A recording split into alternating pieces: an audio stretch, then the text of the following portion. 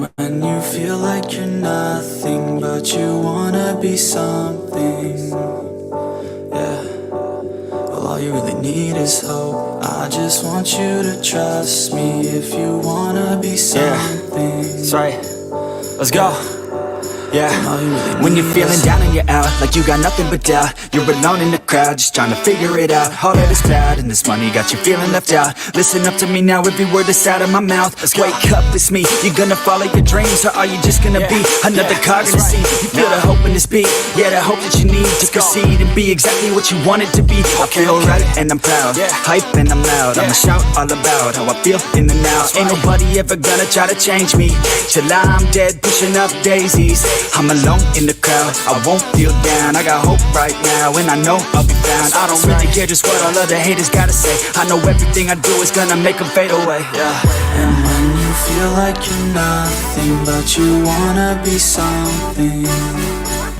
Yeah, well, all you really need is hope. I just want you to trust me if you wanna be something. Yeah, then all you really need is hope. Let's go. Yeah, it's what you need when you're down, need when you're out. It's what you need when you're sad and when you feel left out. You feel an energy drought and then creeps out, but with a little bit of hope you can figure it out. Keep your head high even when you're down inside. Through the pain you fight and through the painful nights you keep striving, keep trying, keep driving, rising, keep thriving, surviving. Nothing's in your way but yourself. Don't need nobody's help. You can make it through this hell. Take it one step at a time, one step as you climb. If you fail you'll be fine. Get back up to the grind and never lose sight of your mission. Be driven. This life is a prison if you don't have vision. You're in it to win it, so get it, don't miss it. Your chances now, so be something somehow. Don't let yourself down.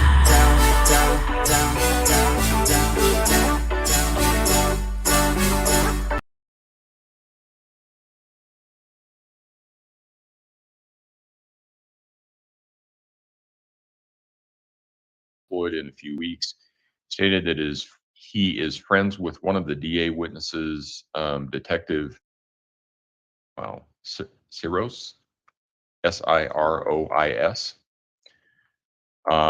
and he says he is close friends with Detective Sirois's kid. Apparently, his kid and Sirois's kid are in something together. And he also talked with the detective about spending 5 weeks searching for Gannon. So that would be Juror 6 in the seat today. Prosecution, you have a position.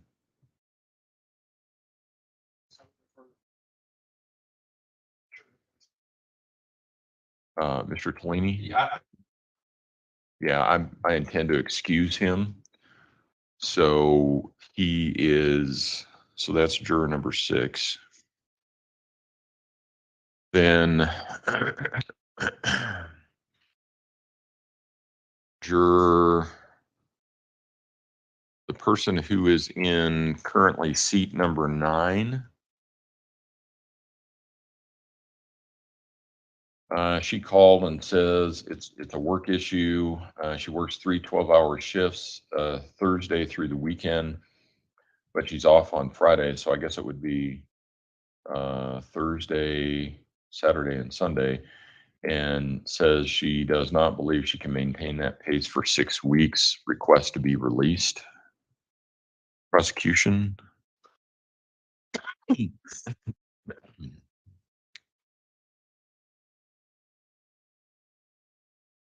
Mr. Tellini? All right, I will release her as well. That's number 9, Kim Elizabeth. Correct. And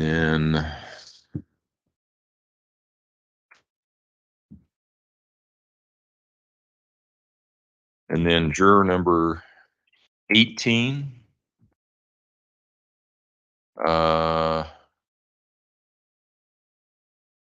I think we're okay, actually. Did she have any further follow-up? No, she did not. The only issue that you may need to be aware of, she contacted us asking about court care. And I think it was last week that we didn't have court care for like 2 days or something like that. So it may be an ongoing issue, but I intend to leave her on. And juror.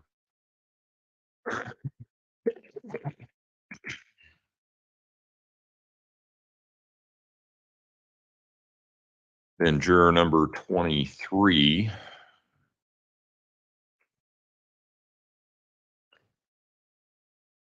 Juror number 23 was in seat 11 on day 2. That may, you may be able to recall who this person was when I tell you the comment. He had concerns over the DA questioning on beyond the reasonable doubt and the 1 + 1 = 2 example. Said the juror is concerned that the answer that he gave has impacted his credibility with other jurors and he felt compromised. He said it's on his mind and it may be impacting his health. Prosecution.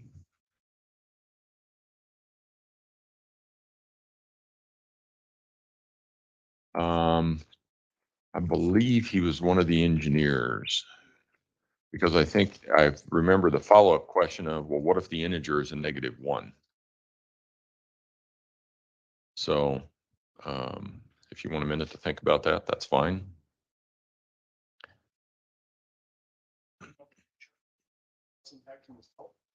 You have all the information. I'm not holding anything back.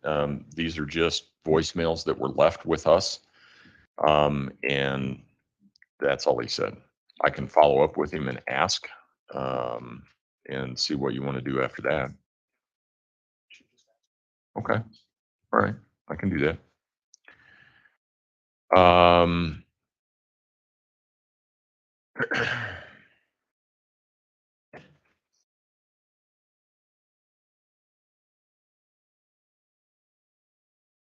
Juror number 28 has checked with his employer, and he said there is no way that he can be on a trial for 6 to 8 weeks.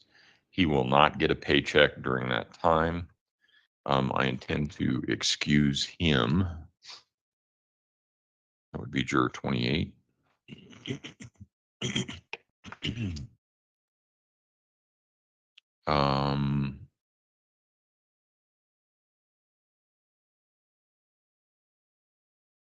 I will pass this on for what it's worth.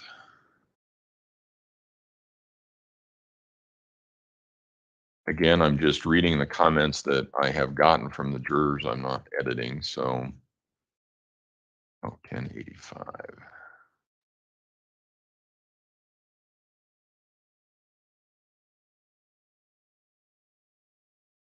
1097. Juror 29 said she contacted her employer and the issues with her employer have been worked out. She also says she's a volunteer for the jury and would rather be on the jury than a backup. She says it's better for the employer. Not exactly sure what that means, but you have the same information I have.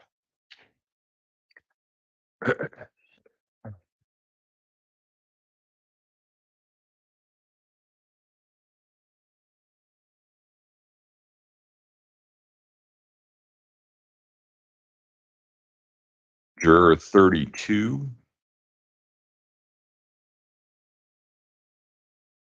says she's a teacher who has actual class on Thursdays, and the other 4 days is like she's a tutor online for, or she's in school. HR says if the juror works Thursday, then she's responsible for students all week. It's difficult for her to be in court 4 days a week. Being responsible for keeping up with students, 4 days of jury service would be paid. However, if the juror does not work on Thursday, she's not paid for that day. She's trying to work it out, but she's not getting very far. I will follow up with her. That would be juror 32.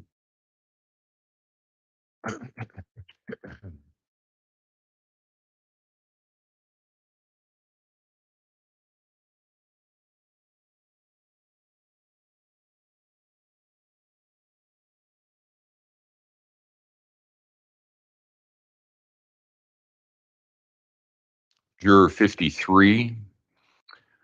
Juror 53. I think I recall this person. She is a little bit older, and she says she contacted our division about medical issues.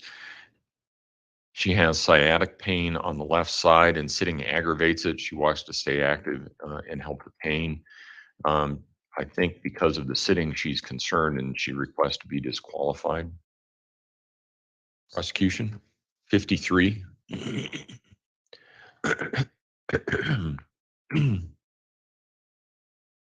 Yes, I wonder what she would say if she's reminded. I'll ask her. Okay. Juror 41. And I recall this woman because there's something else I wanted to put on here. This was the woman whose son is in DOC, and she described that it caused her some degree of anxiety when she came into the courtroom. And she says she cannot do this day after day. She says court is an unpleasant experience. She says she's not been sleeping or eating since she was here for jury selection on March 22, and she feels that if she's in trial, she will have a breakdown. I have to admit that when we got to the end of that day and she saw that she was coming back, I remember her being in tears on that day. So I am inclined to release her. Prosecution. Mr. Tellini. Okay, I am going to release her.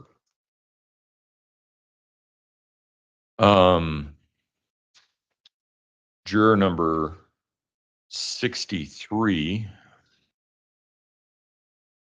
spoke with her employer, and she does get paid for jury service, but only for limited jury service.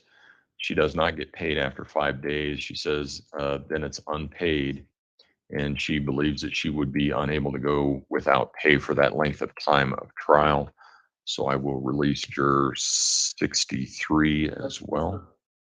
Question on 63. I'm sorry. It is a male. I'm sorry. You're right. No, you're right. You're right. No, I misspoke.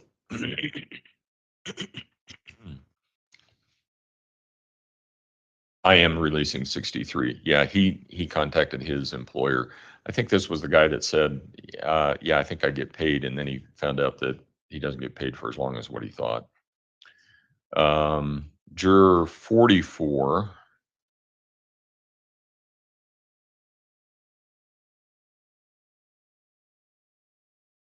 Oh, this was the guy that called because he has a large truck, and I think we've got that figured out. So I will follow up with some of these others.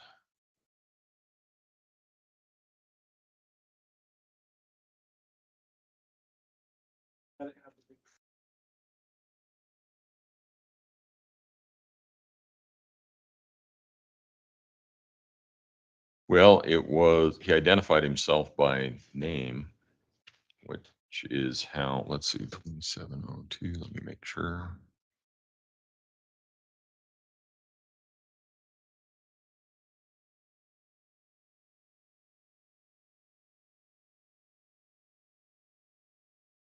Oh, we have.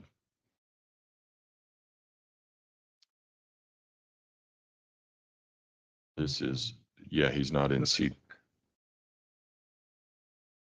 Yeah, accept that. Oh, got it. Yeah, right. Wrong chart. Okay, he is in seat, whoops. He is, where'd he go? I have 2702 as juror. Oh, there he is. He's in seat 17 on the 11 o'clock chart. So, and I think we got that worked out.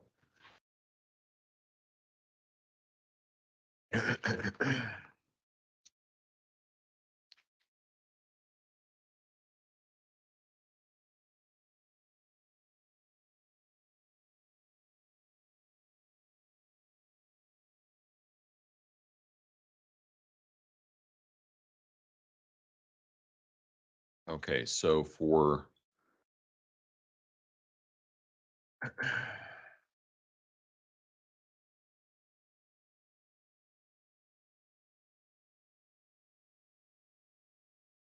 sure I'm in the right place here.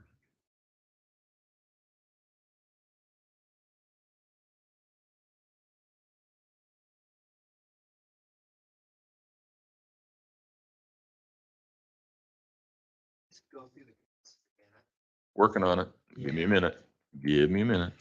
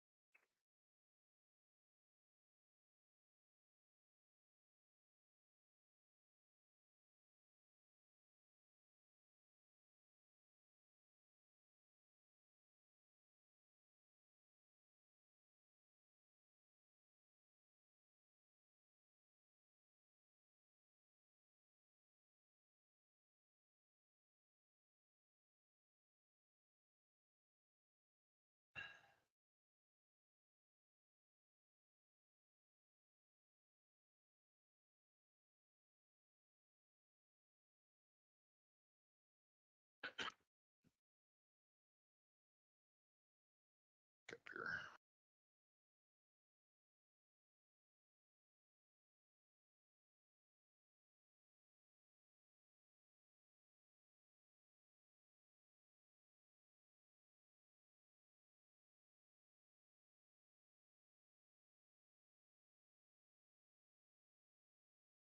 Seat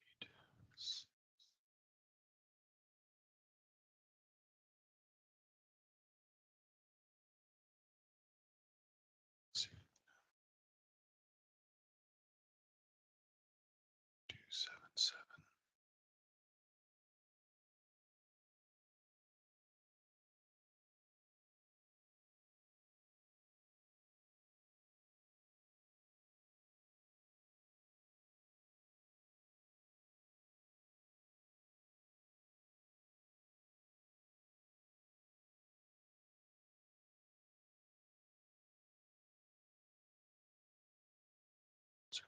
Seven.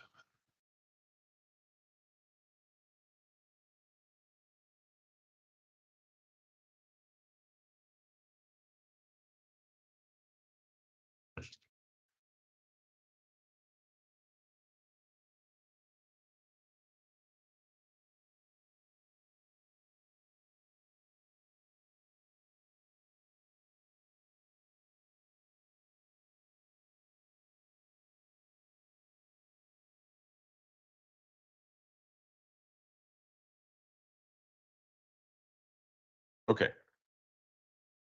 So here's what I did. The person who is currently sitting in seat number 6, that is the person that knows Detective or Sergeant Soros. Where is it? Detective Soros. That person is excused. The person sitting in seat 9 is excused. I will follow up with person in seat 18 regarding court care. Person in seat 23 is the one that was asking the DA, or that had a comment about the DA questioning on beyond a reasonable doubt and feels that his credibility has been impacted and it's on his mind. I will do a follow-up question with him.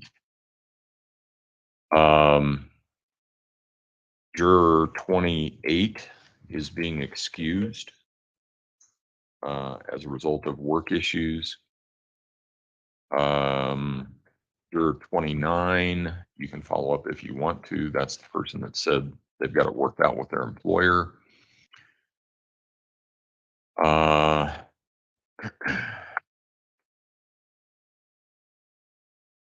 will also follow up with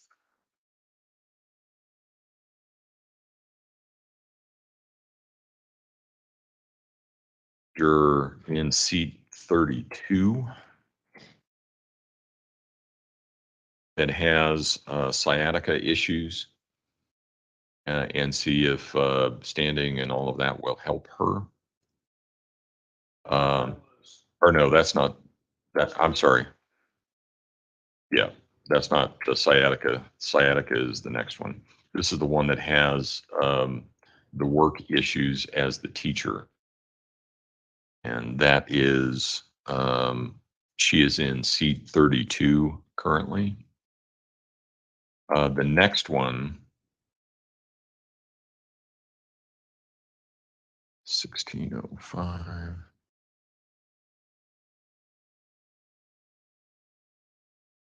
Juror 53 is the one with the sciatica issues. I'll follow up with her. Juror 41 is being excused. And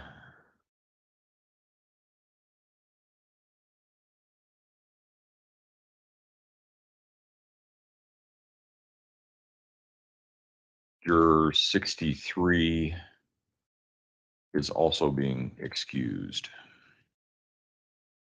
So people that I have being excused, excuse me, are jurors 6, 9, 28, 41, 63, with follow-up to jurors 23, 32, and 53.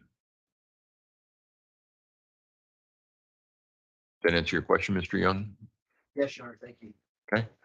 Anything from the defense? Was up 18, were you gonna present follow up on the court hearing? Yes. Yes. The only Engineer. that is seat number 23, and I will follow up with him to see what he's talking. He says this issue is on his mind and it may be impacting his health. I don't know what he means by that. So that's where we are. Go ahead and bring him in. Oh, okay. Just so you understand how this is going to work. Sure. Are we going to designate which seats are occupied? And how are they going to fill in gaps that end up on this box? Okay, wherever,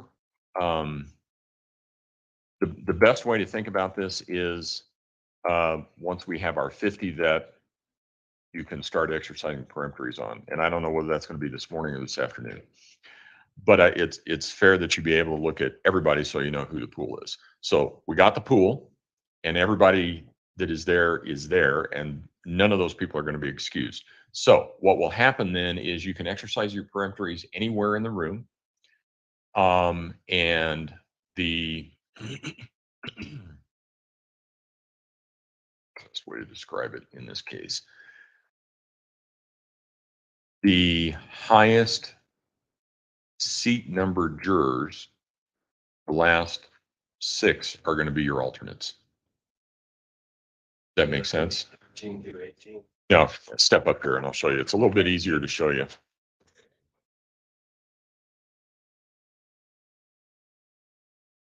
Okay.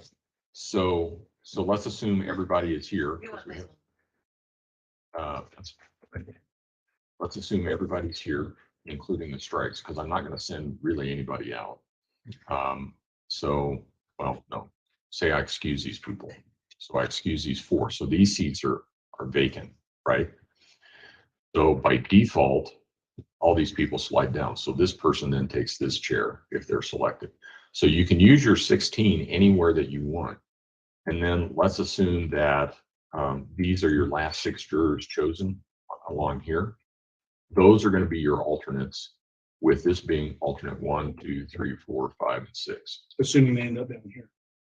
Correct. Assuming that's what's in the box. Assuming that they end up in the box, right? Yeah. Is that, And then they're just gonna snake in, so this will person will Right. go here. everybody's going to slide down. Yeah, we'll come up. Okay. Yep. Does that, anybody have any questions? That No. make sense to everybody? Yep. Makes Okay. sense. Okay. Not that that record's going to help a bit, but we had it and they had the diagram. So there we are. Okay. Is there anything else that we need to take up from the prosecution? I'm sorry, Judge. Anything else we need to take up?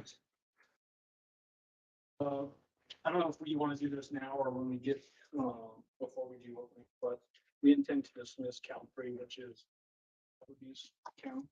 And so for we charge this case Right. with child abuse. Knowing, first degree child under 12 was originally count 1. Child abuse resulting in death was count 2. That was done before gangs remains were found. Once gangs remains were found, and we got more evidence on scene. And then count 3 doesn't really fit. So we'll be dismissing count 3, going forward on counts 1 and 2. Let's do that before openings. That would make more sense. Yeah, nope, I appreciate that. Anything else from the prosecution? From the defense, Mr. Tellini or Mr. Cook?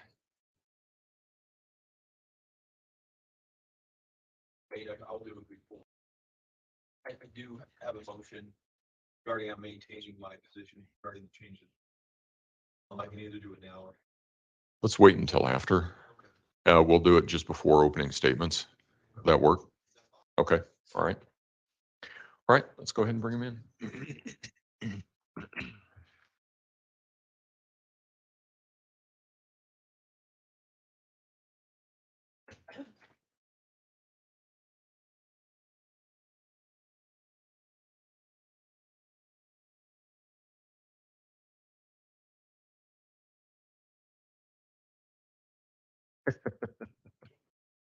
No, but it seems to be working, and that's all that's all that counts.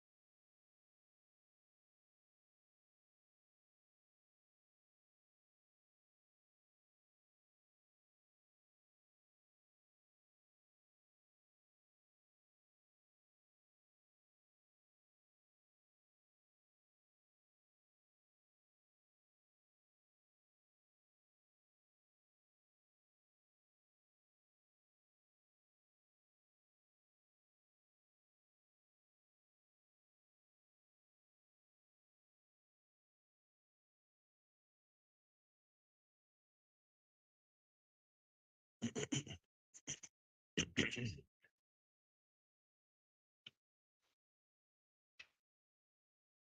of the benches.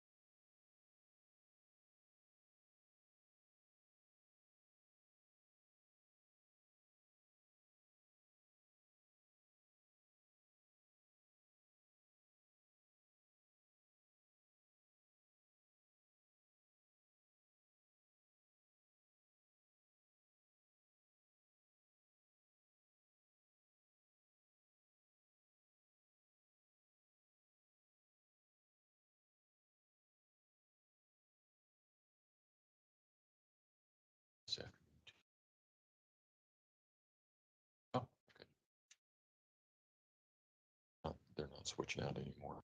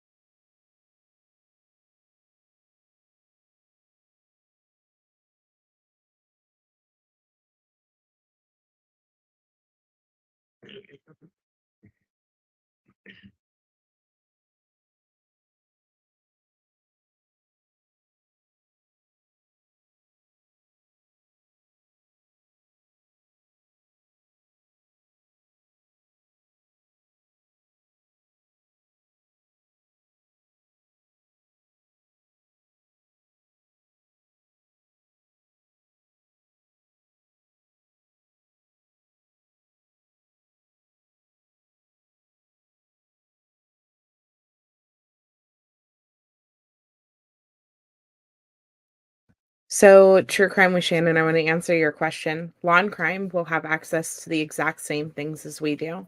It's only the WebEx cameras. That is it. That is all. They did not allow law and crime to put a camera in, to my knowledge. That's been the plan since the beginning of this, and that's why law and crime isn't airing it live. Basically, they're just, or they're airing it live the same as we are, but, they're not putting it on their show, they're just doing it from their YouTube page. So, the West Trail is on recess until April the 10th. They have several scheduled breaks throughout their trial, which is why it's expected to last until June.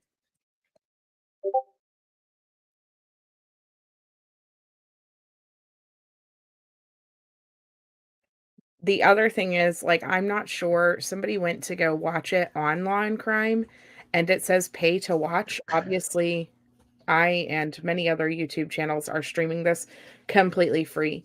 Do not go somewhere that you have to pay to watch this trial. It is a free trial to the public.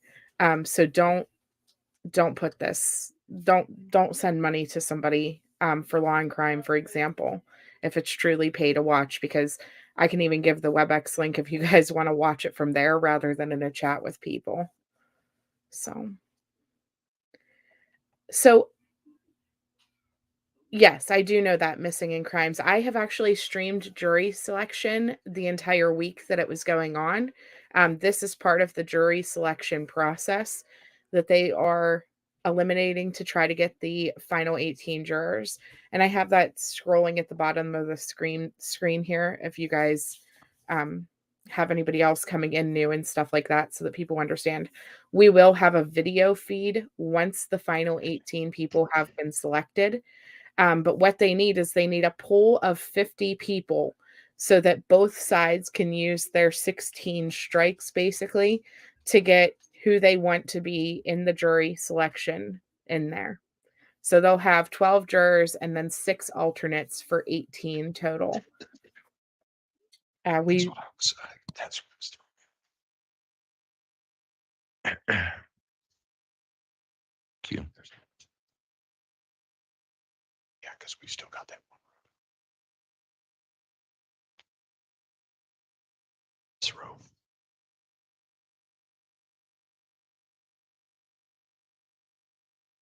Yeah, Mel, that's what people are saying, that they put it on their premium channel. Whenever I went to go look, because somebody said that in the chat, I was honestly amazed. You know, obviously people send super chats, they gift memberships, they donate if they feel necessary, but to actually like force somebody to pay to watch a trial that's completely free, it's Third not. grade sitting shark, not as easy as everybody thinks.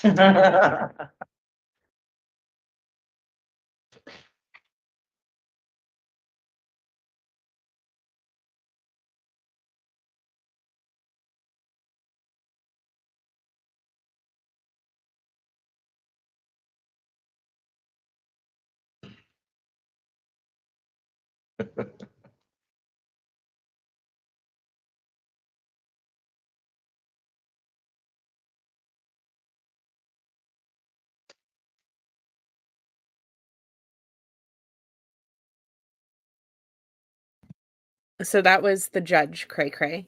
They are audio only right now. That's Judge Gregory Warner.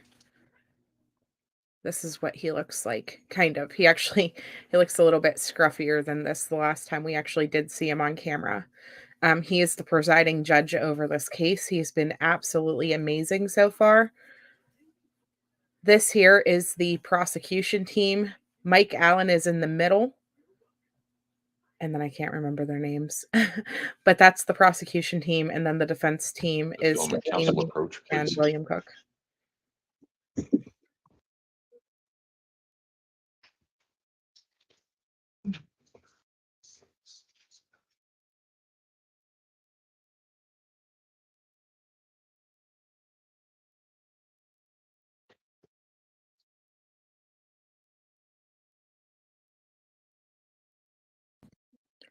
So as far as the Vallow trial goes, if he's not going to talk, hold on. He might be talking in a second.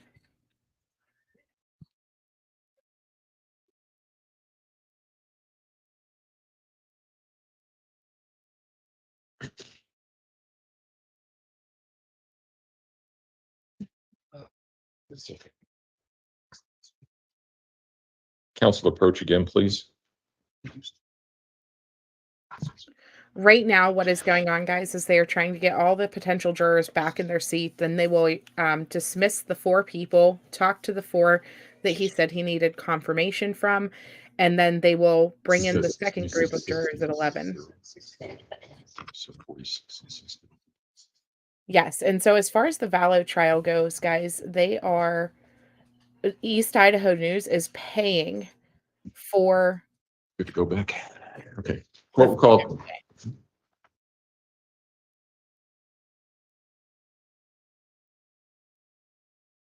All right, court will call 20 CR 1358, People versus Letecia Stauch. Record should reflect the jury has returned to the courtroom. Good morning, ladies and gentlemen. Good morning. That was so much better than the last time you guys were here. We're gonna start out again, and I'm gonna have all of you stand and raise your right hand, please. Do you and each of you solemnly swear or affirm under penalty of law to answer truthfully the questions asked by the court or counsel concerning your service as a juror in this case? I do. Thank you. Go ahead and have a seat. I wanted to follow up because some of you have contacted this division, and I want to follow up and make sure that I have the right jurors and the right issues, and then see if there are any others that I may have missed. And I know that it's going to be a little bit confusing to all of you because the last time that you were here, you were probably sitting in different seats. And so we're all doing our best. And we'll try and get through it. So juror number 6 over here. Yes, juror number 6. I just wanted to make sure. You had said that you were or you knew Detective Siroy. Okay. And you were also close friends and know his kids well. Oh, okay.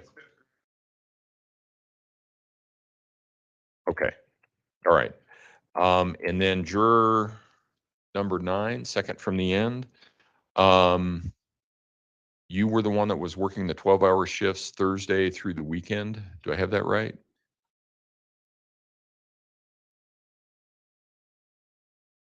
Right. Okay. Juror 18 in the front. You had called to ask about court care. Did you get that all resolved? Okay, just wanted to follow up. And then juror.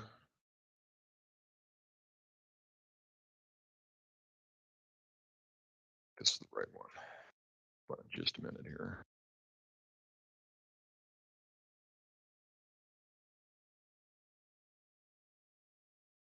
Juror 23, I think in the back. Did you, for on the end there, ma'am? Yes, that would be you. Juror 23, did you contact the court? Oh, whoops. Yep, you're right. Juror 23. I knew that. There we go. All right. Juror 23. You had contacted the court and said that you had some concerns. You said that after the questioning in the court that there was something that was on your mind, and you said that it might be impacting your health. Can you tell us a little bit about that?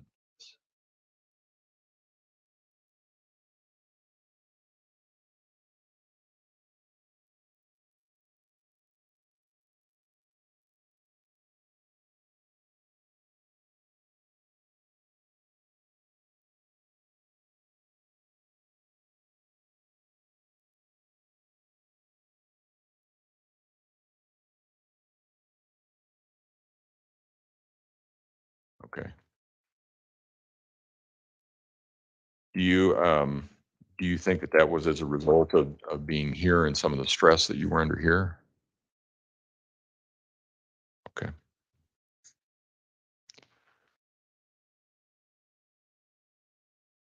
Juror 28 on the end here in the front. You said that you had contacted your employer and are not, there's no way that you can do a 6 to 8 week trial because you won't receive a paycheck. You contacted your employer.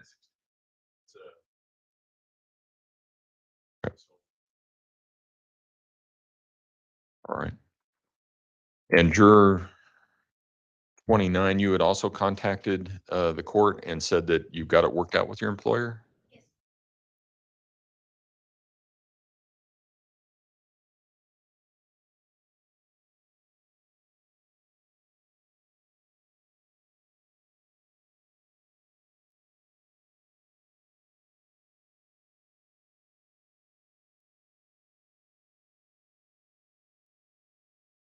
Won't be that way. The way an alternate works is that you're here the whole time. Okay, yeah. No, so yeah, I think we have your concern addressed.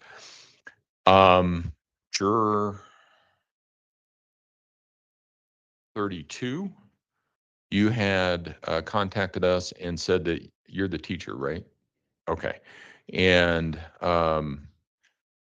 help me understand this, because the message that I got is that you only get paid for the whole week if you're working there Thursday. What is that?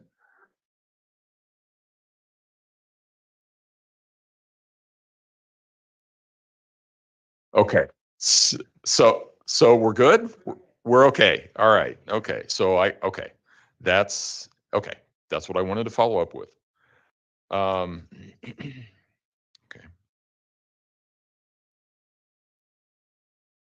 And juror 16. Yes. Did you have a doctor's note for me? I do. Okay. If you would hand that to Mr. Combs, please, and I'll get to that in just a moment.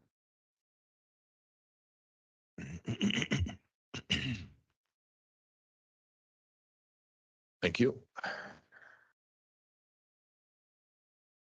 Okay.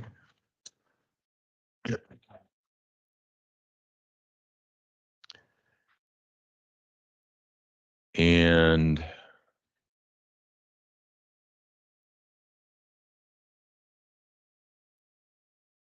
juror 53, back row, you called and said that you had some sciatica issues. Does it help if you can get up and stand? And you're also going to be, it's not a whole lot better, don't get me wrong, but the chairs are a little bit better than what you're sitting in.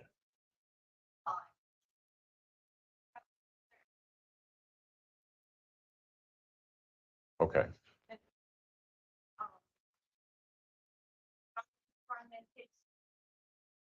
Okay.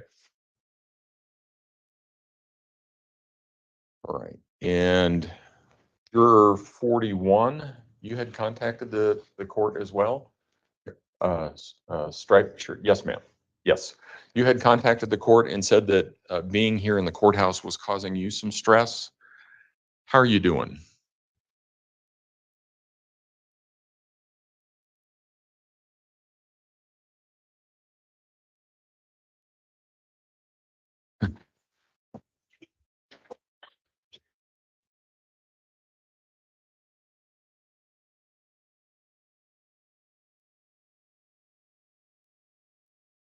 Well, I remember when you got the card that had your report back. I remember that you were a little teary when you got that. So it was, and it sounds like it's not gotten better.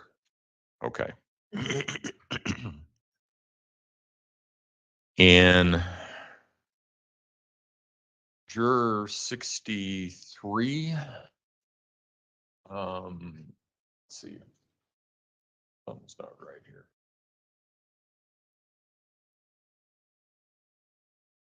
I think you guys reverse those.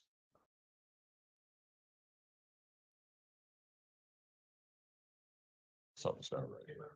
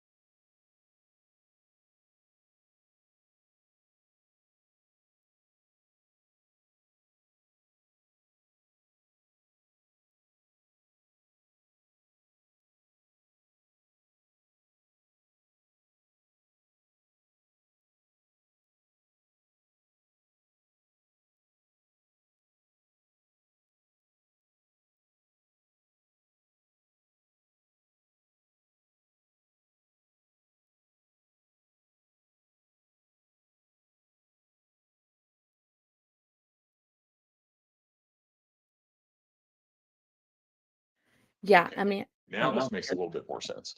And juror 63, there we are. Yep, nope. Face matches the name. Works great. Okay. Juror 63, you had said that originally you thought that you were paid for jury service, and it turns out that you are, just not as long as what you thought. Okay. All right. Just wanted to make sure. Okay. When you all were last here, you were all qualified to sit on this jury. However, I know that circumstances may have changed. I've spoken with some jurors. Is there anyone else whose circumstances changed that I've not spoken with? Whoops.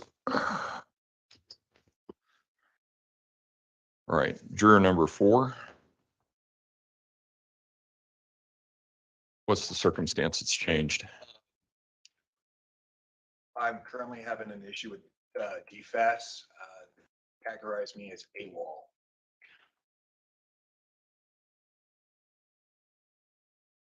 Okay, so what is the issue? So they categorize me as absent without leave.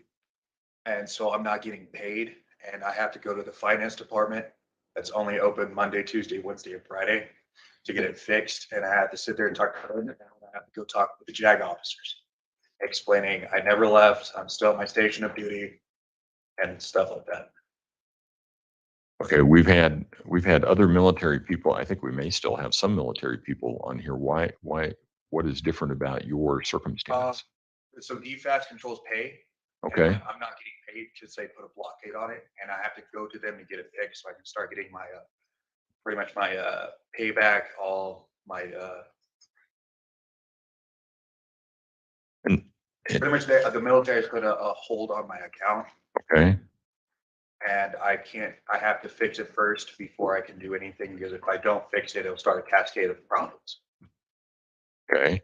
And is a letter from me going to help that? Maybe. I have honestly no idea, sir. We're currently right now, the issue is I had a deletion of orders to go overseas, and currently finances still have it in their system that I was supposed to go there. And right now the fight is saying I got the canceled. Oh, so that doesn't have to do with this case, though. That occurred sometime before, right? Yes, sir. But still, as of right now, I have not been paid by the military, and I got that. Okay, I think I understand.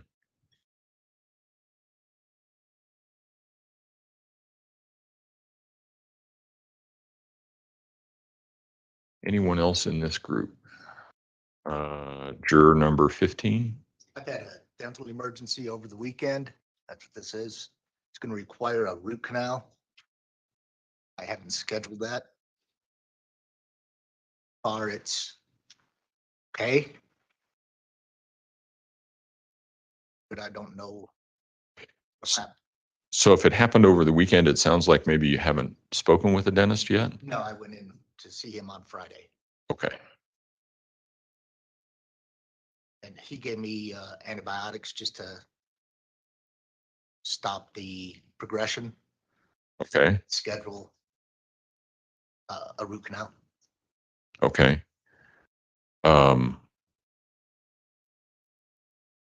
Okay, let me think about that one. Anyone else in this front row? On the end, juror 10?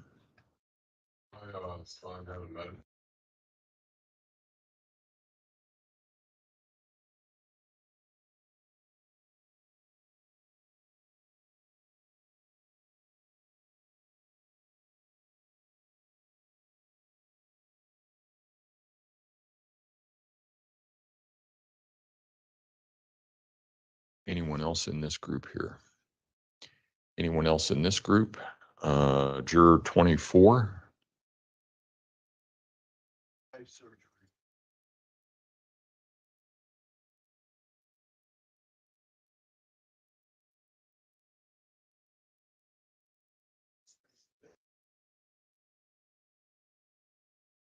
Okay. I think we'll be done by May 25. Anyone else in this group over here? Juror 39.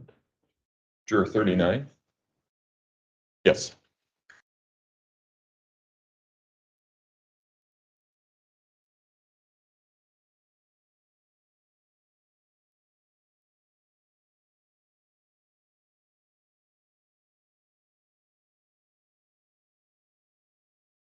But it's not scheduled.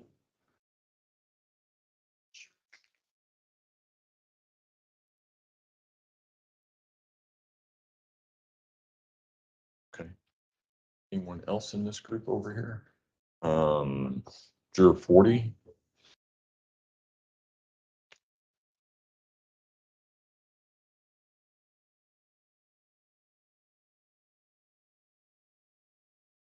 Yes.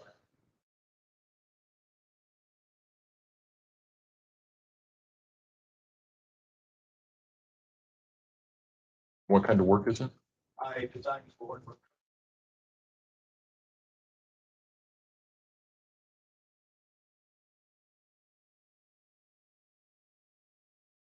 Anyone else in this group over here? Looks like Juror 49. Yes, sir. Yes, I did not let you guys know at the beginning that my, I'm a single homeowner. Only pays me 3 days of,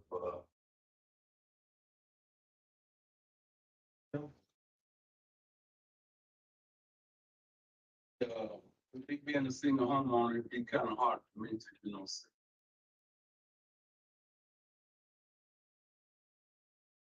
I don't know how the court system pays. Right. Anyone else back here? Juror 54.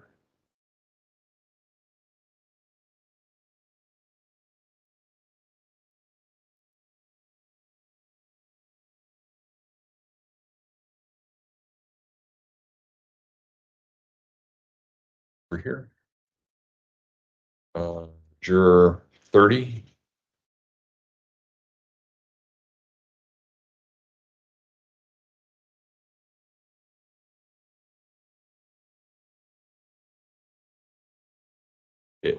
As I said, Monday, Tuesday, Wednesday, Friday, 6 weeks.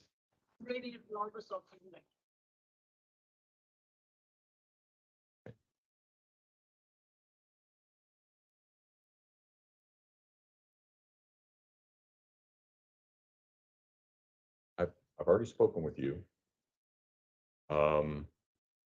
You're 45, I believe it is. Yes.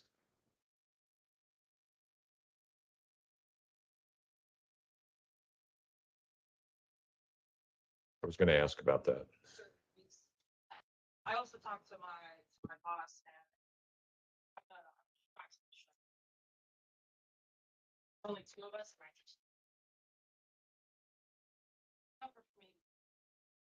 I'm gonna be able I just want to make sure I understand this right.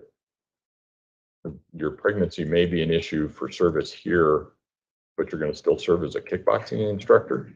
Yeah, I mean, I can teach without actually having to do it. Okay.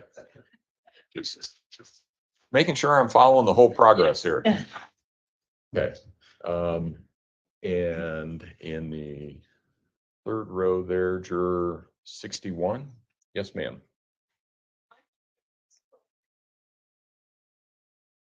Scheduled several appointments.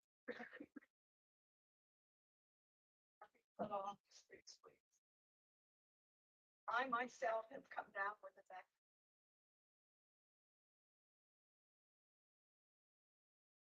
Else in this back group? Back. Juror 74. Yes.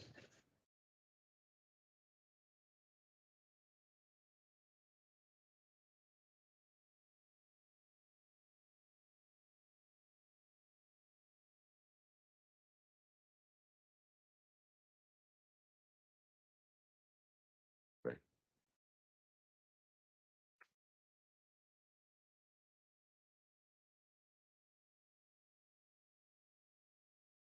And juror 75, you sort of went like this. Wasn't sure if you were actually raising your hand, not raising your hand. What's going on?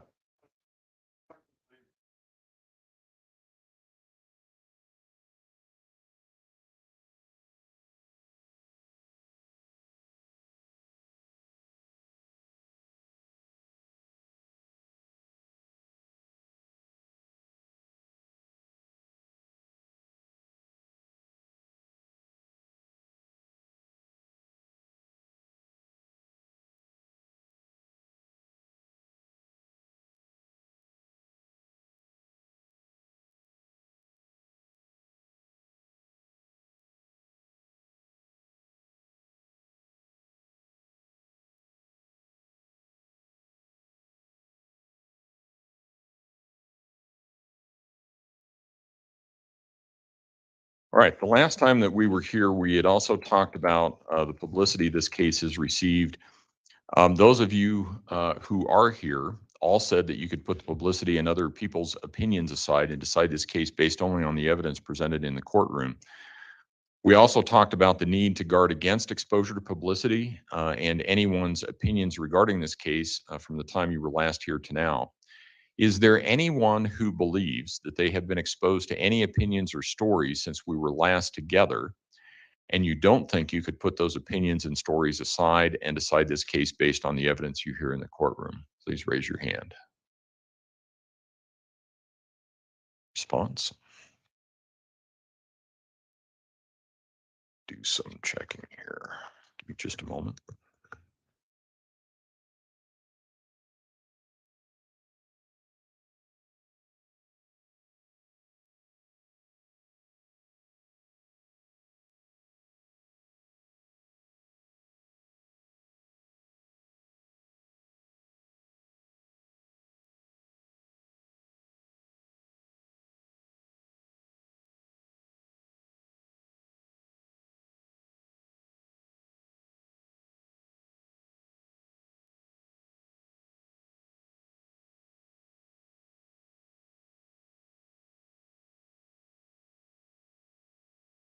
Is there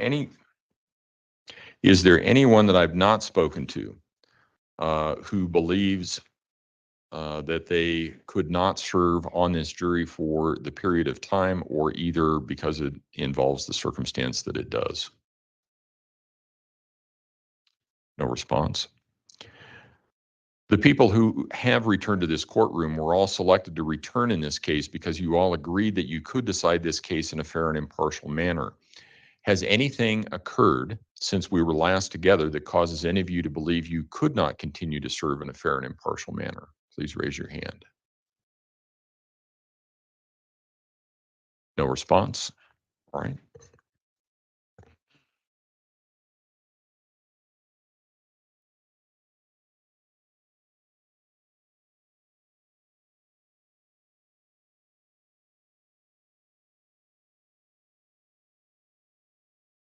Council, approach, please.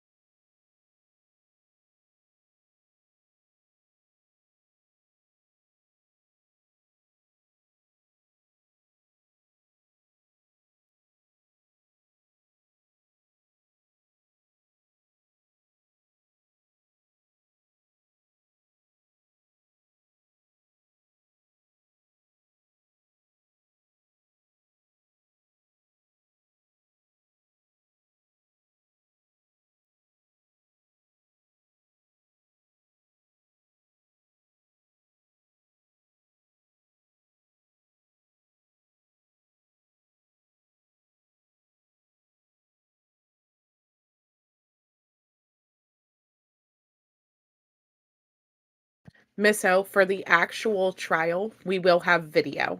It will not be audio only. They will do this. They're going to select 18 jurors, and then they will do opening statements. I'm expecting opening statements probably after lunch. The next set of jurors isn't due in until 11, which is an hour from now. So they'll get these ones sorted out, and then they'll get those ones sorted out, and hopefully have 50 left to choose from.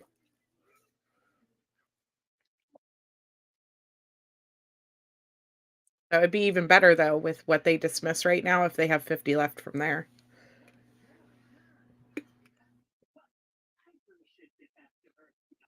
Hi, Graham. How are you?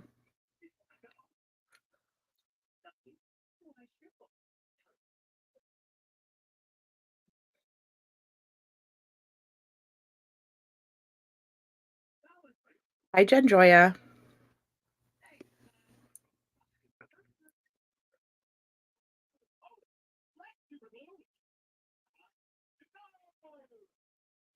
You hit the twilight zone. I have my backup channel running too, Ramblin', so that's probably why. And that's just because that way there's content on it. I mean, technically that's where we were going to do court trials, but Gannon's trial is important to me, and I couldn't picture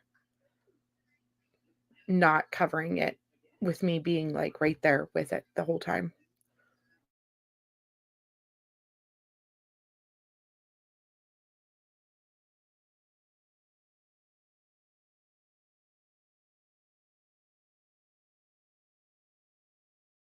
Oh, absolutely. I think a lot of people were expecting to walk into today and it just jumped straight into court. And that's just not the case. You know, we watched jury selection, if you guys are interested in that, for the last week, week and a half almost. And so a lot of us already knew, you know, we were going in with 110 jurors today. Actually, it's a little bit over 110. I'm just not sure of the final number. And the judge did that because he was expecting that whenever they came back that they would only have about half, because of people who have life changes, people who are just going to come up with excuses basically not to be there, and different things like that. So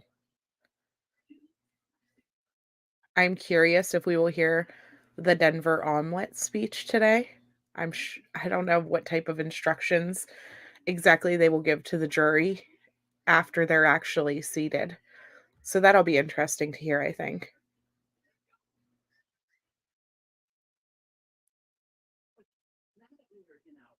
Okay.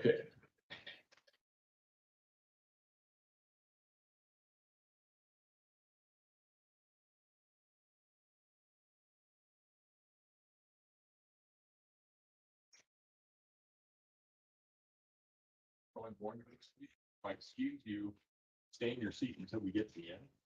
And then all you can leave at one point inside. But you're number 4, 6, 9, 15.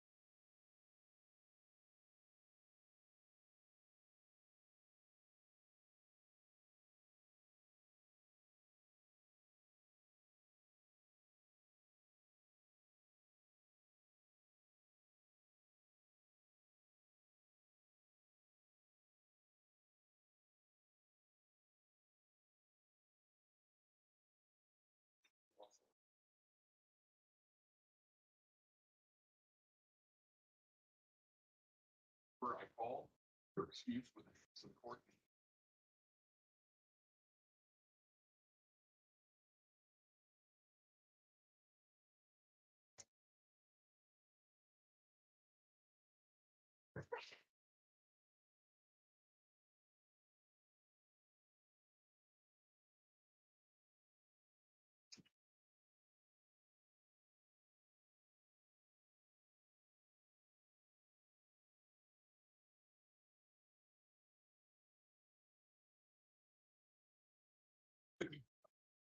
Hi, so still here. I was trying to take a lower chair because my feet are hanging. Do you want? Oh, there's- Not just yet. Well, she just. Not just yet. Just the chair, not the position. Oh, Position. I'm sorry. you be in the same position? Yeah, that's fine. It's No, okay. no. Thank you, Sorry. Your Honor. It's all good. Oh, I see. Yeah, I see what you're doing. Yeah, no, that's fine. Perfectly fine. Thank you so much, Your Honor. Okay, no, it's all good. Yeah, so.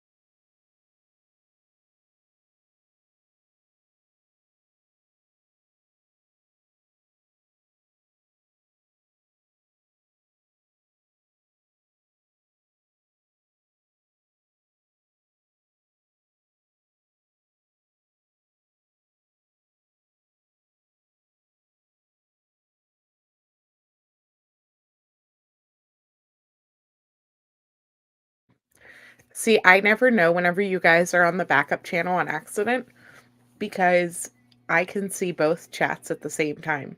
It looks like everybody's just in one group. BC usually catches it because usually I'll be like, hi, so and so, or like, hi, Awaken the Art, hi, Ramblin' Rome. And then she'll go over and check and be like, who are you saying hi to? She used to message me, who are you saying hi to all the time? And I'm like, they're there. I swear they are. I swear it. But then she realized that they're in the back chat or in the other stream. I probably won't put it up this time. Tomorrow.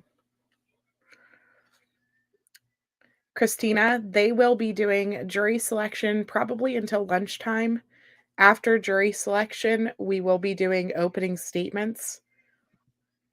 And I believe they said that they have an hour each for opening statements.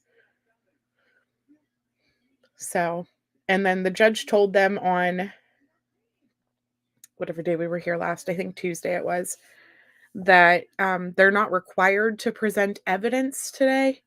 But if Mike Allen wants to start presenting evidence, then he is okay with that.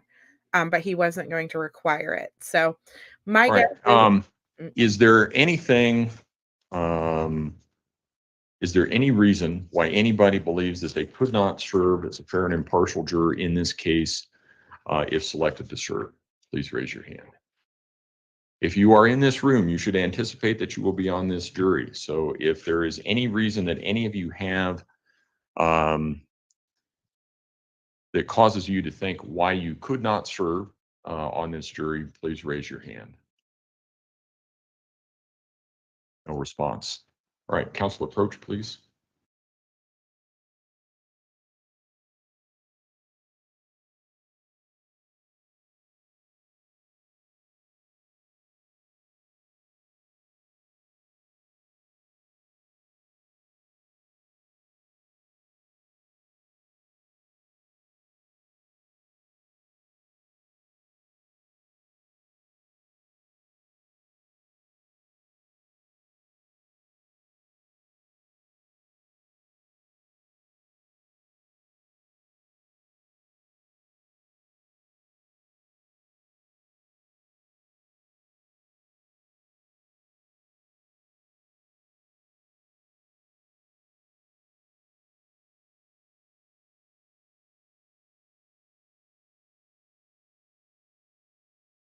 All right, ladies and gentlemen, what we're going to do at this point, oh, sorry, Beck.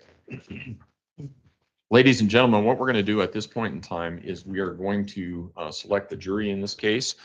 The jury is actually selected by a process of deselection, and we've spoken about that before. What that means is that you will see the attorneys handing a sheet back and forth between themselves. And when we get done, I will read the numbers of the jurors who will, or the numbers of the people who will serve as jurors in this case.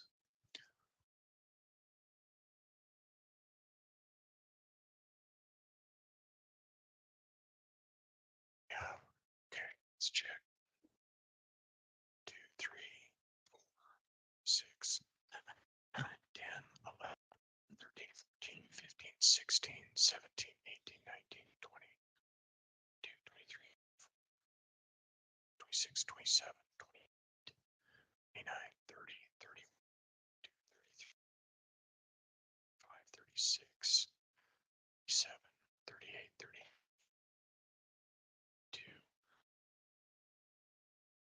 46, 47, 50.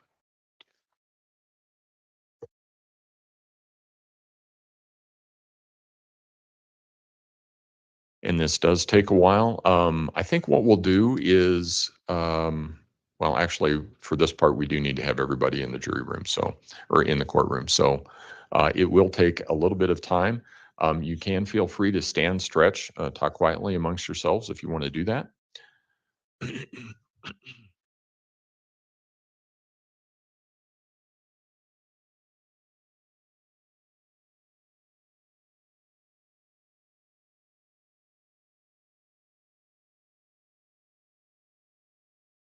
That's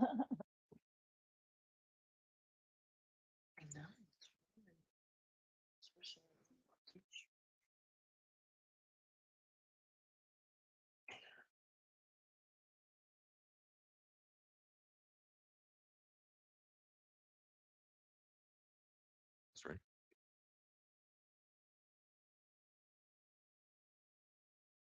I heard a voice somewhere. Oh, hold on, hold on. Juror 20, yes, ma'am.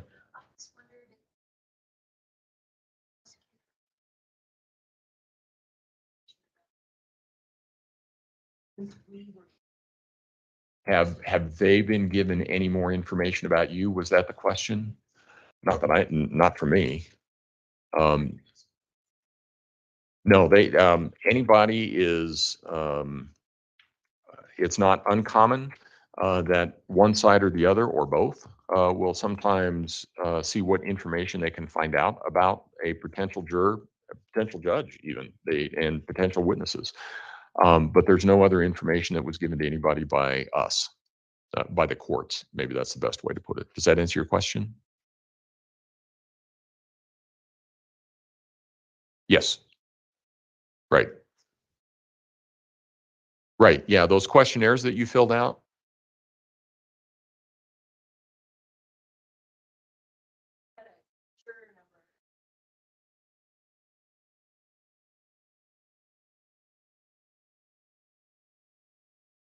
Right.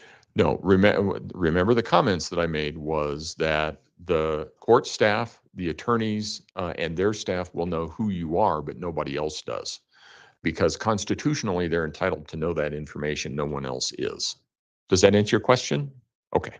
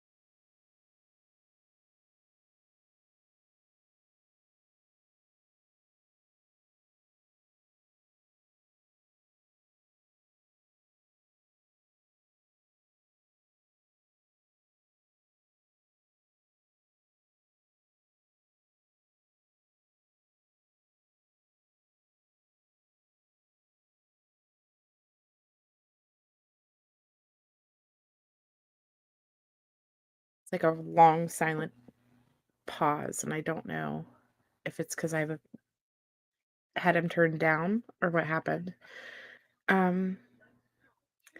Cristola, they are so at 11 o'clock, they're gonna have 11 o'clock their time. So 1 o'clock Eastern, depending on what time zone you're in. They're gonna have the next grouping of jurors come in.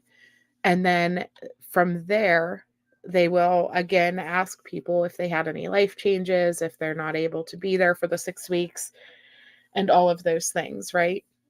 And then the defense teams will get to defense and prosecution out of the remaining pool of jurors, and they're hoping to have at least 50 sitting there. Out of that remaining pool of jurors, they are going to be able to select 16 jurors each and get rid of them, basically. And then that should leave us with 18 jurors left. So that's how this process is going to work. Then I am going to assume that it will be around lunchtime, and they will probably take lunch at that point. And then whenever we come back in, that they will be doing their opening statements. And we know that they have reserved an hour, I believe it was, for each side for their opening statements. And the cameras will be on for that. We will start having cameras once the jurors are in their seat. So that's where we're at, though. We're just waiting now for the final selection and things like that. Did he say that they were taking a break? I'm sorry, guys, because my husband called right whenever he started talking.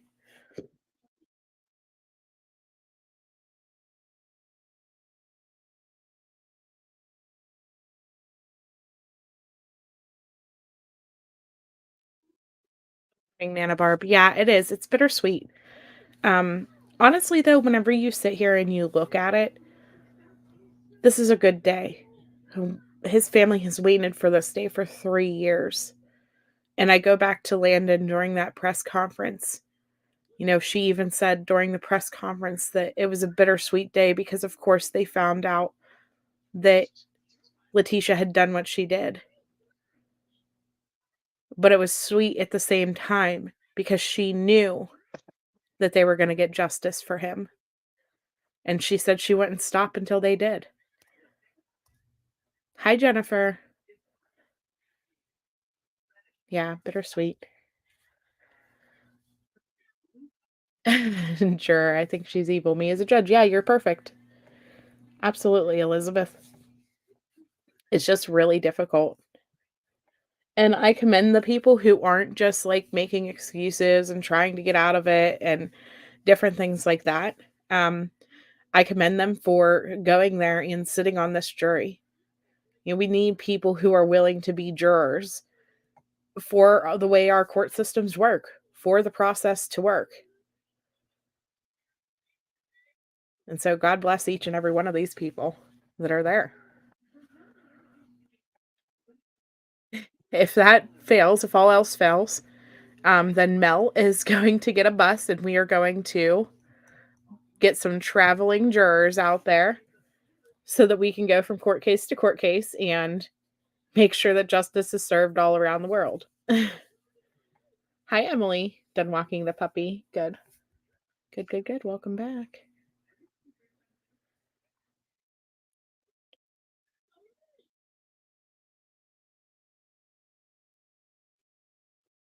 Hey, Tim, I appreciate you stopping in. I know you are a busy panel man.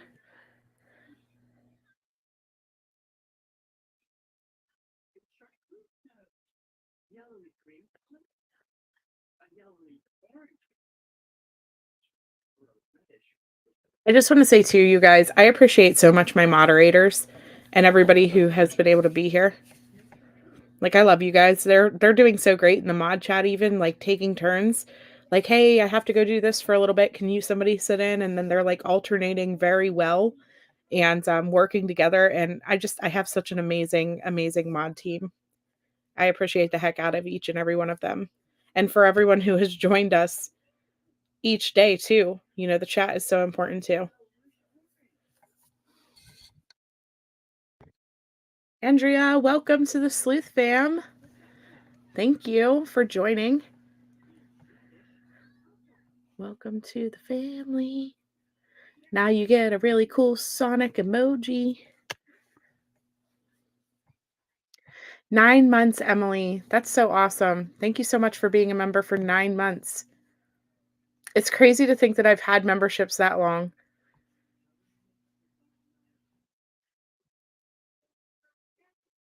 Yeah, I couldn't be objective either.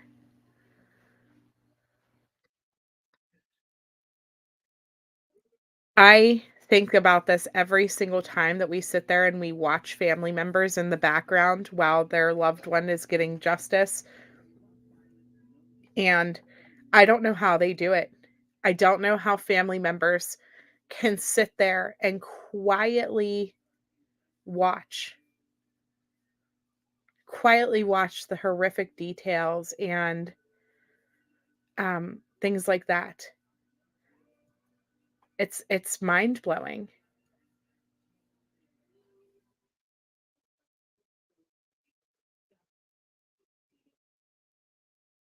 But they do it. So many of them do it with just grace and strength and perseverance. You've been a member for 9 days. Yes, Rexy. Welcome. Yeah, justice for Gannon. Absolutely. You're in Argentina and you'd love to be serving as a juror for Gannon's case. Yeah, Mel's going to get her business off the ground. We're going to go get everybody traveling jurors. Right. I agree. I get it. Legit reasons. But then there are other people who, you know, don't want to be. Thank you, hun. He is. He's the voice of reason. He's on panel everywhere. Everywhere. You can't go into a stream that has an open panel and listen for longer than a few minutes without B Tim popping up.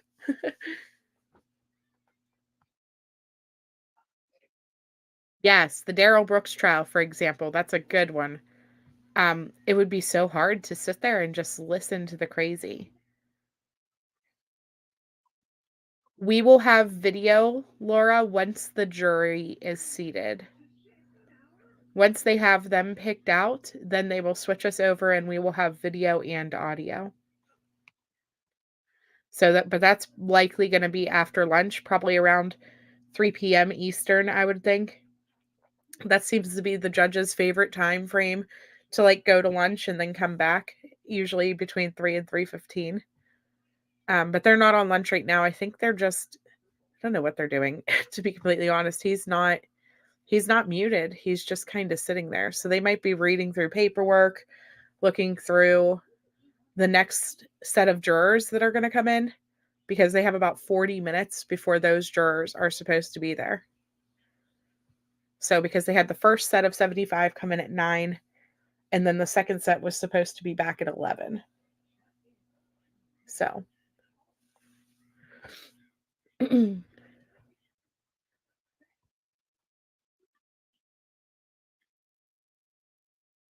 yes. Hit the like button. Absolutely. We're it. Let me look. 158 for likes.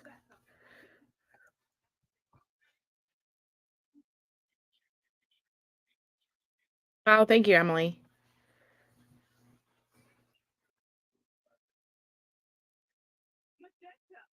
Thank you. Let's see.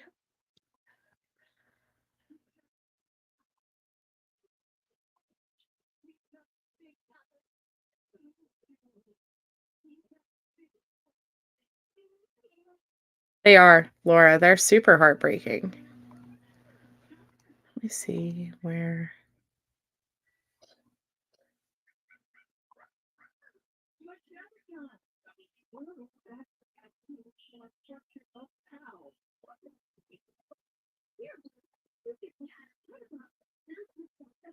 Yes, discernment. Absolutely.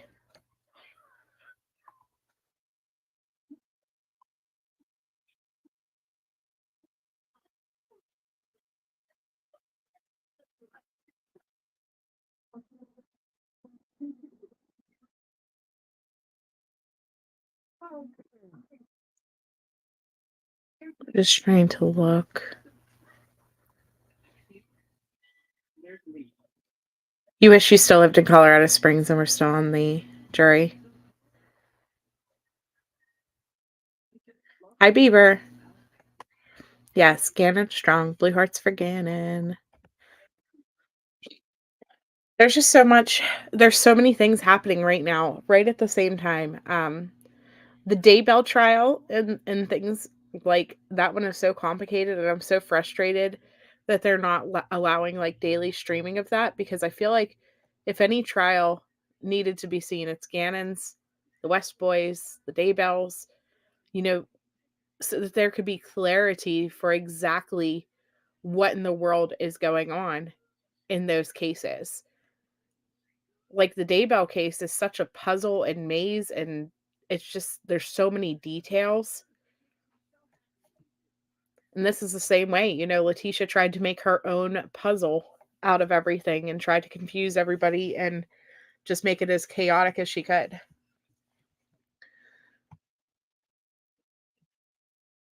Brittany. I would assume that Alan Landon would be in the courtroom, likely after the jury is seated. I don't picture them missing opening statements for their sons for the trial. Not even a little bit. I'm sure they'll be there. They're probably already there waiting for the jury to get set. That way they don't miss anything.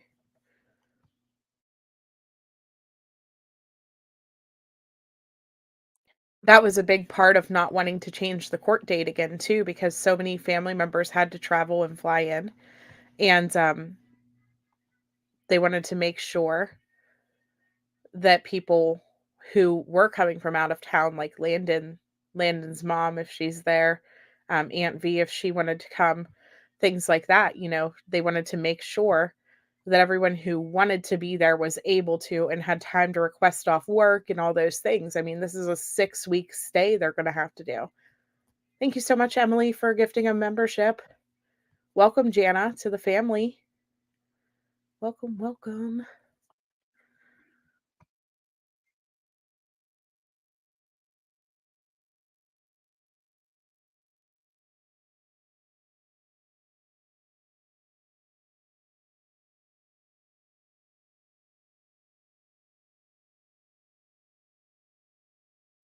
He looks like your grandson.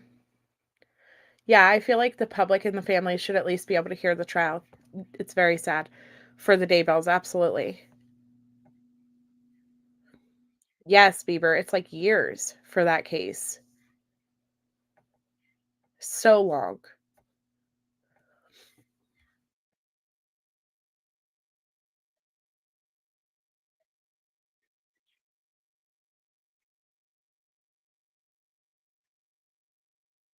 I hope there is a change on how institutions take a closer look to ensure a better care of children.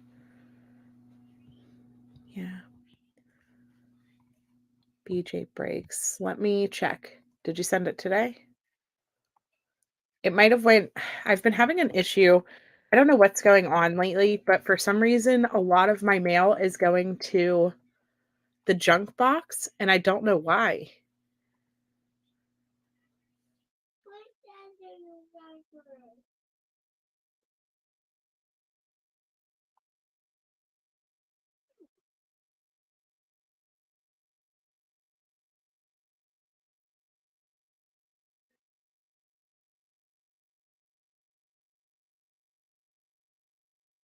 BJ, I'm not seeing an email here. Let me drop my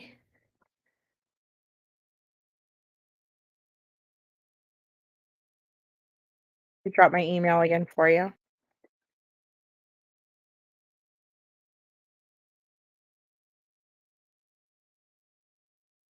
What do you think her goal was by refusing to attend court, like in the beginning?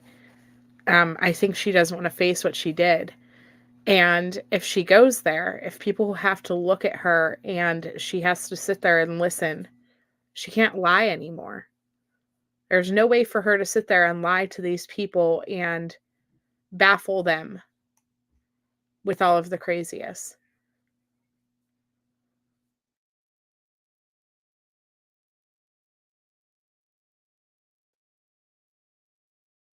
She can't make up anything anymore. She can't hide behind anything. And so that makes it, she doesn't want to be there. She just doesn't want to be there.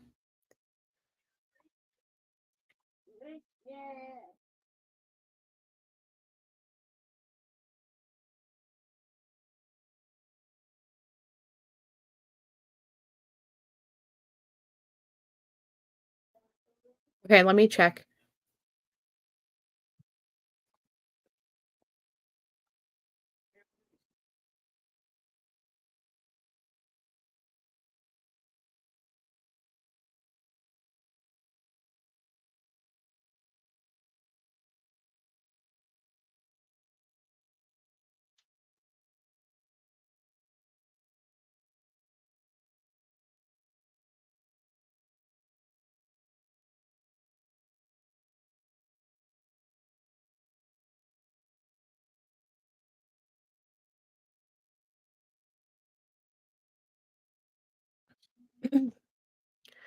Nikki, I'm not seeing anything actually.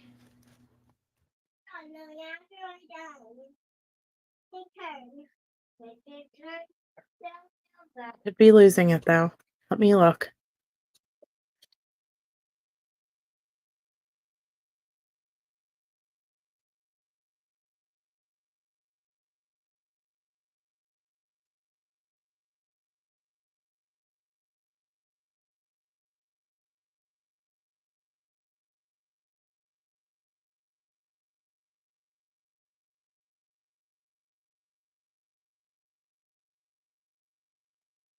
Brittany Roberts, I have no idea how they can go back 3 years and determine she was having a psychotic break that day during that time period.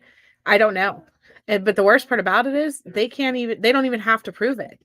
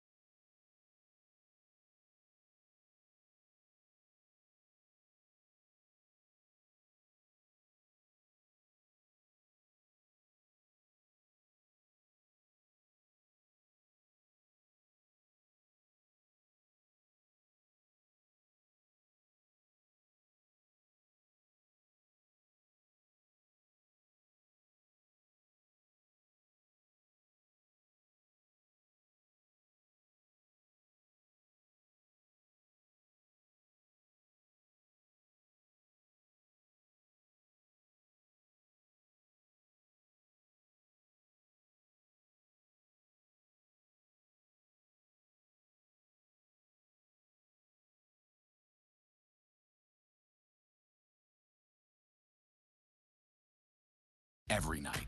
For a limited time, save $300 on select Tempur-Pedic mattresses and experience your best sleep every night. Learn more at TempurPedic.com. Selection began today in the first-degree murder trial of an El Paso County woman. Letecia Stauch is accused of killing her 11-year-old stepson, Gannon Stauch, in January of 2020 and dumping his body under a highway bridge in Florida. News 5's Ashley Portillo listened to the first day of jury selection. She joins us in studio with a look at what happened. Ashley. Well, Allison, with this being such a high-profile case and the length of this trial, the judge had said that jury selection could last up to 2 weeks. Then the trial and presenting of all the evidence in this case is expected to take about 6 weeks.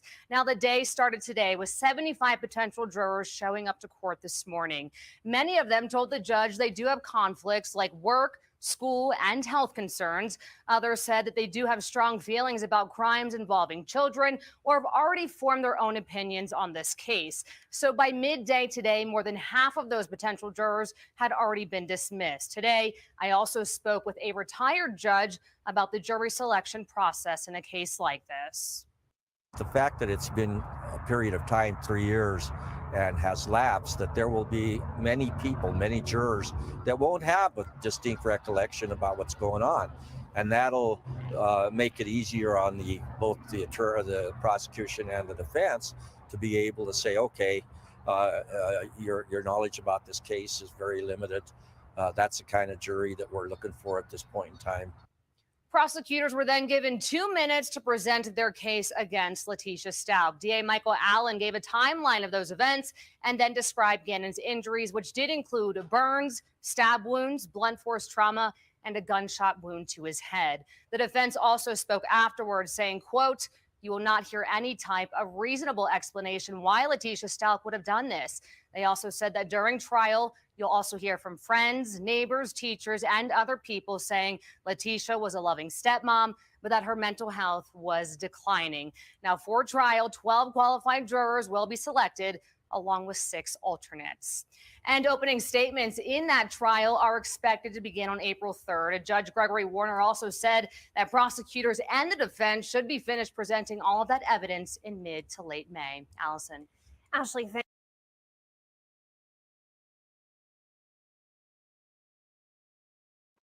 Okay, sorry. I had a phone call, so I needed to play something. Oh no, your power is going in and out. I'm so sorry, frazzled mom.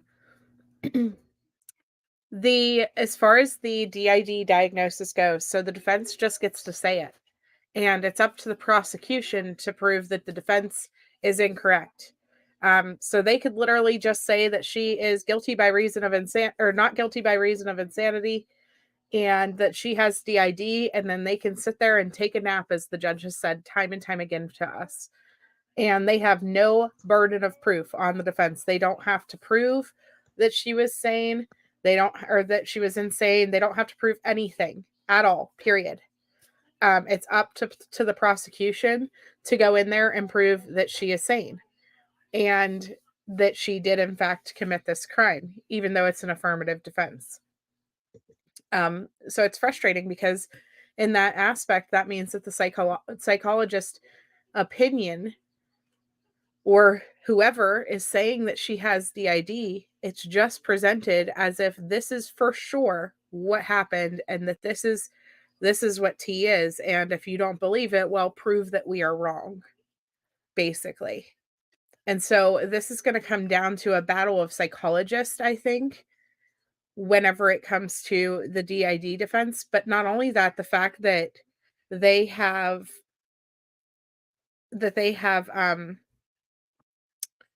so much evidence of what T did before and after everything happened. I mean, we've looked at her planning up beforehand, her Google searches and things like that. We've looked at the text messages between Albert and T on the night that he burnt himself on the candle.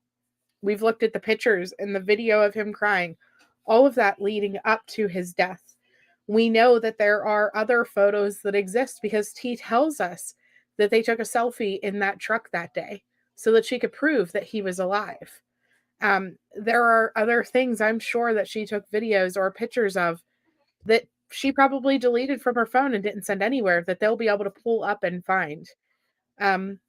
We also know that she was communicating with Albert about headphones just 20 minutes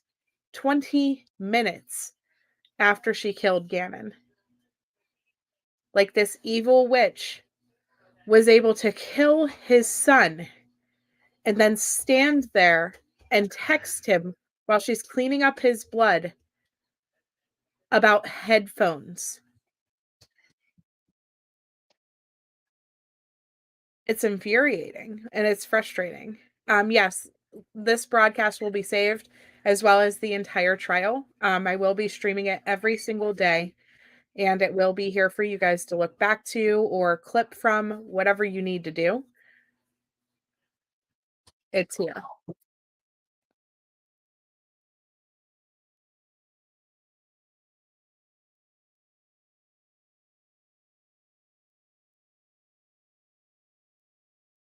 Yeah, she was stable enough to stand there and demand an apology right after she drove to his remains and put them in the back of the car, stopped and did that interview with Spencer Wilson on her way out of town and demanded an apology.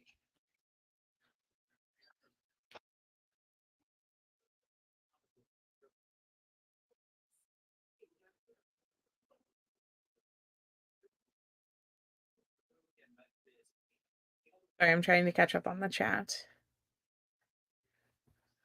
Yeah, Andrea, we didn't know about the burns until, well, we didn't know officially about the burns until Mike Allen came out and said it during his opening statement to the jury that was about 2 minutes long. But there were pictures and other evidence that she had sent to Albert, about the burns. If you remember. Oh, is he coming back? I hear him clearing his throat.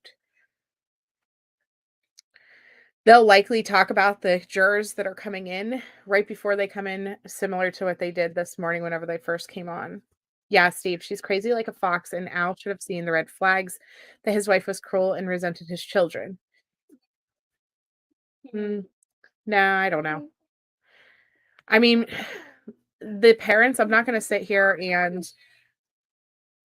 I'm sure that they will beat themselves up for the rest of their lives about what they could have, should have, would have, did. About what they could have changed to make things different. The only monster in this case is T. And that's my opinion on it. That's it. Will the trial be public? Yes. It is public on WebEx. It is also being streamed here, and I'm sure several other channels. Do not go to Law and Crime and pay to see it. I can give you the WebEx link if you prefer to not be in this chat. They will have the same 3 cameras that we do.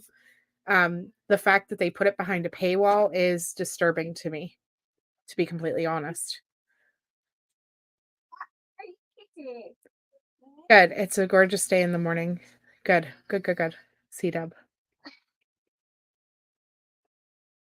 The problem that I have, Brittany Roberts, is that if she is found not guilty by reason of insanity, then she will go to a facility where she will be kept until she is deemed to be mentally well.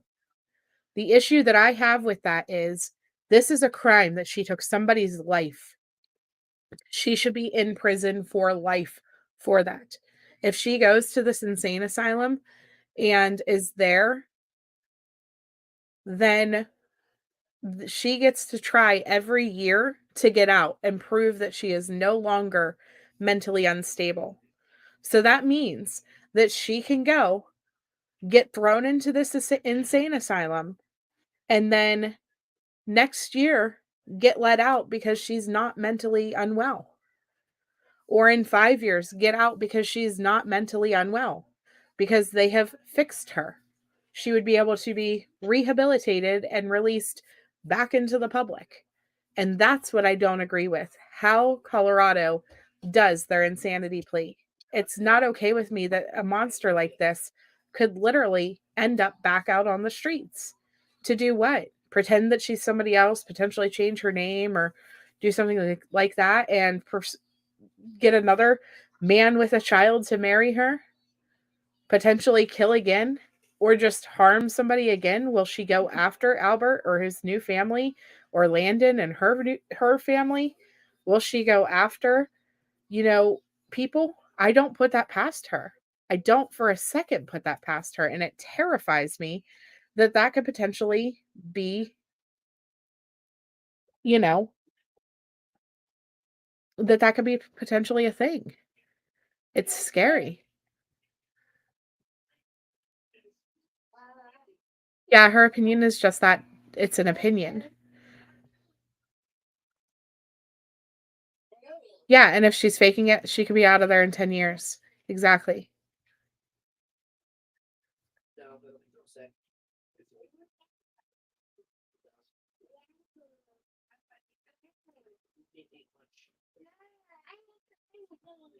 After Murdaugh, you're giving this jury the benefit of the doubt. Yeah, I think they'll do great. Unless they can find someone who will testify to experiencing a change.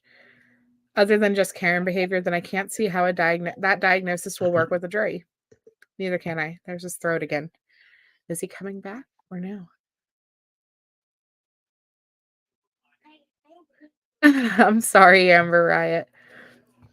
That's funny. Let me switch it over.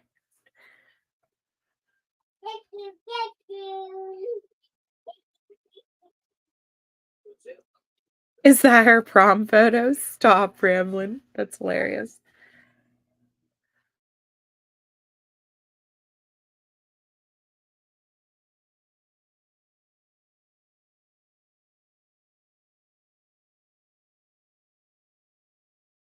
I mean, Yvette, I mean, I can't believe they're taking a trial that anybody is allowed to stream and doing that.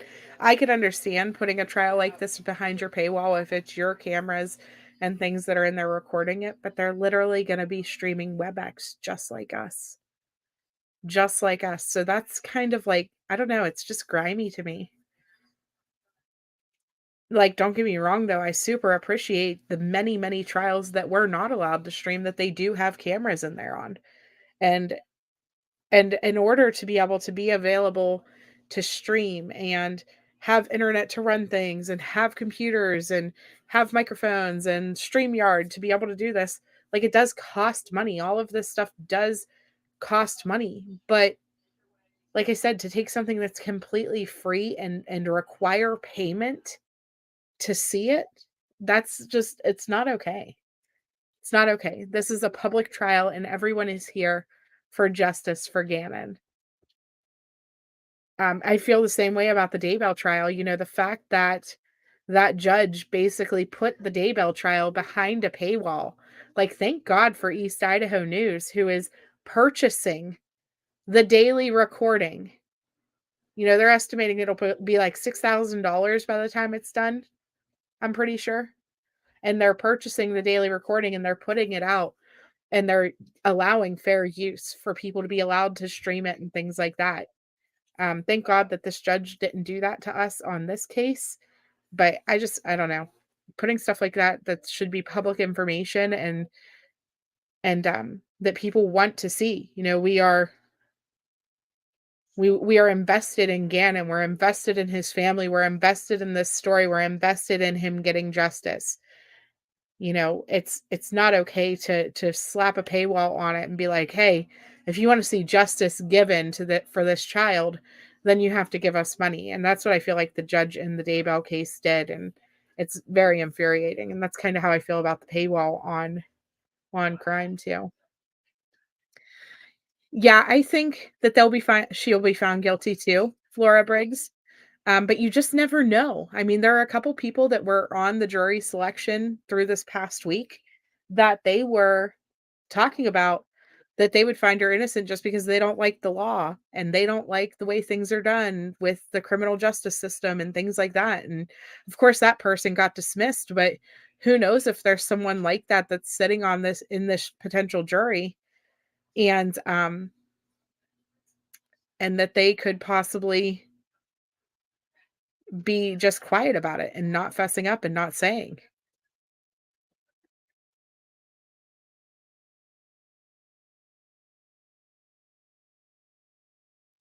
Hi, Avery. It's okay. No, we don't pay for Gannon's WebEx service, Court K.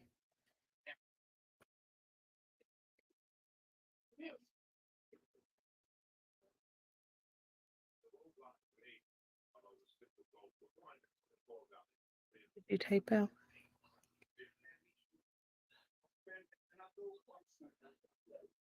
Let's see.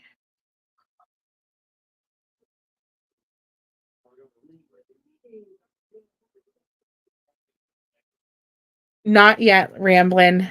We're waiting for the next jurors to come in. Good, Yorkie. They switched it over. That's good because whenever I looked, yeah, it was pay to watch. Avery, they are on a short break until the other jurors come in at 11 their time, 1 p.m. our time. And then they are going to select some more of those jurors. We'll get to hear the defense and the prosecution kick their 16 each out. And then we will be left hopefully with 18 jurors. And from that point, we will get cameras turned on and we will be able to watch the opening statements from each side. I am guessing that the video will likely be after lunch. No, that's not true, Amber. There was no life insurance on Gannon by Letecia. That's not true. That was a rumor that went around towards the beginning of his case about why she potentially could have killed him and things like that, but that was found to not be true. Mm-mm.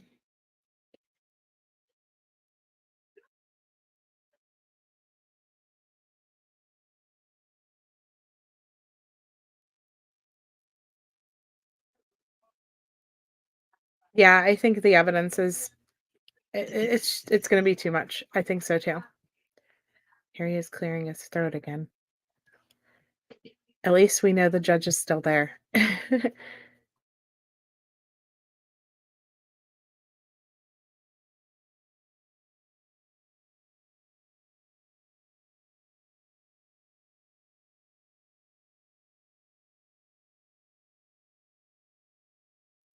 I agree, C-Dub. Checks and balances in the justice system means the public needs access to trials. I agree with that. And I don't think it's right that the courts are able to put a paywall on it like they did with the Daybell case, for example. I could understand if it was paper or something. I could understand charging for the thumb drives or CDs, whichever way, but I could not understand charging 25 cents per minute. It's just not okay.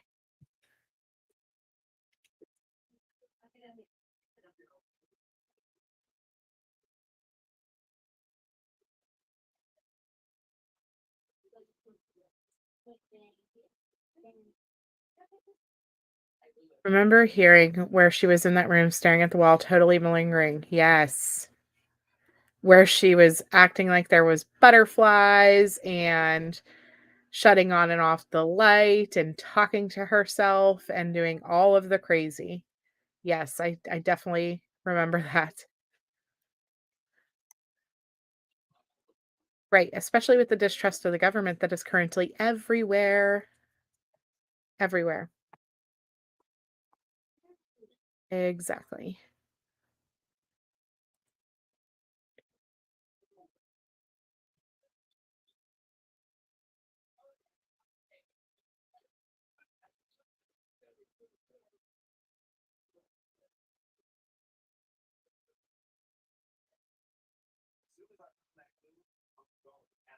Oh, Nikki, I got your email. I just double checked.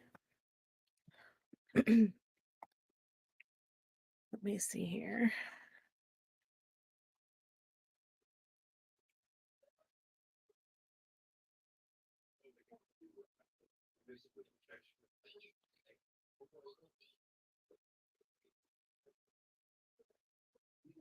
Yeah, like Aiden Fauci. Mm-hmm.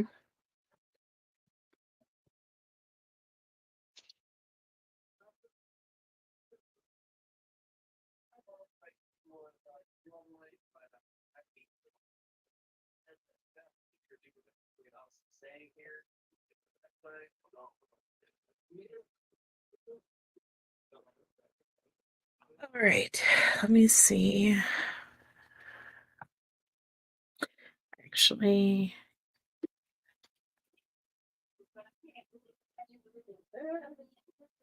see, I don't know, Flora. I think that Harley was just terrified of her mom because of a life that she grew up with her mom. I think it's very possible that T was very mean to these kids.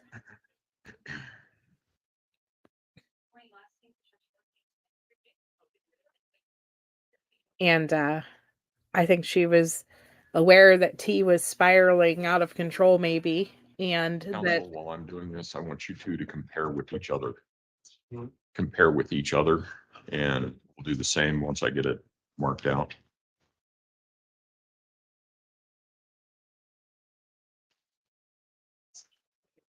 about that. So I think that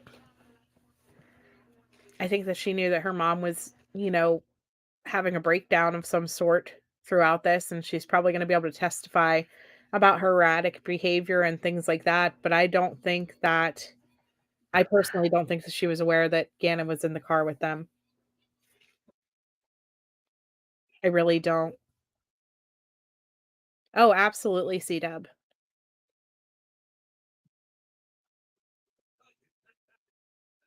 I can honestly say, guys, I probably would not stream a trial unless I was completely invested in the case. For the simple fact of time frames like this. Like, look, we've been down for about 45 minutes. What do you talk about if you don't know anything about the case? Or if you're not in love with the child that it's happening? Or the person?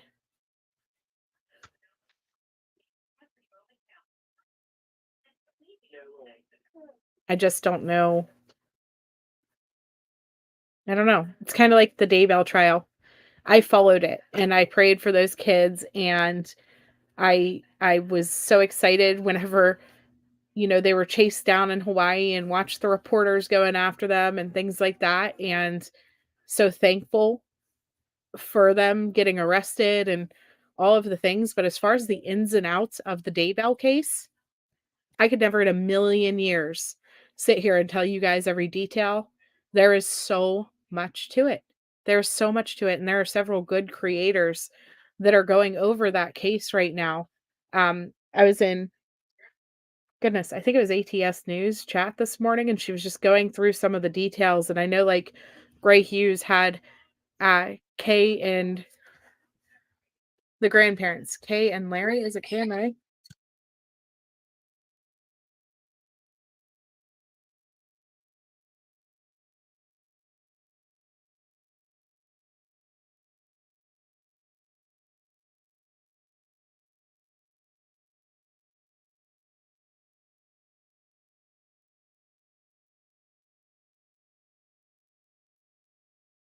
Sorry, the dog definitely ate her binky.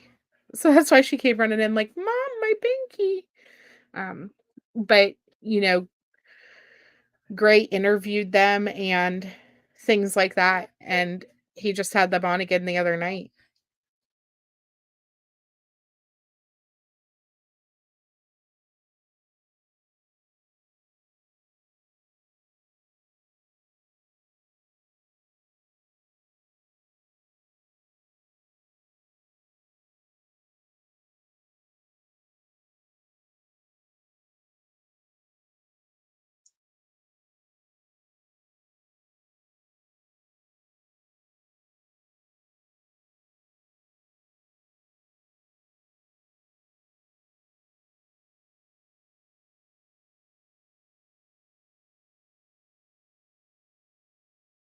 Nicole, yes. They're bringing the other jurors in within the next 9 minutes or so. The judge, it sounds like they're going through the initial list and going to cross off, similar to what they did at the beginning of this time. Council And, Roach, please. and then they will cross off those jurors basically whenever they come in and hopefully get us down to 50 or so that the defense and prosecution will pick from. And then we will be with our 18 is the goal.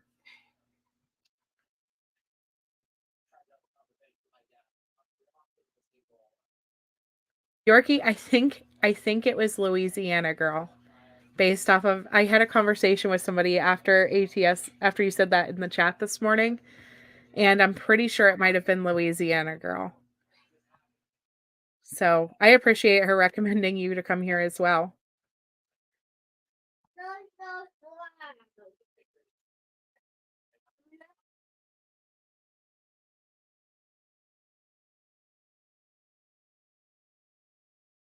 Oh no, cups of love. It's okay. It'll be here. We will be here too if you end up getting to sneak in and out. Don't get yourself in trouble at work though.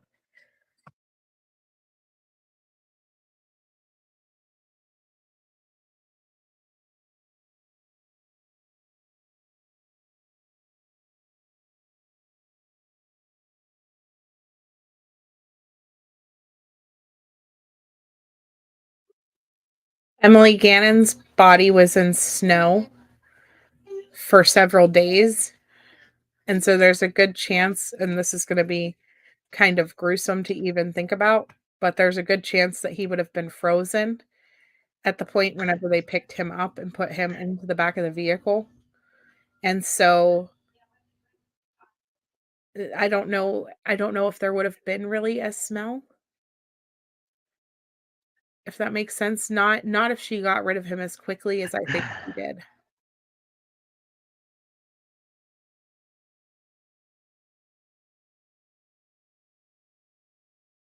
Hi, Natasha. How are you?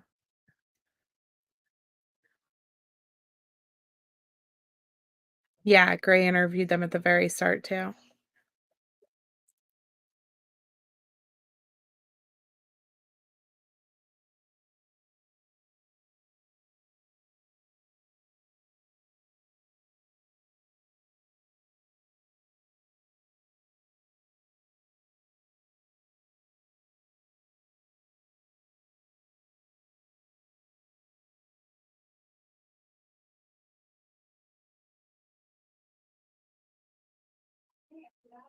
That's one of those things that has never truly been confirmed that was going around on Facebook that Al had cheated or was cheating and was kind of a rumor. It's not been confirmed though, and I don't think it ever would be actually confirmed. But there was a woman, not his current wife, but there was a woman that it's believed that he was having an affair with at the time frame that this all happened.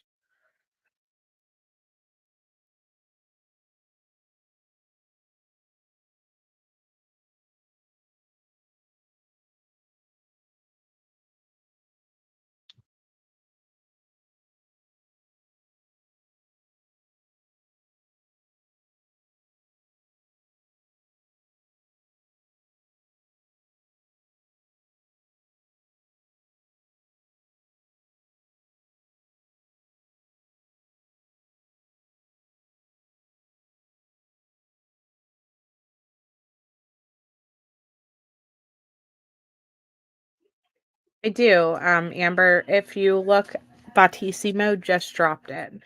You're welcome.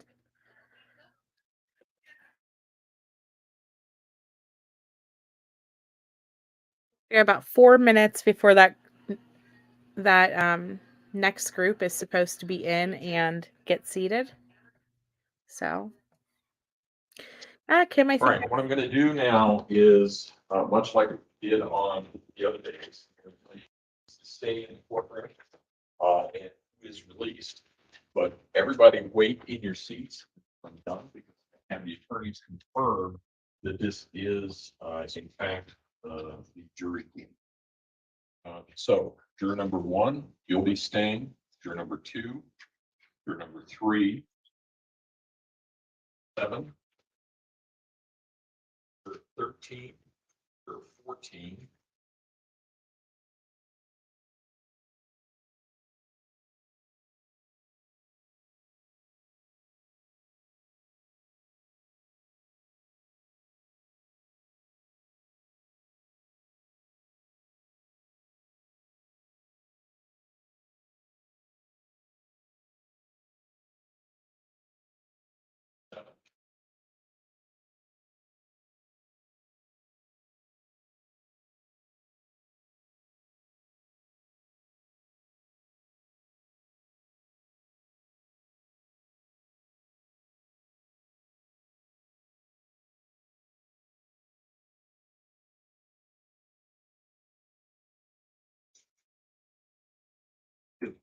right? So those people whose numbers I have called, stay in your seats. Everyone else is released with the thanks report.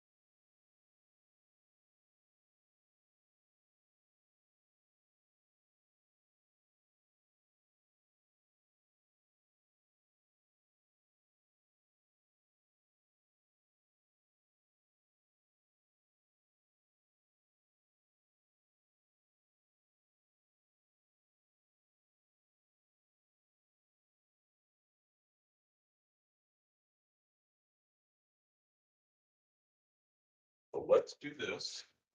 Juror number 7, if you move down here next to juror number 3, then juror number, actually, let's do it this way. 14, if you'll take that seat right there.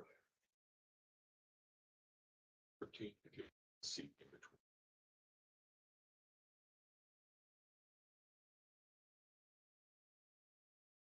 Juror 13. Seat next to juror.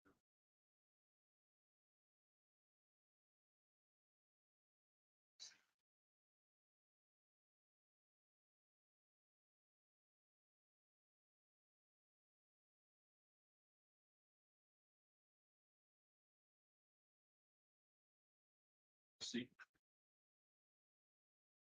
Follow her.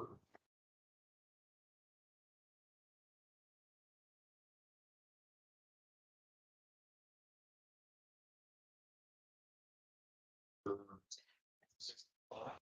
Seat next. Six.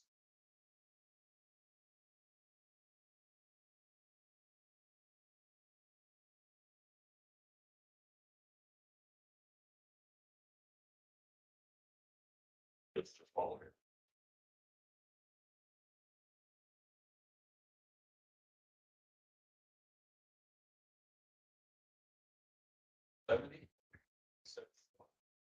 Seats here.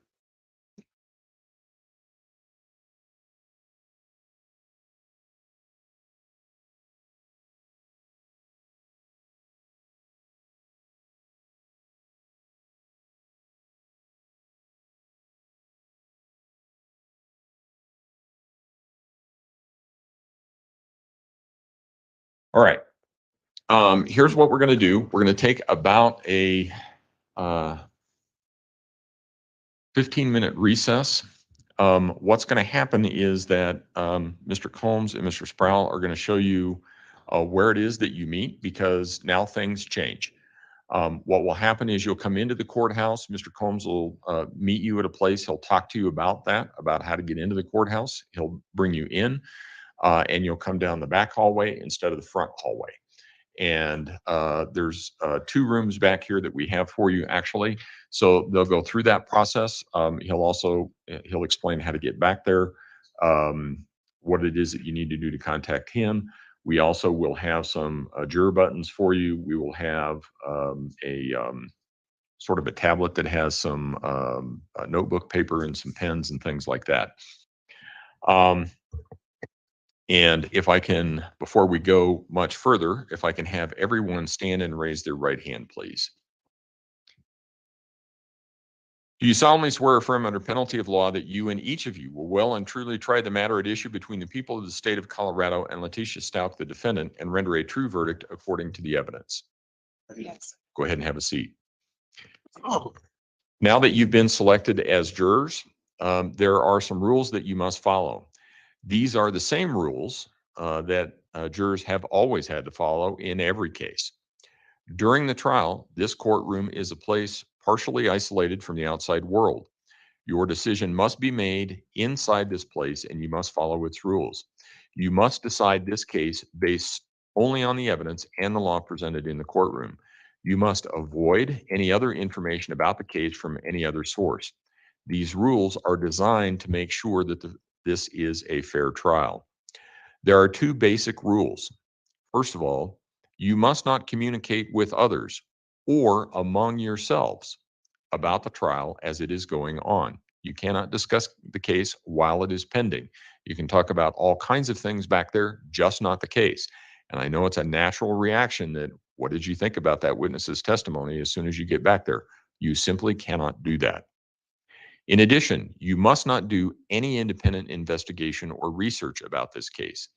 I want to go over these rules in some detail because they are very important. In addition, if I learn that any of these rules have been violated, it may be that we have to start trial all over again on a new date in front of a new panel, and we have to go through the whole process again. So these rules are very, very important. Please follow them. You must not discuss this case among yourselves in any way during the course of the trial. You may not discuss the case among yourselves until after you have heard all of the evidence and you begin to deliberate on a verdict. That's when all the evidence is done. I've given you the instructions and you've heard the closing arguments. In fairness, you must keep an open mind throughout the trial, and you should reach your decision only during your deliberations at the end of the trial. Do not permit anyone else to discuss this case with you or near you. If anyone, including one of your fellow jurors, attempts to do so, please report that fact to Mr. Sproul or Mr. Combs immediately.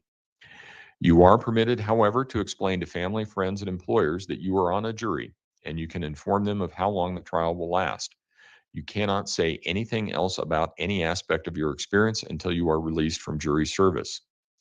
Do not communicate with anyone else in any way, including in person, by telephone, cell phone, computer, the internet, or any internet service. This means you must not email, text, instant message, tweet, blog, or post information about this case or about your experience as a juror in this case on any website, listserv, chat room, blog, or website.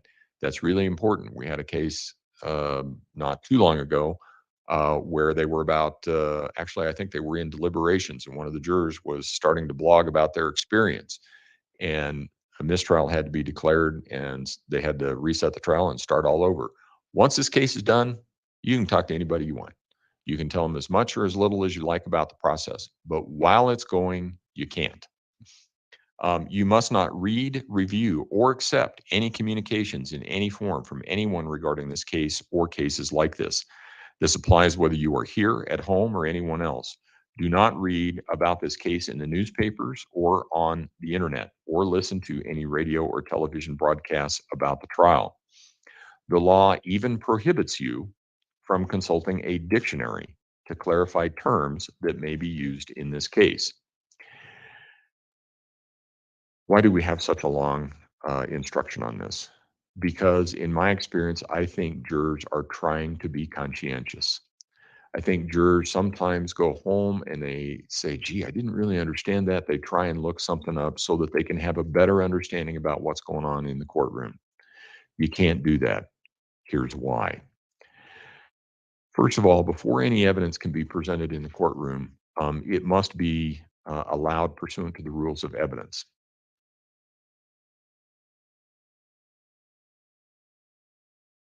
This book. It's in this book. The rules of evidence governs evidence that's admissible in any trial, whether it's civil, criminal, otherwise. And those rules are in place to make sure that the evidence that you're looking at is reliable and it's admissible. And you may be looking at something on the internet, on the news, or whatever, and I can fairly guarantee you that that does not meet the rules of evidence for admissible evidence in a courtroom. In addition, before you receive evidence in this case, as I said, remember, nothing that the attorneys say ever is evidence. Evidence comes from somebody who comes up here, swears to tell the truth. You won't see the attorneys do that. You won't see anybody on the news do that. You won't see anybody on the internet do that. So they come in, first of all, they swear to tell the truth. Secondly, they're subject to questioning and cross-examination by both sides. And that's, it's referred to sometimes as the crucible of cross-examination, to make sure that the information that you get is truthful or is accurate. And if you're looking up things or you're talking with somebody else, neither one of those are going to apply. So make sure that you don't do that. In addition, if you were to do that, I've told you that you can't discuss this case among yourselves. You can't discuss it with anyone else. If you had done that, no one would know that you had done it. And it's possible that you may be making a decision in this case based on information that neither side knows about. And that's just not fair. We don't decide things on secret information in a courtroom of law. Breaking any of these rules would violate your oath and could require a new trial before a new jury. Your misconduct would have wasted all the time that you, your fellow jurors, the court, the attorneys, and everybody have spent in putting this jury panel together and putting this trial together. So please, please, please do not do those things. Again, after trial is over and you have been discharged as jurors, you're free to discuss anything that you want to with anybody that you want to. You just can't do it while we are in trial. So what we're going to do is take about a 15-minute recess. When we come back, I'll have some further instructions for you and tell you what you can expect this afternoon. With that, all rise for the jury, please.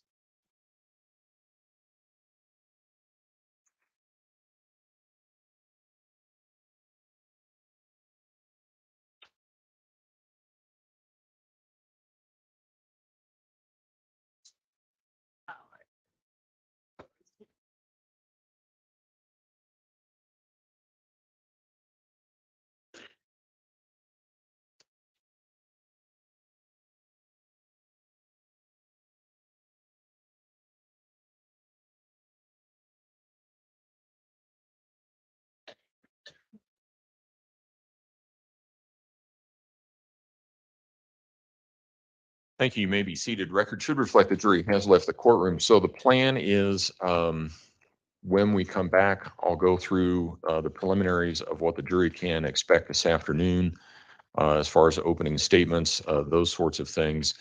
And then opening statements at 1:30, an hour per side.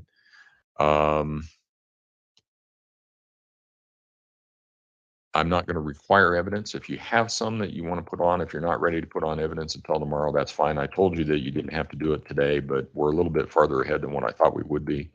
So the first witness that we did call, we've already told them. it's a long day for them. I think it may be, you know, a lot for them to process and getting back and forth and all of that stuff. So that's fine. If we end up at, let's see, 3:30 or so, I'll let them go home. And then we will start up with evidence tomorrow. During the lunch break, you need to do whatever it is that you need to do to make sure whatever it is that you want to do, video, audio, all of that stuff is all ready to go. Are you planning on using photos, anything like that in your opening statement? Have you told them what it is? Okay. They're okay. All right. Just want to make sure.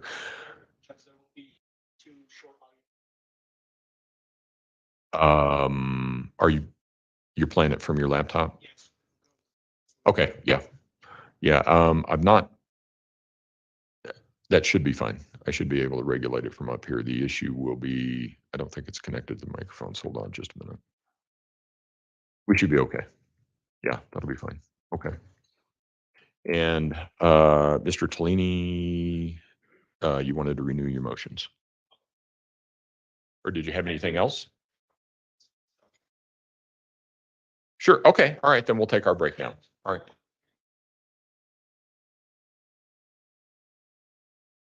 You want her? You want her at the table or in the? No, she can behind find you? in the gallery, but Okay. maybe coming in now. That's fine. Anything, maybe. You will need to let security know who that is, because everybody else, I've said everybody aside from staff and people that are associated with the case, once they leave, they don't get back in until we take a break. So just let them know who it is. All right, court will be in recess then. Say 11:20.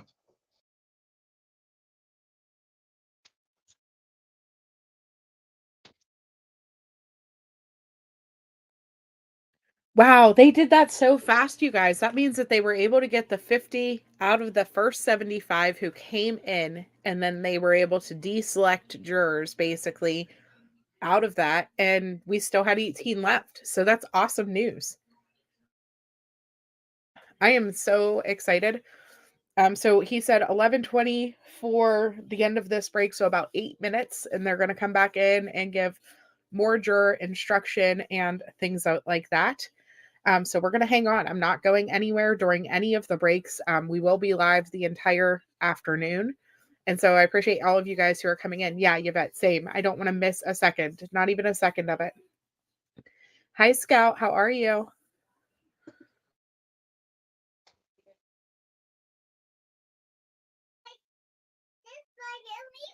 It's not the leapfrog, Scout. No, baby. She heard me say hi to Scout, and she's like, just like leapfrog.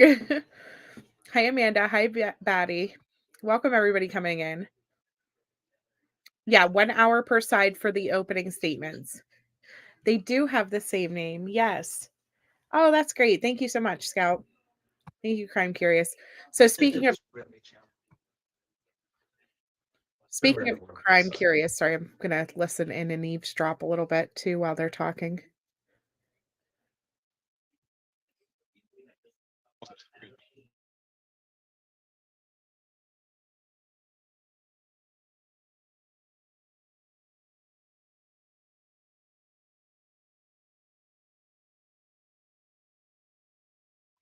I agree, Yvette. This judge wants justice for Gannon. I feel it in my heart. Exactly. Thank you, Tammy. Yeah, that's awesome. Puppy is doing great, you guys. She's doing so awesome. She did eat Junior's Bink a little bit ago, so that was pretty upsetting. She came in here and she's like, "My Bink," because you know, but hi, Connie. Yeah, welcome everybody coming in. So, oh my goodness, I'm so excited that that happened so quick, because I thought that we were really looking at like another hour or two, and like he said, he wasn't going to force them to present evidence or anything this afternoon.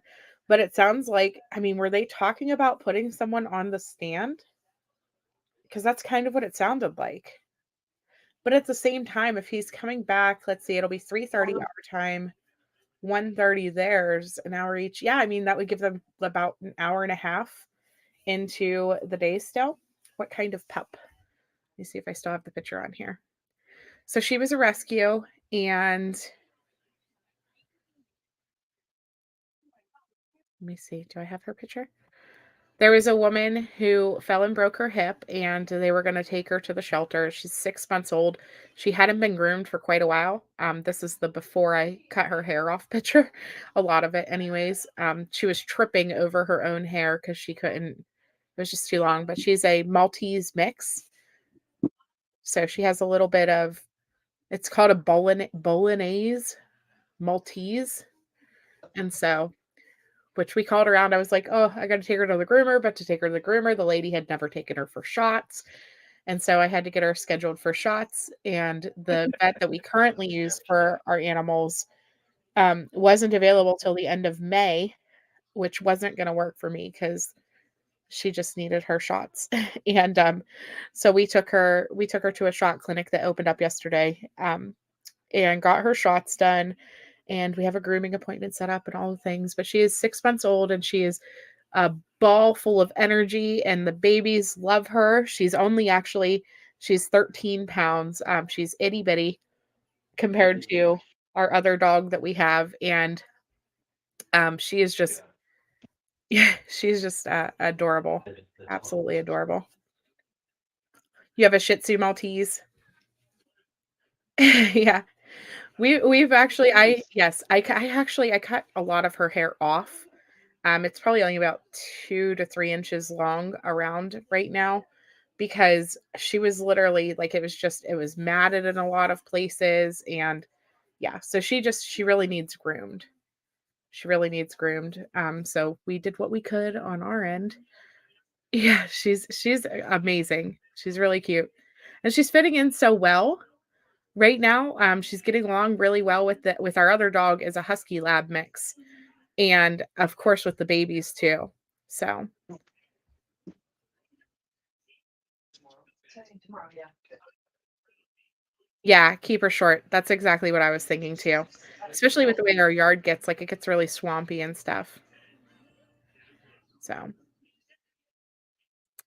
hi everyone coming in. Hi, hi, hi. Okay, so we got about 2 minutes before their break.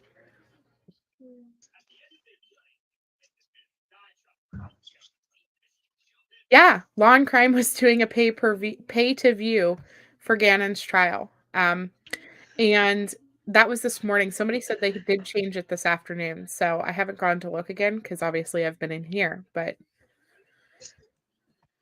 crazy. You keep yours fluffy like a teddy bear. I'm telling you, her fur was so soft. It really was.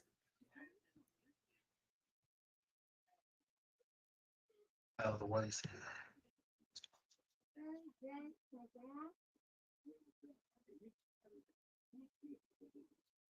Be careful about the babies in her face. Little dogs go for the face. Really? So Amy, he's going to come in and he's going to give the 18 that they chose. Okay. I Their have more. instruction. No, I have more. Did you spill coffee on that one? Smarted myself. So I can't. So it's easy enough to do. No, it's easy. It's easy enough to do. This is the second time this lawyer has spilled coffee on himself just during jury selection. That's crazy. It says that for all their trials, good to know, chaotic, because we were like, what? Unbelievable. That's good to know. I didn't realize it says that for all their trials. Yeah, I think as long as she is raised well, she was with a little old lady, but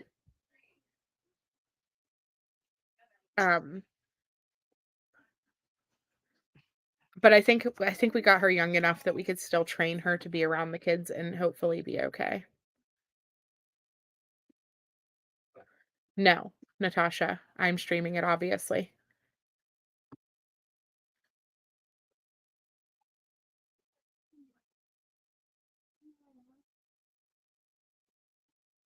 He does have a nice voice, yes. I am so excited for after lunch whenever the cameras are going to be on. Better. Me? Yeah. Yeah, I'm.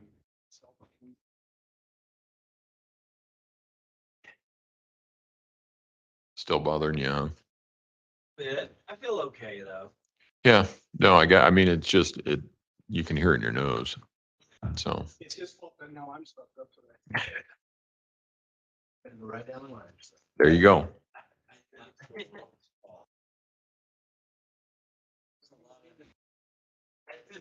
That's why I stay away over here. There's a lot of sick kids out there right now. And there is a vicious stomach bug. Yeah. I think you're more, when you still have kids in school, you're more. And that's true. To what's going on.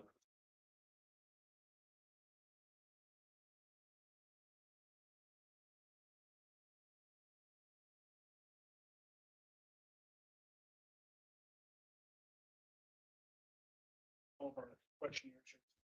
Okay. Yeah. Just put them on Mr. Combs' desk.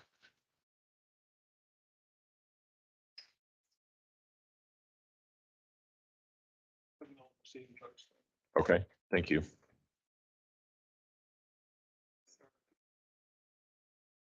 Video. Pardon? You mean the screens? No, Oh, no, I might start it when they come back. Well, yeah, because there's not a way to, we're not set up for it right now. So I'll start the video after lunch, yeah. I just want to know when we're live streaming or not, so That's fair. I should know when to. Yeah, I'm trying to pick my now. Anytime. What? What I get all the time. You know, sometimes.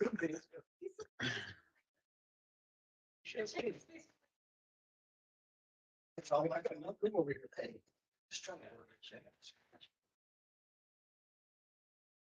you want me to work off the podium here? More than happy to sit up.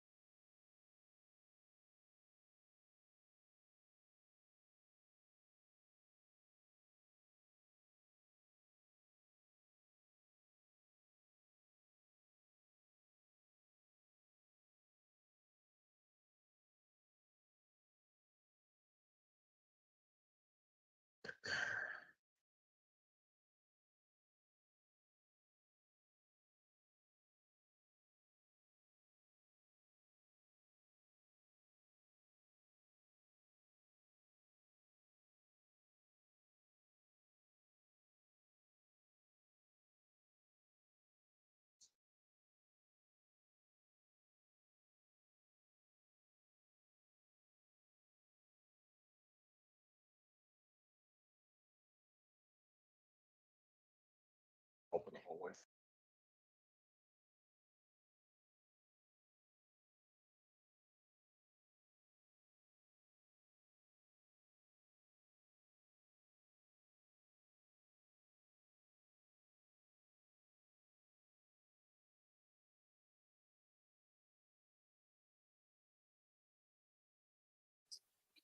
I agree that they should make her be there. I agree. I agree. She has to be taken to the court each day, and she can refuse to go into the courtroom, but they'll just keep her in the holding cell and keep bringing her in. Honestly, to me, that looks worse on her. So if she does it, it's just going to make her look that much worse to the jury. So she'd be stupid to sit there and play games like that, in my opinion.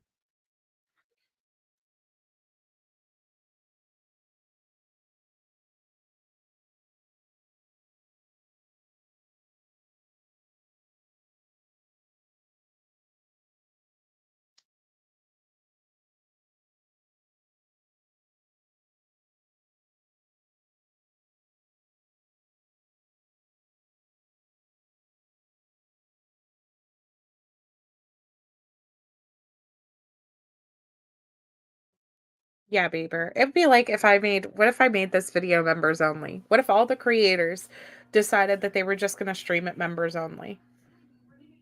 Like that's ridiculous. No. Could you imagine? Law and crime, they're like tragedy pimps. Just kidding. But I don't know. I don't agree with that, I guess. Especially since they're just going to be streaming the WebEx. It's nothing different than what we have. It's absolutely nothing different.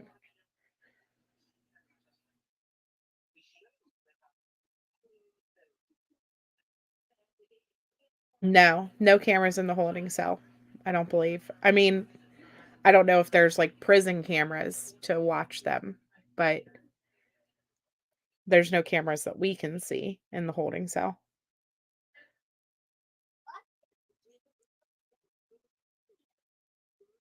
Hi, Savage. I vote rolling her in Hannibal Lecter style, right?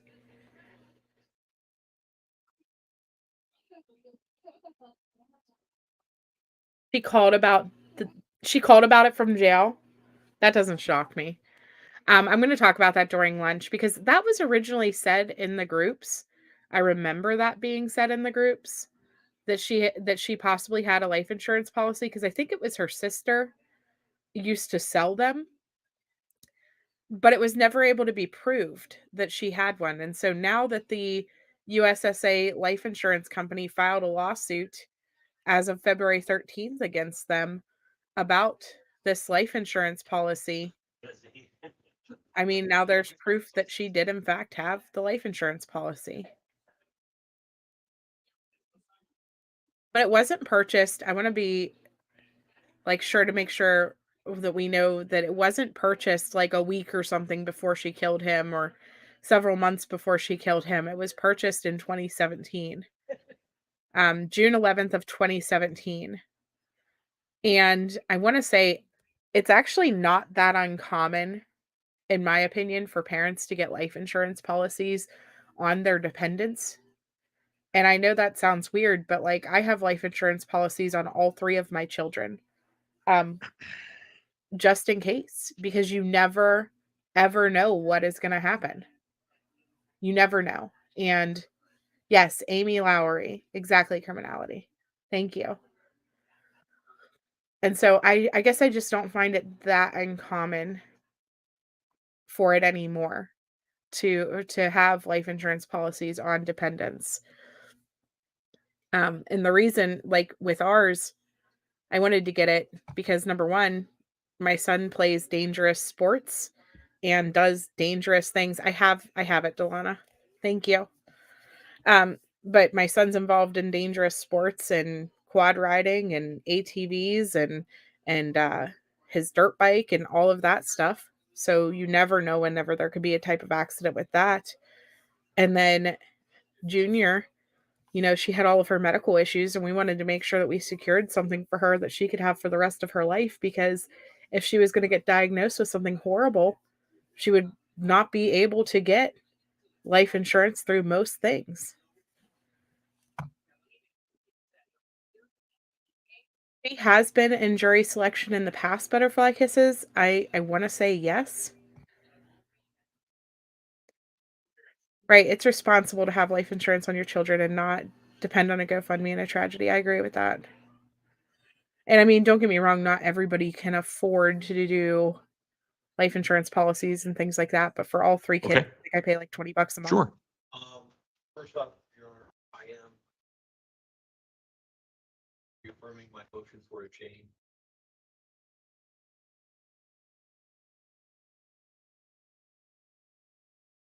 Just a I second. would. I this to be last. 5 minutes. Yeah. 5 minutes. Okay.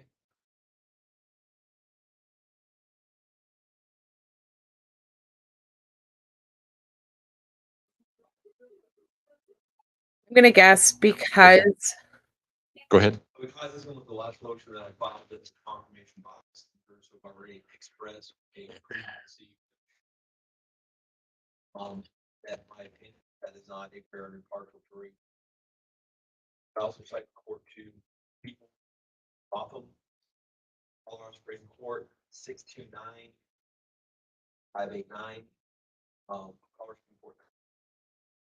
And a lot of similar issues we have here where there is overwhelming media presence. Much like Botham, the vast majority of jurors here publicity had a that indicated that it is they cite in that a case from the United States, from Florida, that's that 95 SC 7. Quote is, in a community where both veneer men will admit to qualifying prejudice, liability of other protestations may be drawn into question. Or is it more probable that they are part of a community deeply hostile to the accused? More likely they may be they may unwittingly have been influenced. And so I would rest on my motion. Okay. Prosecution? What we learned during jury selection is that while there was certainly a lot of media coverage for this case, jurors that were seated just during extensive examination by both parties and that if they had seen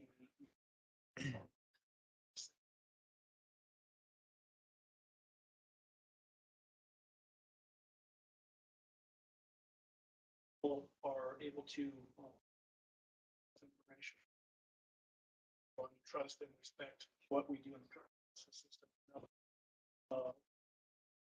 Heard of media coverage.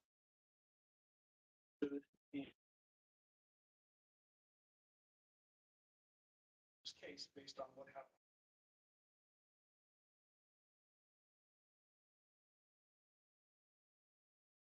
That we end up seeing a warning. All understood those. Still two other options out there. Okay, hold on just a moment.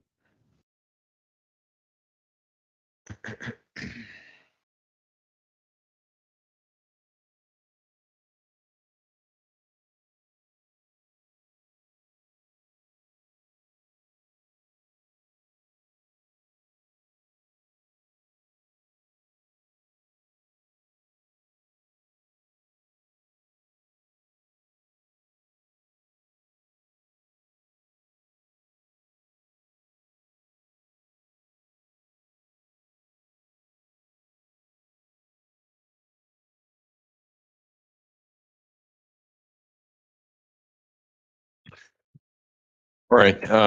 First of all, I've made a ruling regarding this before. I would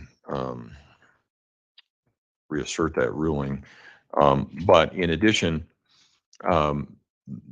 we've gone through, well, first of all, everybody wanted to have a questionnaire about what people knew about this case, and I thought that that was appropriate. It was something that we were going to have to deal with, whether we dealt with it in a questionnaire or whether we didn't. But the questionnaire was provided prior to the time that any of the jurors received instructions on the law and what it was that was required, the presumption of innocence, the beyond a reasonable doubt, the right to remain silent, those sorts of things, which is something that all the jurors were advised about during the voir dire sessions. In addition, the jury has been seated at this point in time.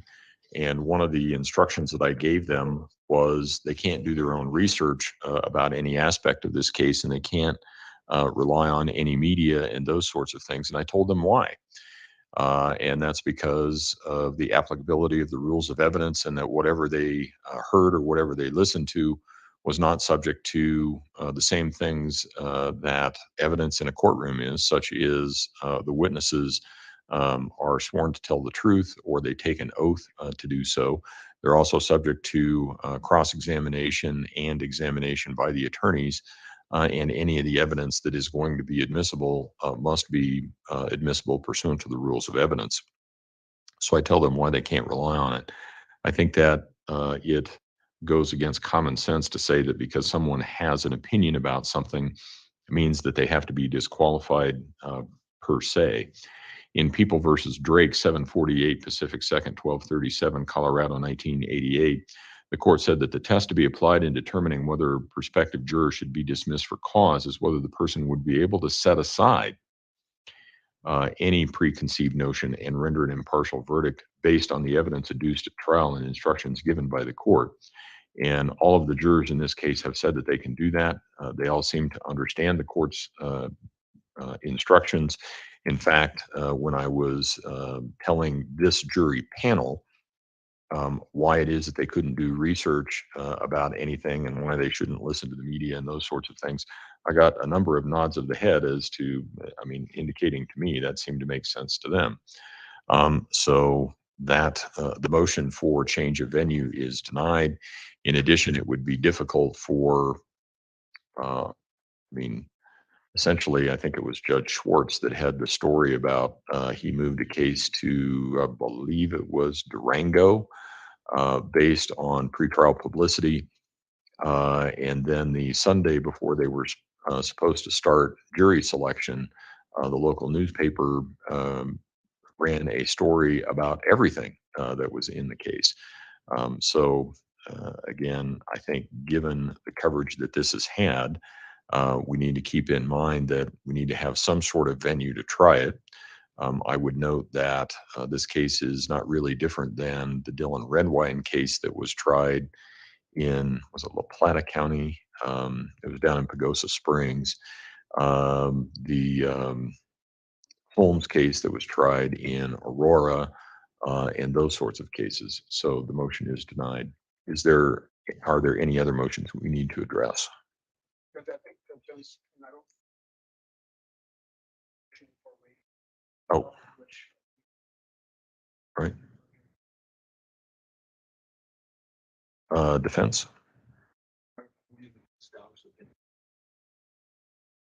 All right. And just so that the record is clear, Ms. Stauch, you wish to waive a jury and have this case tried to me? Okay. Let the record reflect that the defendant responded yes.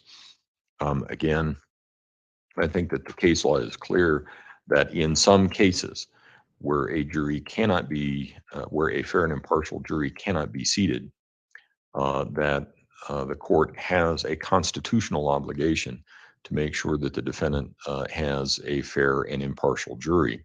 And if one cannot be seated, then the case should be tried to the court. Having said that, the law is also clear that absent that circumstance, the prosecution has a right to have this case tried to a jury. And I believe that I have put mechanisms in place to make sure that we have a fair and impartial jury. And as a result of that, I do not believe that it is necessary that I and I alone decide these issues. As a result of that, the motion to waive a jury is denied. Is there another motion? Okay, we good? Let's bring him in.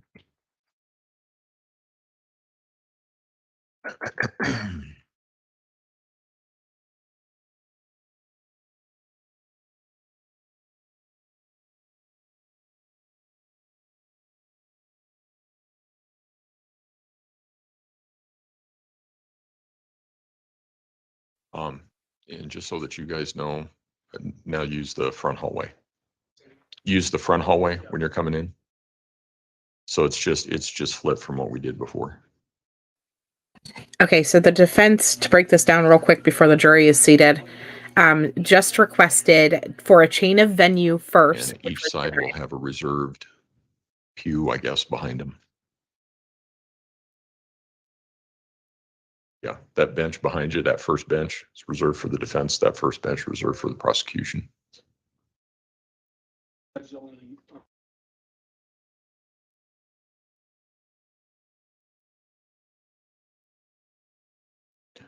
That's the DA's problem.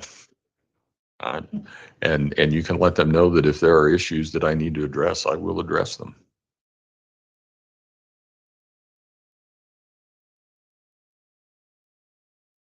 They're letting the family and the public in, is what's happening now. They'll bring the public in and then they'll call the jury back in, I believe.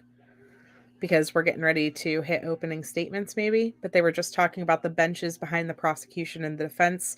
It'll be the family for both sides most likely. But they just requested a change of venue, which was denied based on not being able to get fair or impartial jury, which they had 75 there that they were able to get down to 18. And then there was more people that didn't even have to come in. So to say that they couldn't get a fair and impartial jury is ridiculous, number one. And then the second motion that he requested was to get rid of the jury altogether and just present the case to just the judge. And that would open her up for such an appeal process. It's not even funny. You would have to ask admin, but not as far as I know. Because we're doing it as a live webinar, not as far as I know. I frankly don't think there's any space.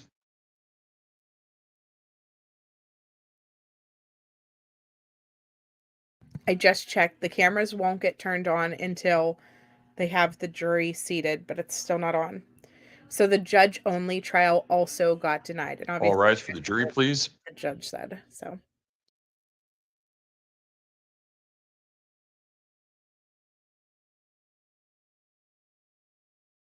Well, I think that it wasn't done prior to jury selection because they had to prove first that they couldn't find a fair and impartial jury, but they did. So that's why.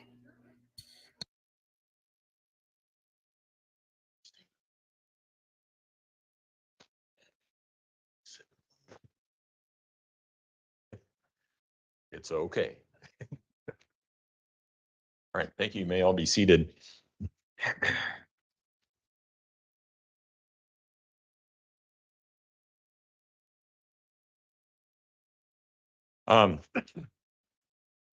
Again, good morning, ladies and gentlemen. I wanted to apologize because I forgot to tell you one of the most important things that you need to remember before you left the courtroom.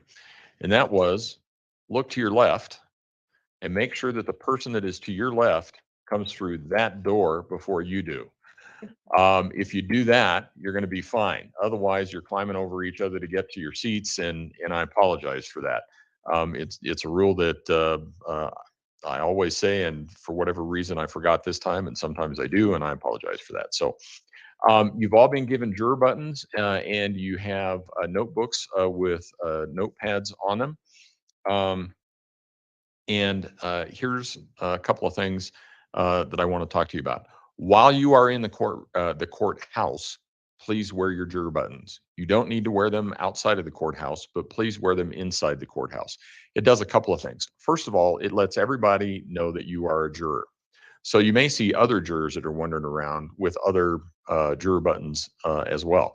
What that does is it tells people that you are a juror. So it means that if potentially you run into witnesses, attorneys, somebody who may know something about the case, they will stop talking when you are around. Don't take that personally. They're trying to avoid even an appearance of impropriety. So again, don't take that personally. Secondly, it identifies you as a Division 15 juror. The courthouse can be intimidating. It can be overwhelming.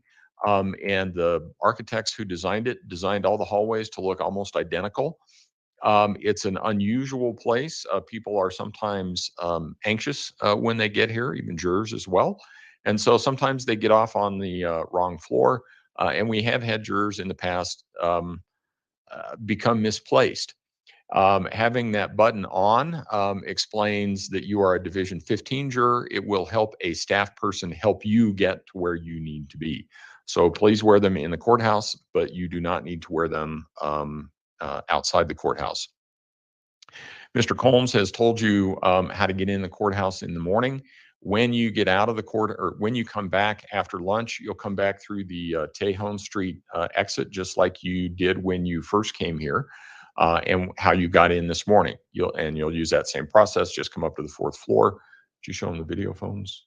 No, Jack talked about it. Okay. So before you go, they'll show you where the video phones are, but they're right outside the elevator.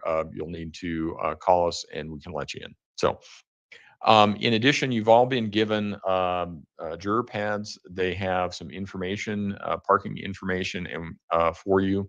That's typically the one that is the most important for the jurors. We will also have some parking passes for you towards the end of the day. Don't leave without getting one of those. Make sure that you get one. It will make your life easier. It also has contact information for the county in case it gets lost. But I don't anticipate that's going to happen. But in the event that you need the contact information, it's also there. Your packet also has a question form on it. In Colorado, we do not allow, or we used to not allow jurors to ask questions. There's been a number of reforms over the years, and one of the reforms is we do allow jurors to ask questions of witnesses now. It has to be in a very specific format. However, you do not get to stand up and do your very best Perry Mason imitation. Instead, what will happen is when the witness comes on, suppose the prosecution is calling the witness. The witness will take the witness stand. The prosecution will ask some questions. The defense will cross-examine. and then the prosecution will do something called redirect. After that, the lawyers are done. What I then do is I ask, do any of the jurors have any questions for this witness? If so, you raise your hand, you write your question down, you put it on the bar in front of you. I'll have somebody retrieve it. They come up here and you get to listen to that wonderful noise. And the attorneys and I will talk about your question. I have to apply the same rules of evidence and law to your questions as I would to a question asked by an attorney. If the rules of law and evidence don't allow your question to be asked, I can't ask it. I can tell you that over the years, I've asked probably better than 95% of the questions that are submitted. If I don't ask a question, it's not a reflection on the juror, and you should think nothing of it. In addition, you shouldn't guess or speculate as to what the answer to that question may be. In addition, you've been given notebook paper. You can take notes. The notes are purely and entirely for you and you alone. Once this case is done, those notes are immediately destroyed. Nobody reads them. We don't grade them for penmanship, accuracy, anything else like that. So whether you want to take notes or not, it's entirely up to you. I am going to read a couple of instructions that may help you going forward. One of the instructions is you may have to decide what testimony to believe. You should carefully consider all of the testimony given and the circumstances under which each witness has testified. Consider each witness's knowledge, motive, state of mind, demeanor, and manner while on the stand. Consider the witness's means of knowledge, ability to observe, and strength of memory. Consider also any relationship each witness may have to either side of the case, the manner in which each witness might be affected by the verdict, and the extent to which, if at all, each witness is either supported or contradicted by other evidence in the case. You should consider all facts and circumstances shown by the evidence which affects the credibility of the witness's testimony. You may believe all of the testimony of a witness, part of it, or none of it. In addition, evidence may be either direct or circumstantial. Circumstantial evidence is the proof of facts or circumstances from which the existence or non-existence of other facts may reasonably be inferred. All other evidence is direct evidence. The law makes no distinction between the effect of direct and circumstantial evidence. Suppose, for instance, that when my children were younger, they had baked some chocolate chip cookies, and I told them that they couldn't have any until I got home. So I get home, I find the lid off of the cookie jar, and I find half of the cookies gone. I could conclude from that evidence alone that it most likely was not my teenage son that got into them because there are still some left. So I think of the next most logical culprits, and I call the twins downstairs. Sam comes down looking like she always does. She has a nice clean face and a nice clean shirt. I ask her if she had any of the cookies. She says no, at which point Kate comes barreling around the corner, running into Sam, and she has some crumbs on her mouth and some chocolate on her shirt. I did not see Kate actually take the lid off of the cookie jar, reach in, and take out a cookie. But I can conclude from what I do see, that's exactly what she did. The law makes no distinction between the effects of direct and circumstantial evidence.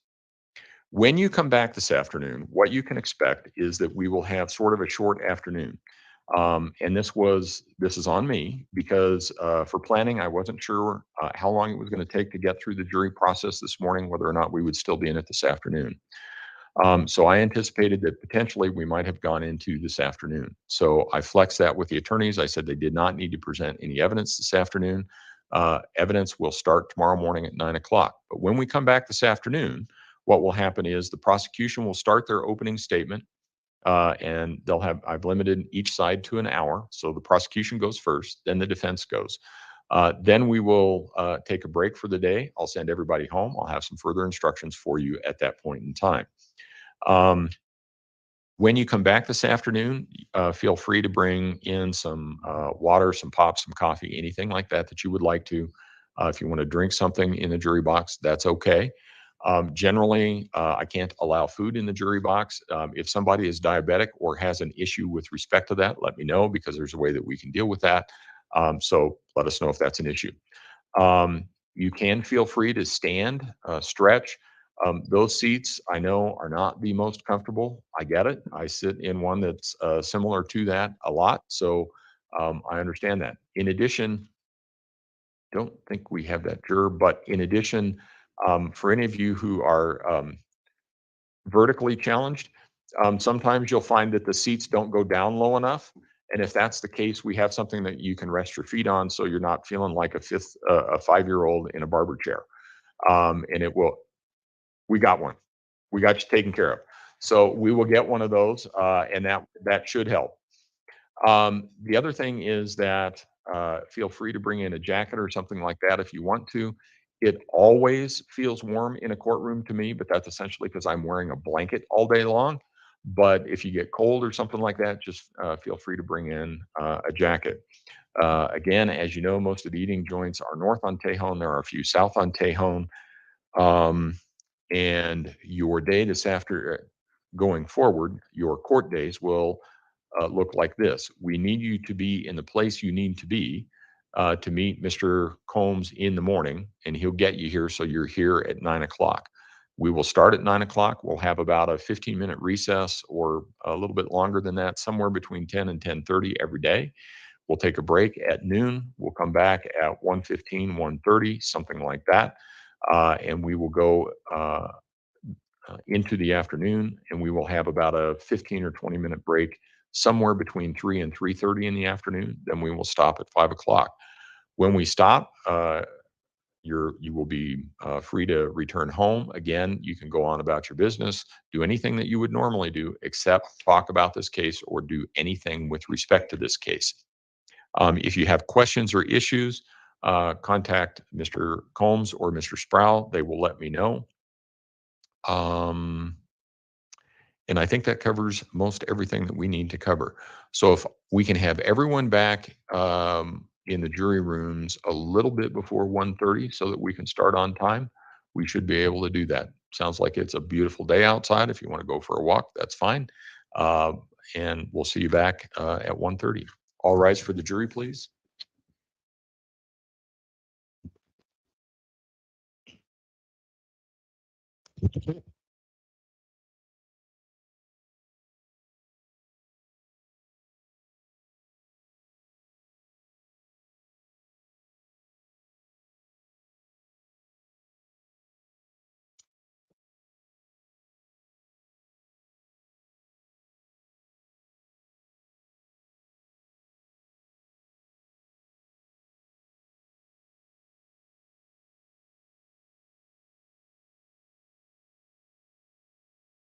Take emailed and seated. Record should reflect the jury has left the courtroom.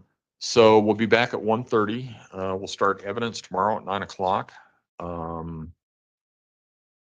And I think that's it. Anybody else? Anybody have anything else? Prosecution, defense? Okay. All right. Thank you. Court will be in recess. Guys, we missed our Denver omelet today. What in the world? I really thought that they were gonna go through that again, but they didn't. So we have an hour and a half. Yes, take your he did. He called short people vertically challenged. He really did.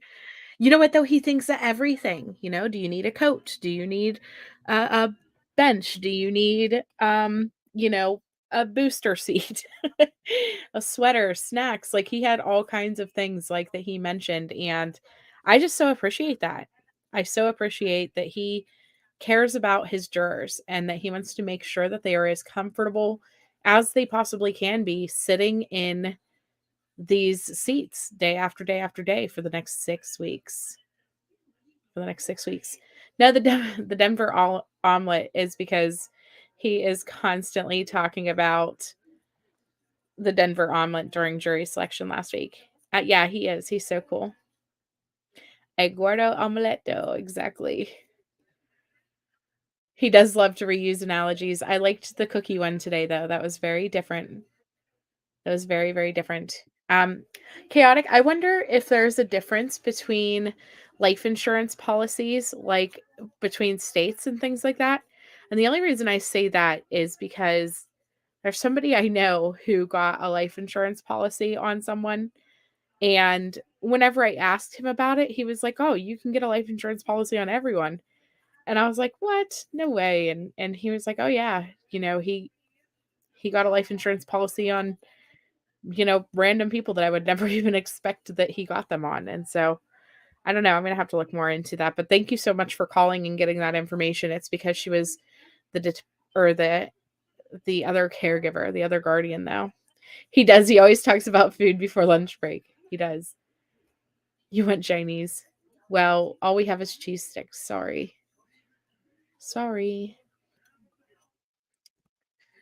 Oh my goodness. So they're likely going to work on getting the cameras set up now. I don't know if they just have to click a button to turn it on. I know that whenever the prosecution or defense, I think it was the defense actually, was asking if they needed to put their screens on now and things like that, they said no, because they weren't set up for that until after lunch. So yeah, those seats are uncomfortable. You would bring your own memory foam pillow. That's funny. It's not legal to do that. Okay. Good to know. So if you guys want to take a look more at this life insurance policy, again, I don't think it, as far as if it actually coincides with why she harmed Gannon, I don't think so. Mostly because of the fact that, let me share this. If you look at the purchase date down here, and this is on her website, on Crime Curious's website. If you look at the purchase date on the policy itself, and I was reading down through it while they were sitting there talking, it's from 2017. And so it's shortly after they got married. I want to say,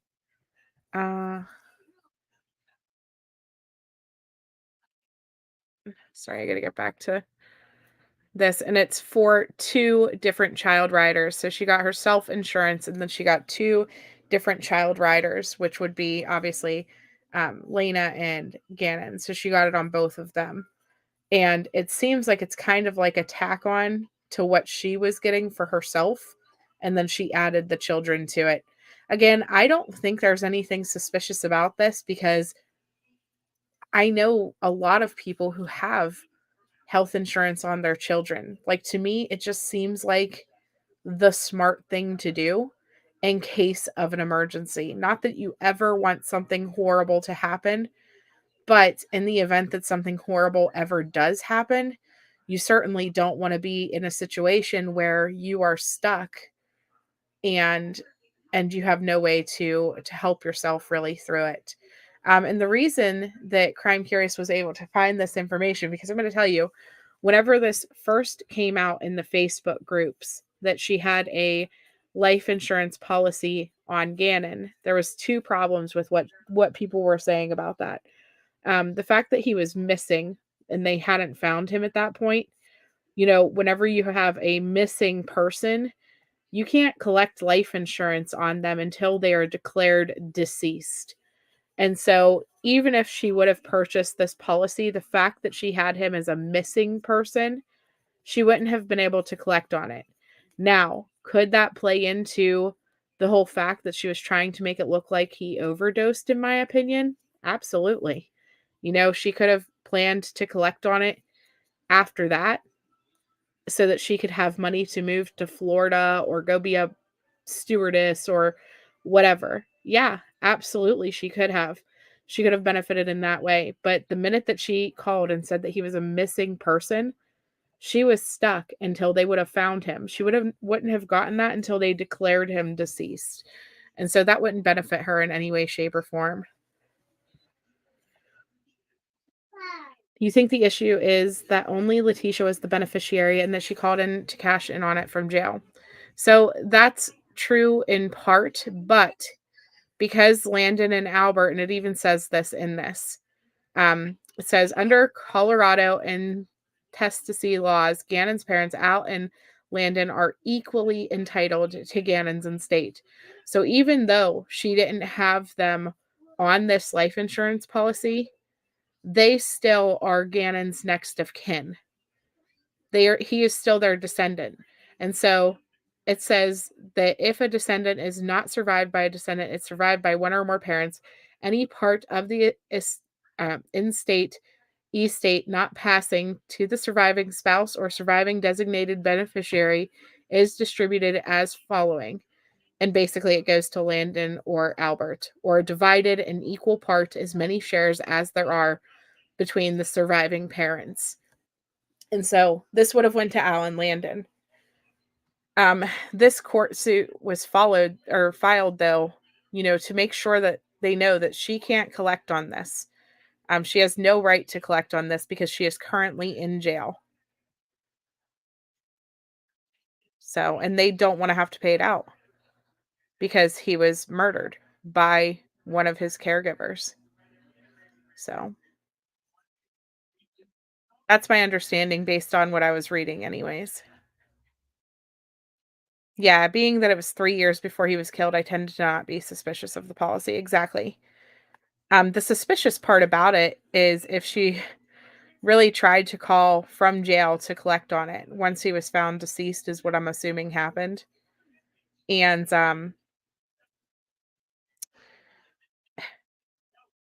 that's mind-blowing to me. You really killed him and then tried to collect money off of it? It's horrible.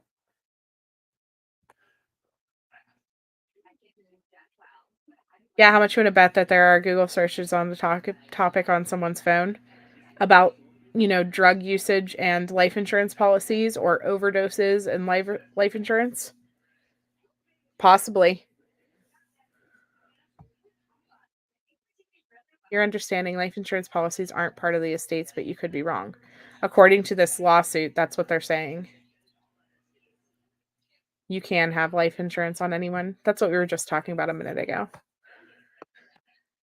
And I can read this whole thing to you guys if you guys want. Let me go back to the beginning of it so that you can see this life insurance policy. Now, the policy itself, I'm not going to read. It's 47 pages.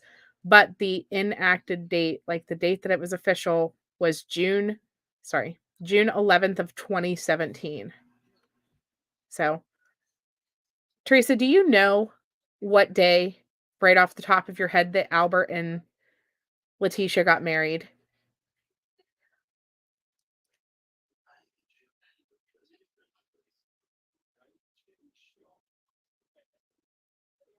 Sorry. Okay, so yeah, the sus part is that we're talking about her specifically. Yeah. But at the same time, Albert was getting sent. Okay, so at this point in their lives, you have to remember Landon didn't have primary custody. Albert did.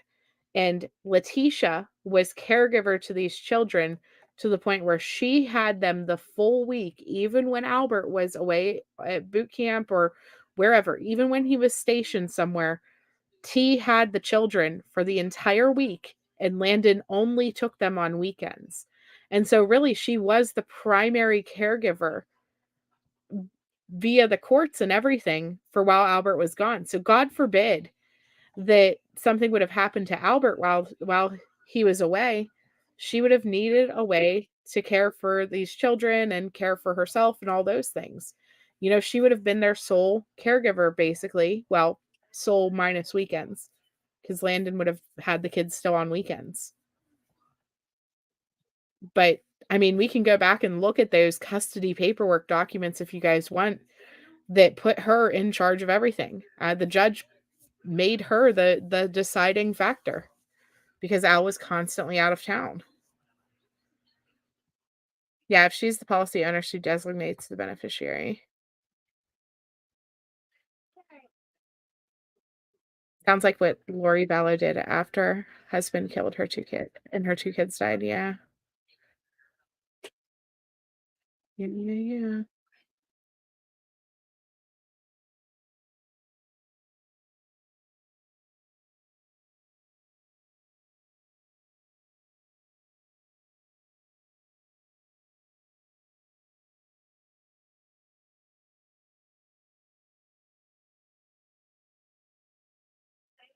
So let me read this to you guys, though. This is USAA Life Insurance Company versus Eugene Stauch, Landon Hyatt, and Letecia Stauch.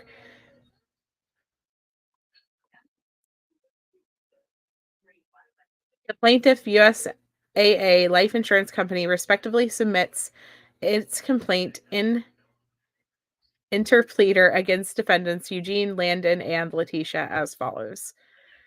And then it lists their addresses. So I'm not going to read that part, but it does say that they are a corporation organized under the laws of Texas and principal place business located in San Antonio, Texas. USAA Life Insurance is a company authorized to transact business of insurance in Colorado. Then it has Landon and Albert's address. And then it has T's address at the jail. So it says this court has original jurisdiction because the funds exceed $500 and 2 or more adverse claimants are of diverse citizenship as set forth above. Basically, because there's 3 of them and T is in jail. So effective on June 11th of 2017, USAA Life Insurance issued a life insurance policy number insuring and owned by Letecia. A duplicate copy of the policy is attached hereto as Exhibit 1. The policy included a term life insurance rider for children, providing a death benefit of $25,000 to each insured child.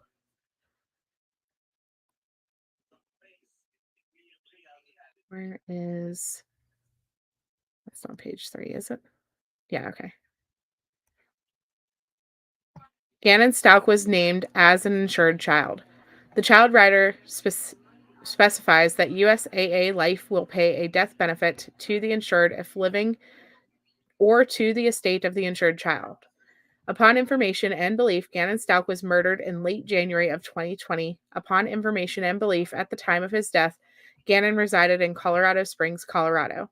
Letecia was arrested for Gannon's murder in March of 2020 and was charged with murder in the first degree, child abuse resulting in death, tampering with a deceased human body, and tampering with physical evidence in the case number, People of the State of Colorado versus Letecia Stauch, in the District Court of El Paso County, Colorado. The trial set for the Colorado woman accused of killing her stepson, Gannon Stauch, and affidavit probable cause in support of arrest is attached as Exhibit 2. So the trial in the criminal action is currently set for March 20, which we know obviously is going on currently. Colorado law provides in pertinent part that the felonious killing of the defendant revokes any revocable disposition or appointment of property made by the descendant to the killer or any governing instrument. While the child rider death benefit does not technically constitute a governing instrument because it was not executed by Gannon, Colorado law further specifies that a wrongful acquisition of property or interest by a killer not covered by this section must be treated in accordance with the principle that the killer cannot profit from the killer's wrongdoing. So she cannot collect this life insurance policy because it was part of her wrongdoing. If Gannon would not have died, then she would not be able to collect money. Yes, I will drop the link in Discord. Thank you.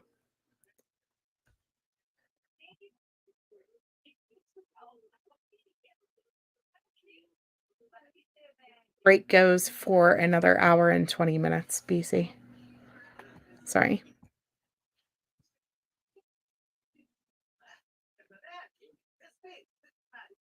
Oh, I guarantee you Al never thought that he was leaving his son with his murderer.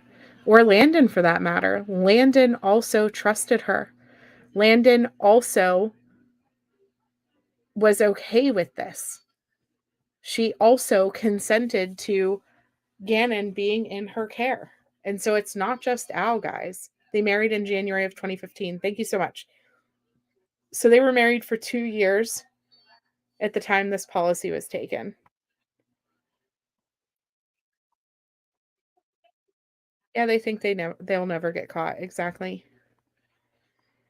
1 second to put my headpiece on. Because it sounds like we're going to get a guest.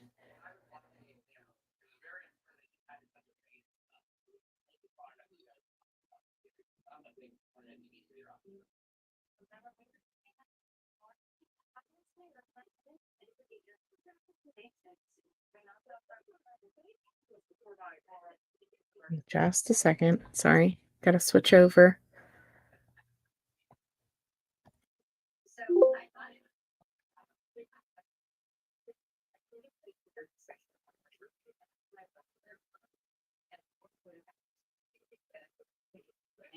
In the bushes, how are you?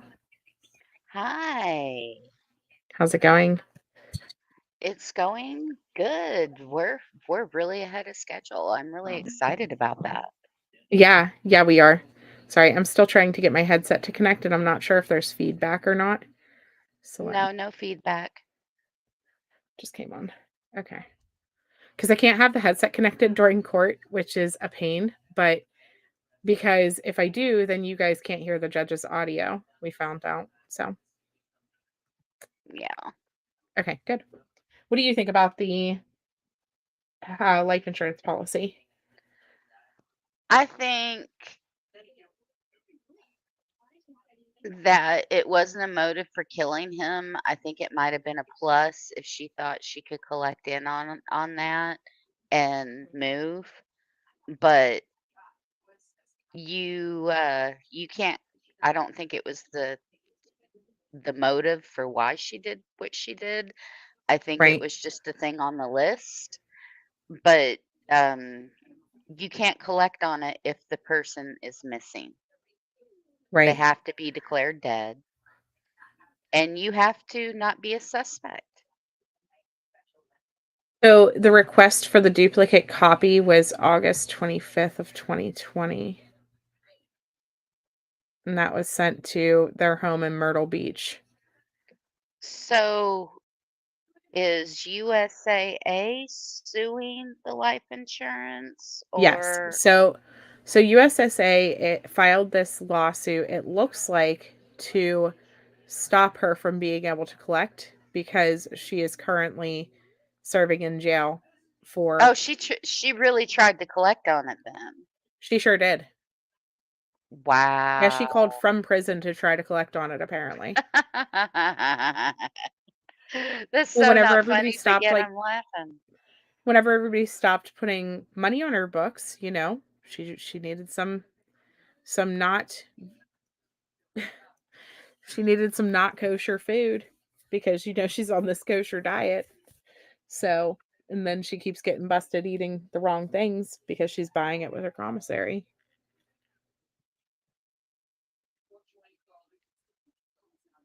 It's okay, Wow. criminality. Yeah, 2015. That's true. Yeah, they came back from their anniversary cruise like a week before the crime. I don't know if it was their anniversary, it might have been, but they had just been on a cruise. Like literally the week before. That's why Al's mom was in town. That's your insurance too, Avery. No, Moon, but she is telling the jail that she is.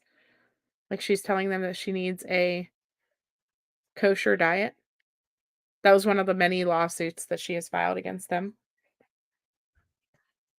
You never heard of this until today. This was something that was circulating the Facebook groups very early on, and everybody was like, listen, there's no point. If he's missing, she can't collect.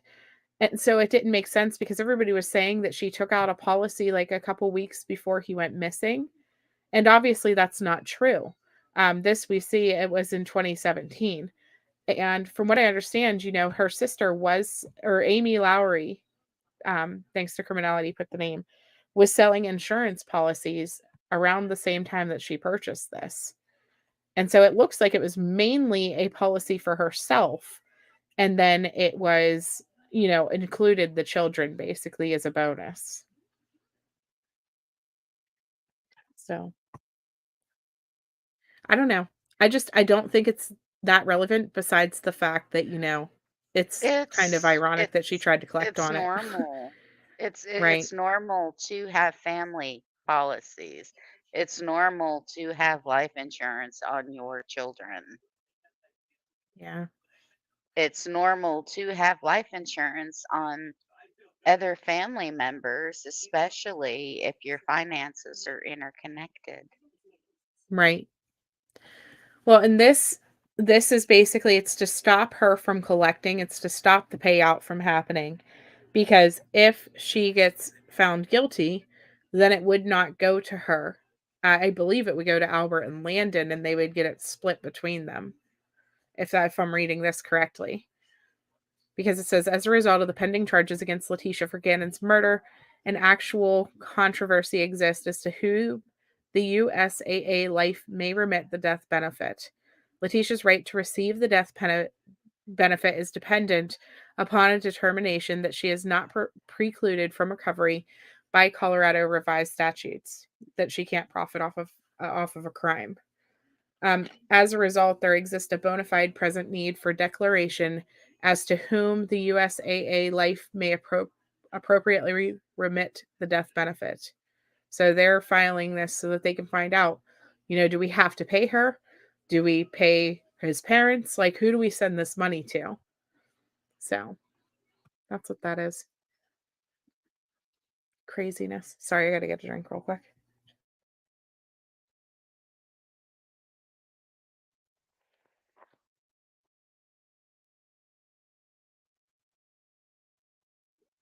$25,000 criminality. Her policy was for $250,000, and then the child riders were for each for $25,000. So Gannon and Lena both would have been covered for $25,000. I find it odd that she didn't take out for Harley to be a rider, but it only listed 2 riders there. I'm wondering if maybe she already had a policy on Harley, I bet. That could be. Because I know whenever we got, because Harry has been with the same company for forever for his, and whenever we got my sons and juniors, we got them to at 1, and then we got juniors obviously after she was born. So she's on a completely separate policy than the other 2. And so I'm betting that it was something like that, where she already had one on Harley, but not the other 2 kids. Yeah, I don't see her not having one on Harley. What do you think about the fact that they finished the jury selection with the first group of people? I think that's really awesome. We get to move on with our day when they come back. Mm-hmm. And we're going to be done early today, that means, because figure court will be back in an hour and 10 minutes for those of you who missed that part. We are on recess until 3:30 Eastern, and what is that? 1:30 Mountain. I had to think. Let me put it in here. Yep, and we'll have video when we get back. Yes, and we should have video. We should have the opening statements. We should be able to look at T's grease. Everything should be great. True. Okay, because Harley wasn't Al's, and the policy is through his service connected to the USAA. Thank you so much, But Avery. she's still a stepchild and should qualify, though. Stepchildren that. do qualify. Your dad still has a policy on you and you're 50. Well, it's funny because I have a policy on me that I wasn't aware of by somebody who I guess I am related to them, but like it's still just, it was weird to find out. Do you know what I mean? Like it'd be like going to I don't know, going to your brother-in-law's house and finding out that they have a life insurance policy on you. That's not who has it on me, but it was just kind of like, you have a what on me? Like, why? Do you intend to give that money to my families if something happens? Or are you just like looking to profit off of family members' deaths? Like, I don't know what that's all about, but okay. I have other family members that have policies on me to make sure everything's Everything's covered. taken care of. Yeah, that would make Yes. sense. There were 119 confirmed tornadoes on Friday. I know Arkansas got rocked. They definitely got rocked. B. Tim says, "Oh no, Sleuth Mom's gonna have an accident soon." Savage, it just came up in conversation. Like we were talking about life insurance policies and stuff like that, and they were like, "Oh yeah, we have policies on everybody." Like, what? Why? Okay. Like that's weird. Right. Yeah, why would they want to pay premiums on your life insurance? I guess if you make enough money off of somebody dying, like, but do you think I'm gonna die soon? Like, is that why? I don't know. Yeah, I don't know. Me neither, Moon. I was really weirded out by it. Really weirded out by it. Oh man. That's whenever I went and decided that I was gonna take out life insurance policies on all of my mod team. No, I'm just kidding. Just kidding. I don't Just get care life if I insurance go, policies on somebody all the makes some people. money. Go right ahead. It's like all of a sudden I stopped wanting to eat dinner over their house because you just don't know what's in the food. You know, like no, thank you. Your mom has one on all 4 kids and 16 grandkids, right? That makes sense though, in case of, you know,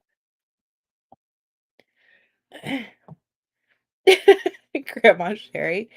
Oh man. Yeah, Oprah in the chat with the life insurance policies. And you get a life insurance policy, and you get a life insurance policy. People will be like, don't chat in Sleuth Mom's chat. She like takes life insurance policies out on people. I don't know what's up with that. Weird. Oh man. We don't need a life insurance policy. Everybody cash out the dollar. That's funny. I'm pretty sure it would cost a little bit more than $290. I could be wrong. I could be wrong.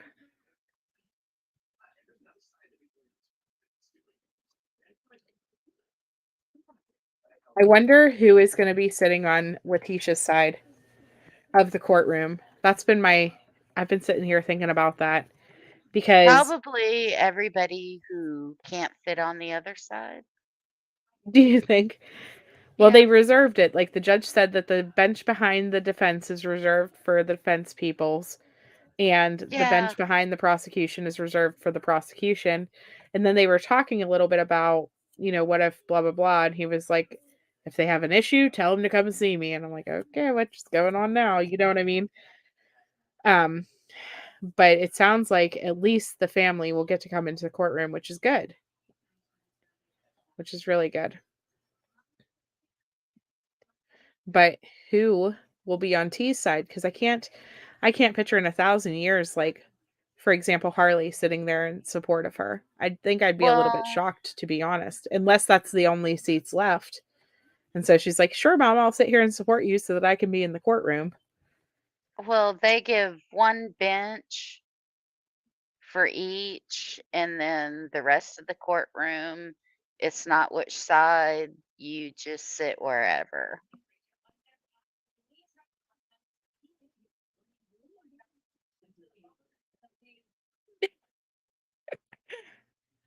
Sorry, I was reading the chat. BJ Breaks, aka Nikki, said, I can't afford a life insurance policy. Can someone take one out on me and please help my family if I die? Exactly. Hey, Jules, how are you?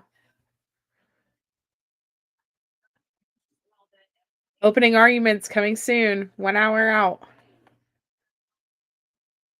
Yes, you could get Woohoo. the Gerber Grow Up plan, which people did as gifts and served as life insurance policy. Exactly. Is she allowed if she's testifying? See, I don't know. I don't know if they're going to let the witnesses in. Like, because I'm sure that Albert will probably testify. I can't imagine him not. So will he be able to be there? Yeah, exactly, Chica. Harley disarmed her bomb. Yes. That's the last I heard too. Go ahead. Yeah, the family's going to be there. Yeah. It should be interesting.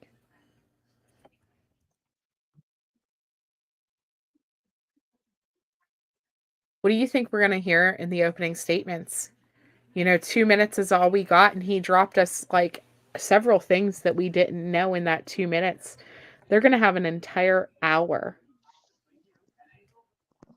I have no idea. Y'all are probably going to have to pick me up off the floor because I'm sure I'm going to hear all kinds of things that I didn't know was a thing Yeah, throughout the opening statement and all of this. I think we're going to be rather shocked. I do too. I'm glad that it's going to be recorded, on this stream and on other streams, because I'm going to want to listen to it again. I have a feeling. Yeah. I'm going to need to hear it more than once. I'm sure of it. Thank you so much, Megs, for the super sticker. Yay. Thank you, Megs. Super appreciate it.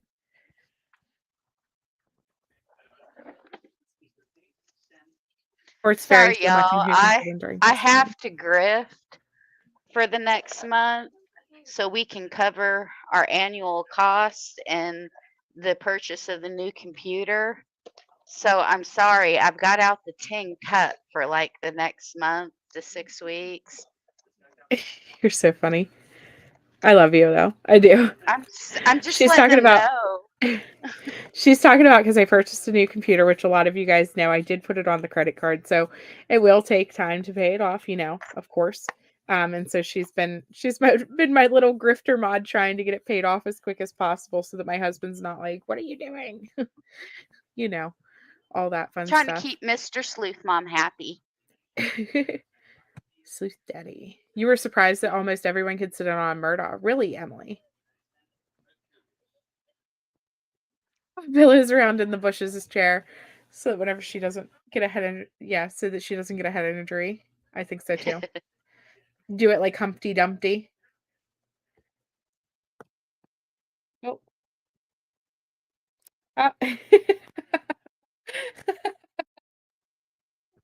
Ramblin'. That's so funny. Ramblin' sent in her $1. She said, "Here's Thank my you, $1." Ramblin'. Thank you. That's so funny. I love you so much. That's so Well, I funny. figure if a quarter of all of our subscribers just send $1, we're good. We are good. And that would probably even cover the additional upgrades we would like to have. We would probably have more than what we need, in all honesty. That's so funny.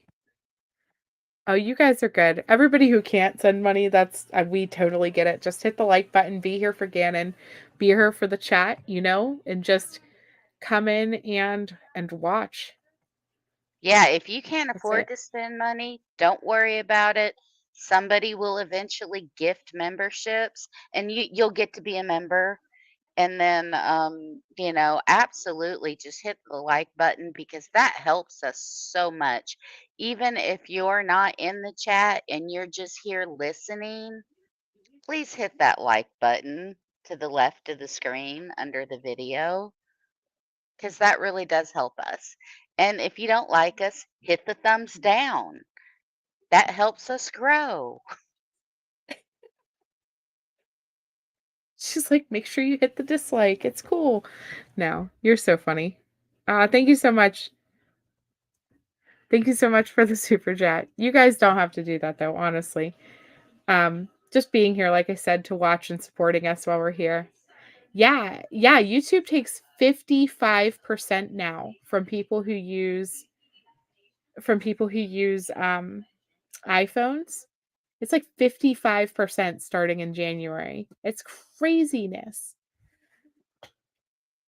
Yeah, that's why Absolutely craziness. we're doing the PayPal and the Cash App link.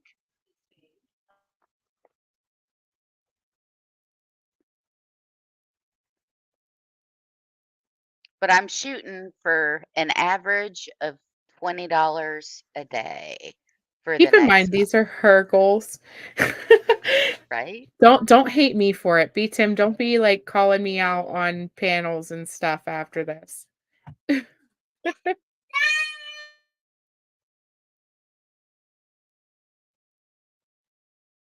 Yay.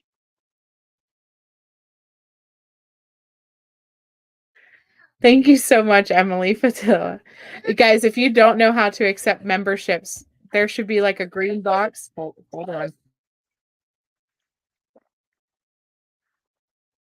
There's a green box that you tap that, and then there's a button that says allow gifts. Go ahead and slide that button, and that will allow you to get free memberships when people gift them.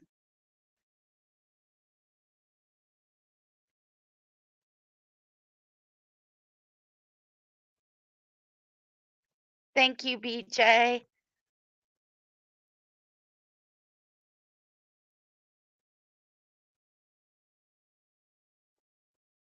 We got all the support going. Thank you, y'all. We have been working so hard to be able to do this and cover this whole trial, and I'm really, really happy to be here and get justice for Gannon. I'm thrilled about this. We are finally here. I didn't think we would ever get here.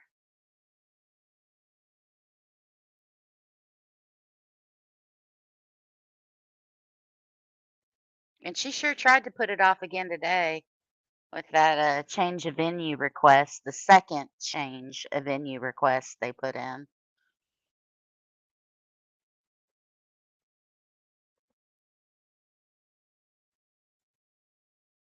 Welcome, Kimmy.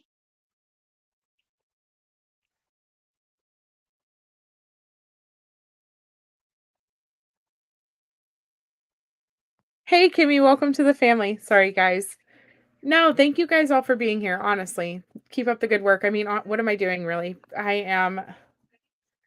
Thank you so much, Yorkie. Yes, I was reading it. I'm like, who is this? Thank you so much, Yorkie, for the Cash App. You guys are awesome. And honestly, this is more about justice for Gannon, being here to watch this as a community. Nobody wants to watch this trial alone. I mean, No. it's going to be a lot. It's going to be so, so much.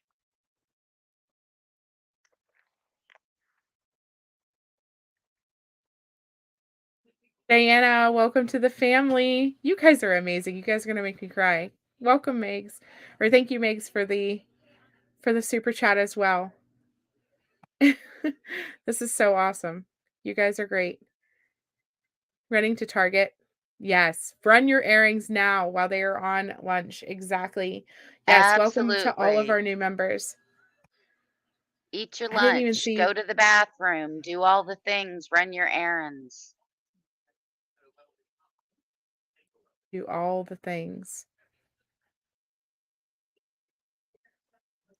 Where is? I was trying to look and see who got the gifted memberships. Oh, Amy M. Oh, it's Sherry, Harpy Markle, Criminality, and Leo were who received the gifted memberships from Emily. So welcome, guys, to the family. You wish iPhones had membership links. I do too. That would have been really convenient to have this morning. Yeah. Here it is, though, if you need the link. It's literally for any channel that you go to, guys. If you need the join link, all you have to do is copy and paste the actual YouTube URL link and then put a slash and the word join at the end. And that's it. That's how you make the iPhone link.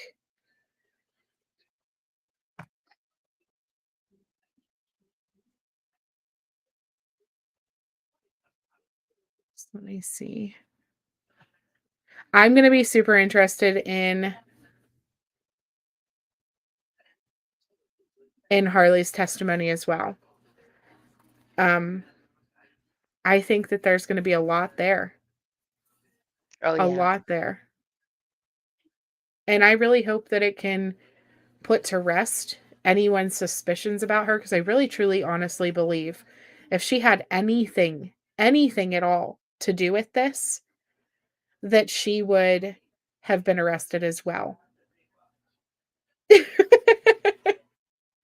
Grandma Sherry, sorry.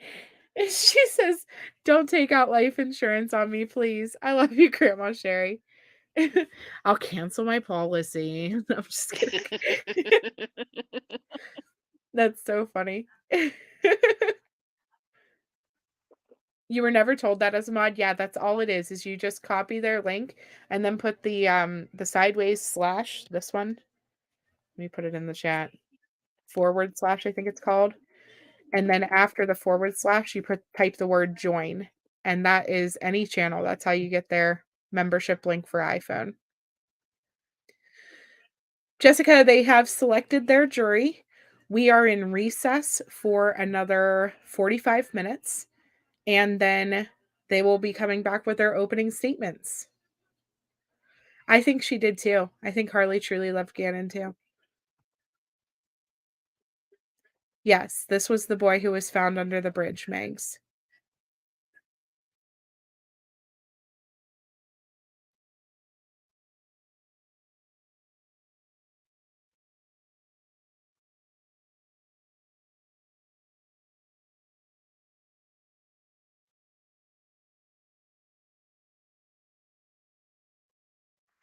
Trying to look for like a good summary video that's short.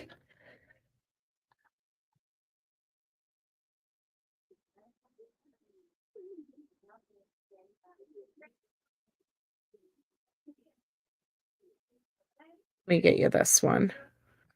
We can watch this one. Should have a lot of the details for those of you who may not be as familiar.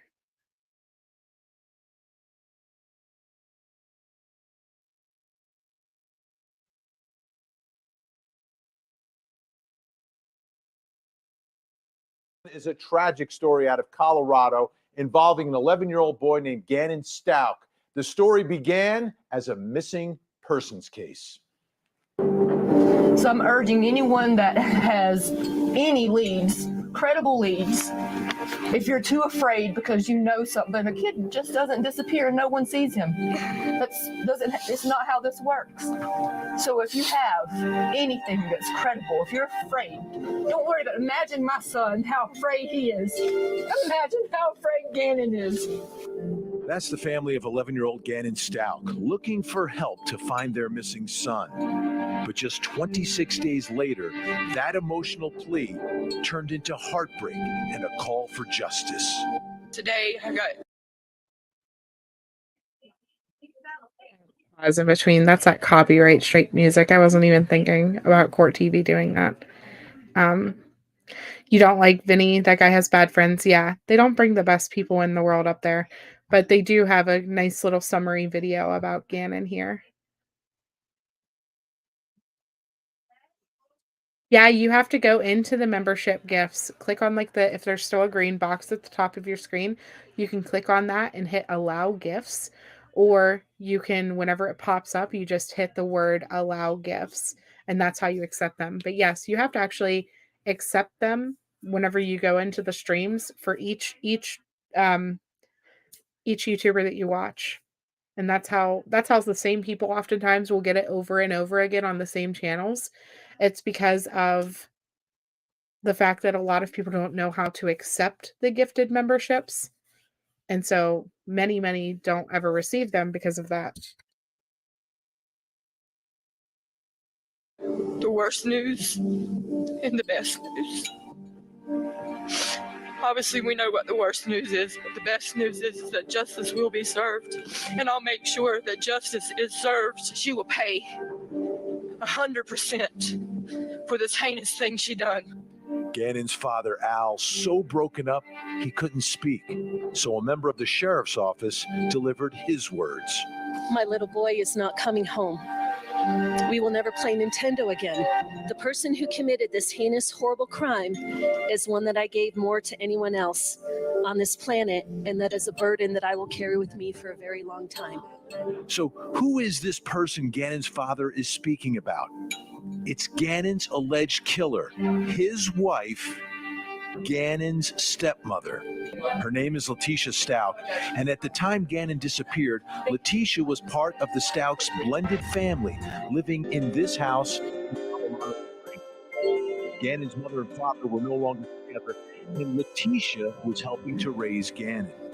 As I've said in the past, we will not try this case in the media. At this point,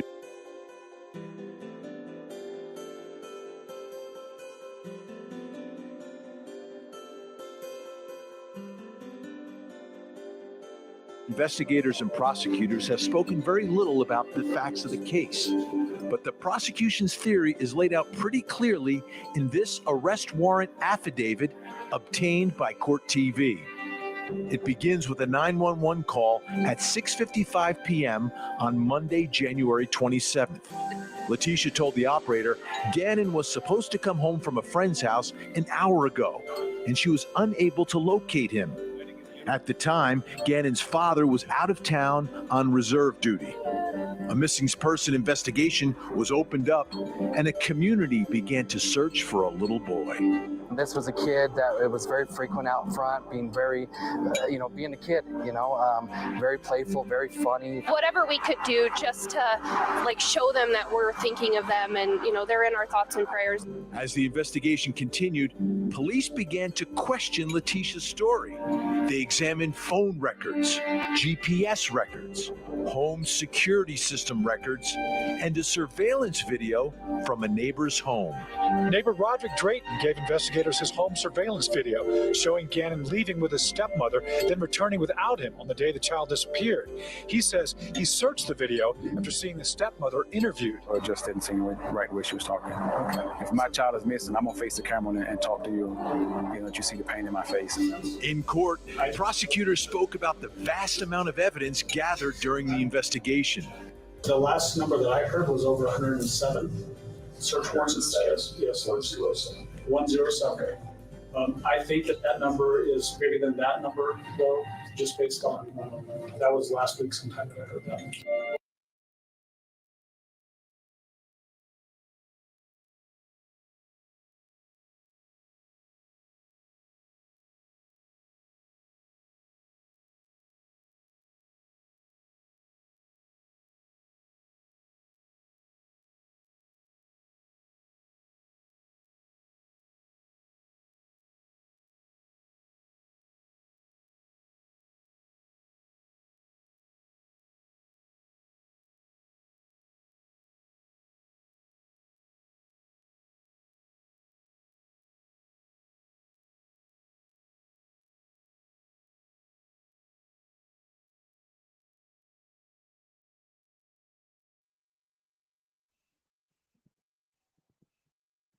Sleuth Mom, did you mean I to didn't know I mute? was on. Yes, I didn't know I was muted. Jeez.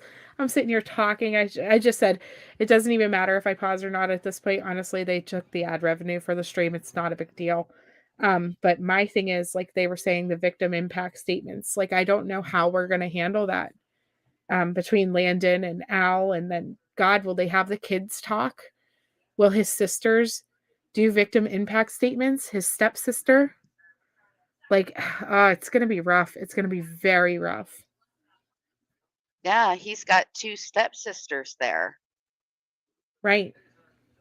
People always forget that Harley About wasn't the Mike's only daughter. stepsister. Right. Yeah.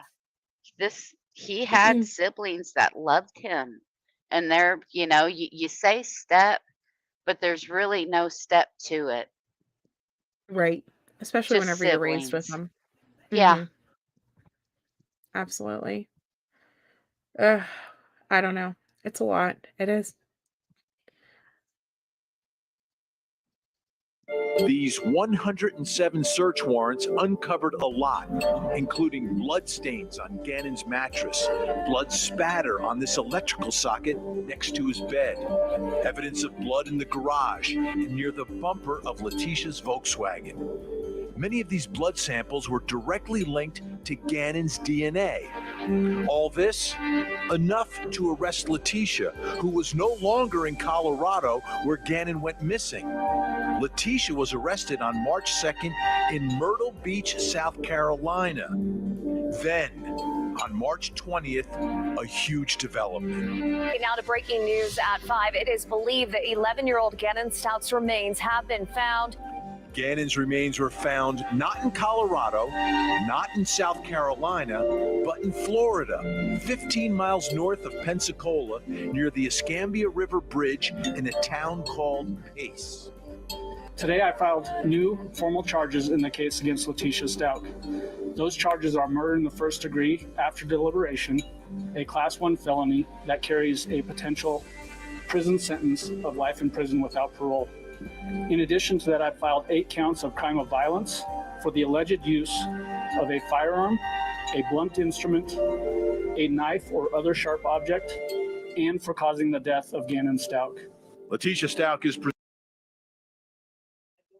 You remember that press conference? Whenever we all heard all of that? I do. I cried through the whole thing. Yeah, me too. Especially knowing, how tiny Gannon was, to think of her doing so many different horrific things to him.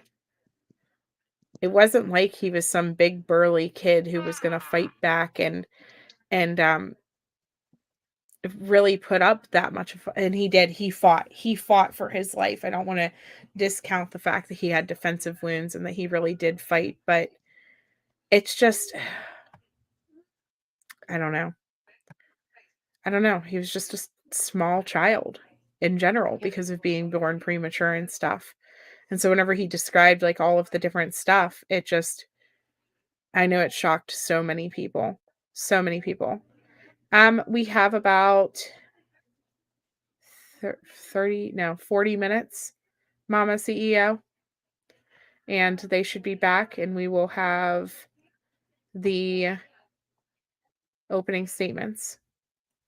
Sorry, my brain is like very, very slow to move right now. And we will be off audio and on video at that point. Mm-hmm. Yep. My brain is like, that music is killing me. But let me finish it. Yeah, the one with the ducky. I know, Emily.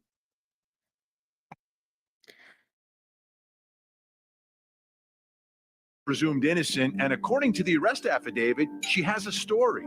She told investigators Gannon was abducted by a Hispanic man named Edgardo, who took Gannon at gunpoint after sexually assaulting Letecia inside the family's home. That's a story investigators don't believe, but the question is, will Letecia tell that story to a jury, and will a jury believe it? Or will they deliver the justice Gannon's family is looking for? On the first day, I did $12,000, and that was like, wow.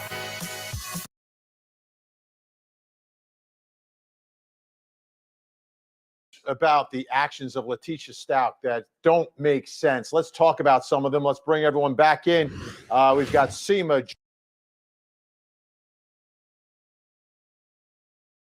Yeah, we don't need to listen to his thoughts. We just wanted to get that. I should take a quick break too. You know what? I take a lot of breaks. So like I'm walking around while it's live, while they're talking, and I'm on my phone. So like, making the kids lunch and doing dishes and all the things. So it's not honestly that bad. It's really not.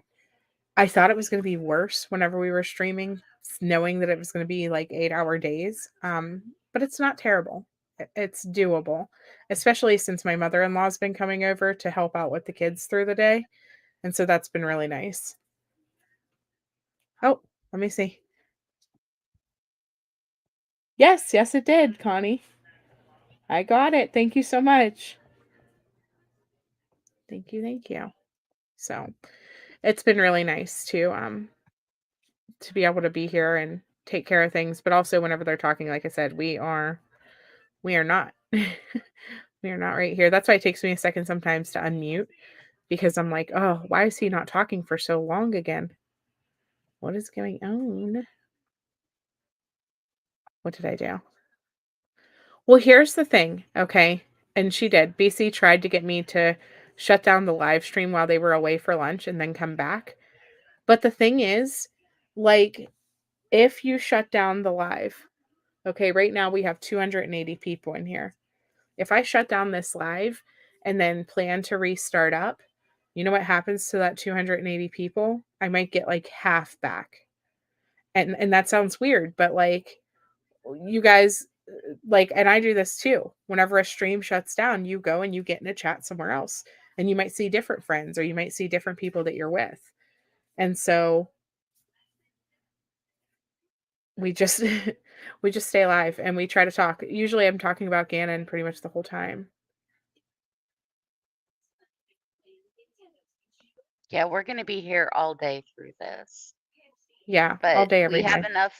we have enough mods where our mods can take breaks and things. Mhm. And we have an outstanding group of people in our chat where we hardly have any trolls or fighting or anything like that. They make the mod job pretty much easy.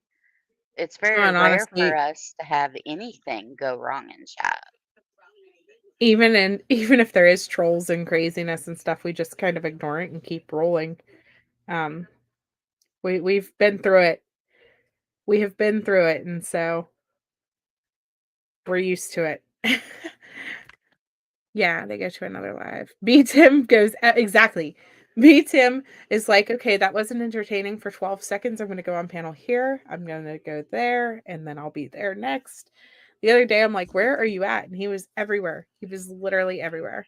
I do. I have an amazing mod team. I have a really great mod team.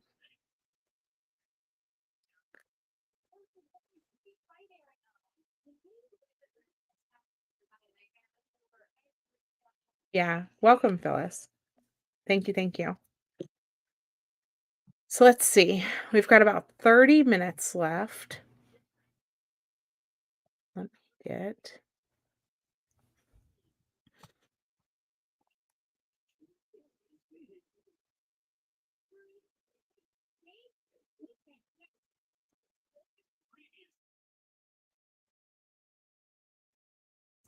Yeah.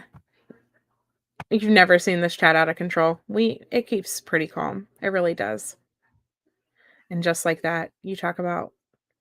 We have lovely viewers. No, I was getting ready to say it. Just like that, you talk about trolls being in the chat, and then there's literally like 4 people subscribed all at once, and it's like, oh gosh, please don't tell me. I'm sure they're going to be great people, but how do you get to be a mod? Be here, honestly. Just be here all the time. I have to be able to talk to you and have a way to direct communication with you, but really being here and support, that's how these ladies all got their positions. I mean, these ladies and Tim's been with me since Ariel Sellers' case. I mean, I think I had like 180 subs, maybe 300, somewhere in between there, whenever I first worked with B Tim. So it's just about being here and being in support and stuff, helping out. Oh, that reminds me. Shout out to all of those lovely lurkers. If you're not in chat and you're just listening today, thank you so much for coming. Please be sure to hit that like button. Okay? Hit the like button, please.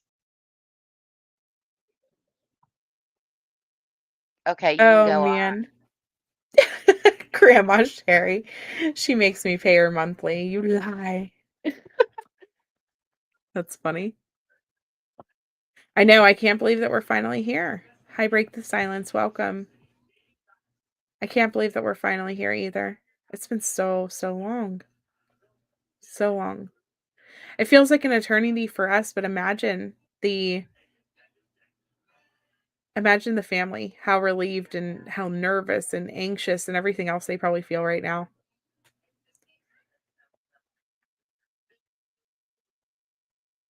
I can't even imagine them going in and sitting through this. I mean, my heart just goes out to them. This has to be the most horrific thing ever. Right? Oh,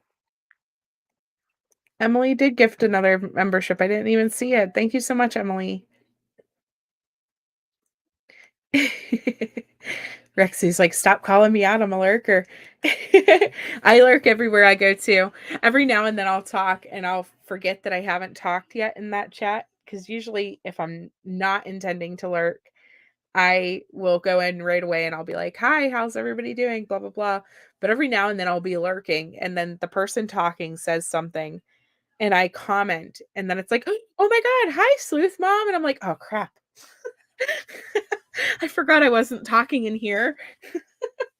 Not because I don't love the creator, but just because once you talk in a chat as a creator, you get everybody wants to say hi to you back, and then everybody wants to talk to you and things like that. And so if I don't have the time to monitor chat and actually sit there and talk, then I try not to say anything at all because, I don't want to look away and then have somebody be talking to me or tagging me and then not respond to them. And somebody be like, oh my God, I can't believe that you said hi to every person in that chat, but that you didn't say anything to me. Do you know what I mean? And so I don't know. So I did that in, oh gosh, where was I at the other day?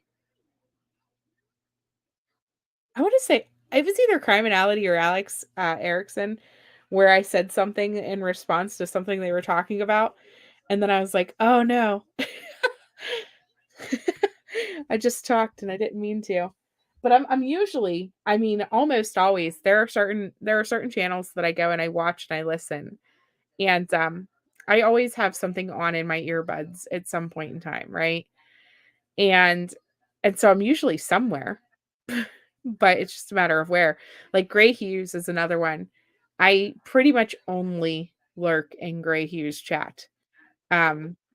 Because I have made the mistake of going in before, and this is nothing against Gray, but I have made the mistake of going in before and saying something on a case that I had recently covered. And then somebody in the chat responded with hello, and I watched your coverage on this case or whatever. And then it makes it hard to respond because some creators, I don't want people to think that I'm like promoting myself in their chats or whatever. You know what I mean? And so yeah, Angel Overstreet was one case that he had covered that I was very familiar with. That's literally why I started my channel. And he was covering it and he said something and I corrected him. Oh God, never ever, never ever again. Well, I'd be like, actually, no, that's not that's not what it was or whatever I said. And he was like, yeah, okay, Sleuth Mom, I'll tell the story here. And I was like, oh, I'm so sorry. Wasn't trying to take over.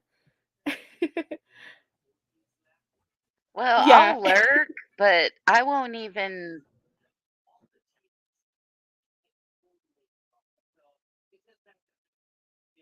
What?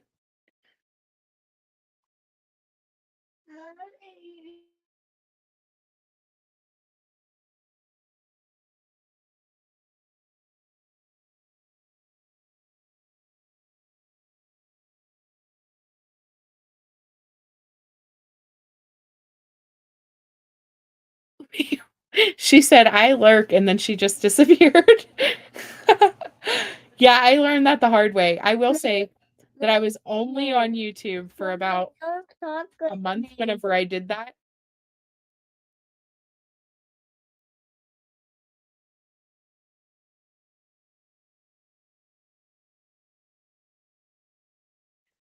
Sorry, guys, I totally got booted out.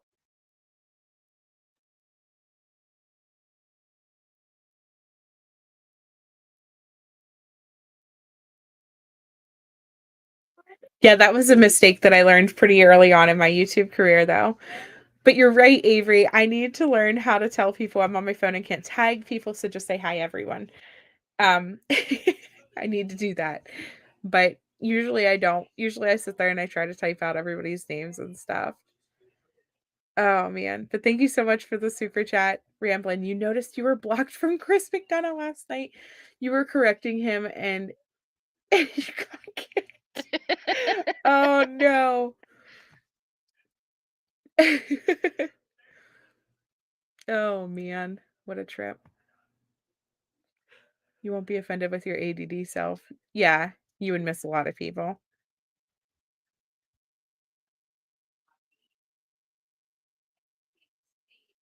She said she was going to come work. I was like, sorry, I'm still behind in chat. He's to sell t-shirts. Listen, I love him. I listen to him literally like not every night, but I would say probably 4 out of 7 nights I fall asleep listening to Gray Hughes, and not because he's boring, but just because he's on after my bedtime.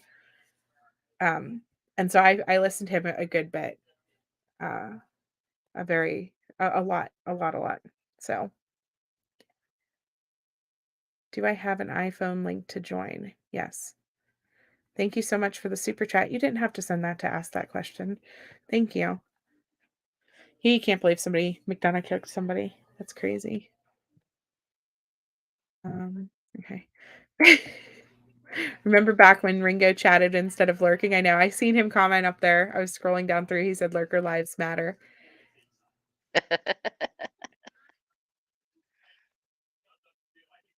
Hold on.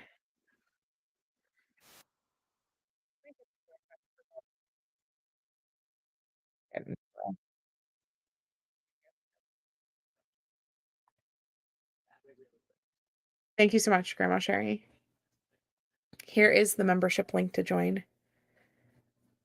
The donut will block anyone who disagrees. The donut. You just can't. Oh, man. Thank you so much, Sweet Mom, and It's a Crime. She's amazing, too. Yeah. I'm not going to lie. If we're going to talk about favorite channels, and I probably shouldn't even be saying this out loud, but favorite channels, obviously Chasing Truth, right? I love Chasing Truth. I love her so much. Yeah, we love She's chasing. awesome. We are definitely chasing fans. Fangirl. The first time she ever came into my chat and said something, I literally like had a nervous breakdown in my mod chat. I'm like, what do I do? Because she was in here and I was like, oh my God. I'm not sure, Dominic. But I love chasing.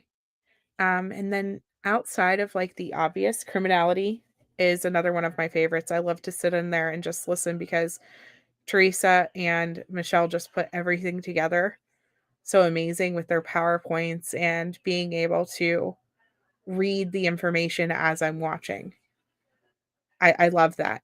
And I need to do that more often. I have a couple of times where I've put together like actual presentations and they do it every time almost. And they do so much work over there. And before they were Criminality, they were a different channel, and I'm not sure what happened to that, but I loved that channel too. I don't know the details. I don't need to know the details, but so I've been watching Teresa for a while now. I was fangirling so hard when Chasing came in. I freaked out. And then of course, wouldn't that have been the day that my neighbor who never knocks on my door. No, it wasn't my neighbor. It was a stray dog from up the road came and got on my porch. And so I had just went live and this stray dog walks on my porch. And of course, my dog could see the stray dog and freaked out. So here I am, Chasing is in my chat. I'm like, this has got to be the best live I've ever done. I got to get my, get ready so that I can do this and impress Chasing so that she will love me. And I'm like all set up for it, right? And then the dog goes insane. Peaches, she lost her mind, freaking out at this dog on my porch. And I'm like trying to talk and mute in between. And I'm like, I don't know what to do. I don't know what to do. I don't know what to do. And I'm like, oh, crap. Like, I don't know. I didn't know how to respond whenever, like, I didn't know what to do. And I ended up eventually, I ended my live stream early because of everything. Like, I couldn't get my brain right afterwards because my dog just lost her mind. Yeah. So, yeah. You used to have a dog named Peaches. That's my husky lab mix. Her name is Peaches. So, hi Stacy C. But yeah, as far as like channels that I sit and watch, like Gray, Chasing, Criminality, like those are ones that if I have a choice to just sit and watch a channel, it's going to be them. There's probably one or two more. Queen Bee, obviously, I sit and listen to Queen Bee because I love to hear B Tim on panel. I really appreciate his thought process on things and how he just tries to stay clear across the board with almost everything that he does. And so, yeah, so I like to go and listen to wherever he is. You know, sometimes he's on Queen Bee, sometimes he's on Jonesin, sometimes he's on Circle Jerk, sometimes he's on, you know, Scientific Skeptic. He Sometimes just he's on his shows actual up. channel. Sometimes he's actually on his own channel, which is 02 Manic for those of you who don't know. But yeah, I don't know. That would probably be my top 4 though. Those guys. Who names their dog Peaches, Ringo? Get out of here. My son did. He decided that her name was Peaches. Don't make fun of her name. Some of the law channels can be interesting and fun. Yeah, if we're talking law channels, oh, I don't know. I have a whole list. Sorry, guys, just chatting away while we are waiting in between to pass the time, really. I don't even know how I got on this topic, to be completely honest. But I already said this before, though. Whenever it comes down to it, the fact that Gannon himself is the fact that Gannon himself, sorry, I read Ringo's comment at the same time. It was always a jokester and loved to laugh and have fun and always wanted to make sure that everyone was smiling around him. And he just wanted to make sure that everybody was happy. You know, I will not stop myself from smiling and being happy through this trial, because I really think that Gannon would not want us sitting here crying and devastated the entire time that this is going on. I just don't. And so that's why, you know, you will hear us. We're laughing right now in between while we're waiting. Yes. You'll hear us make fun of tea at multiple points in time, I'm sure. You know, Egg Guardo. We've made fun of the judge during jury selection because of his Denver omelets and his wife nagging him and things like that. And we're going to continue to go with it that way. You know, this isn't going to be a sad chat. We will take things light and wholehearted, and we will grieve when it's appropriate. You know, obviously the terrible things that happened to him, but his spirit, his light, he wouldn't have wanted us sitting here crying on this panel.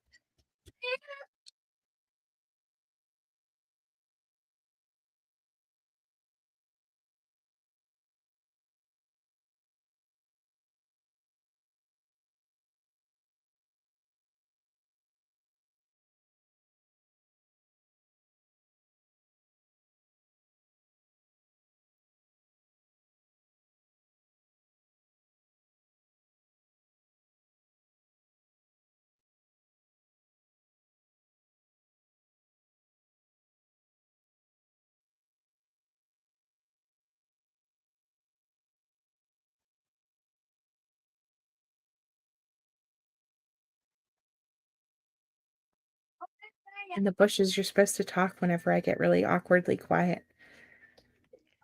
Well, I thought you were coming right back. I didn't realize that you were going to mute and take off. You were the worst panel pickup partner. I know. It's okay, though. It's all right. I'm so bad. But I grift.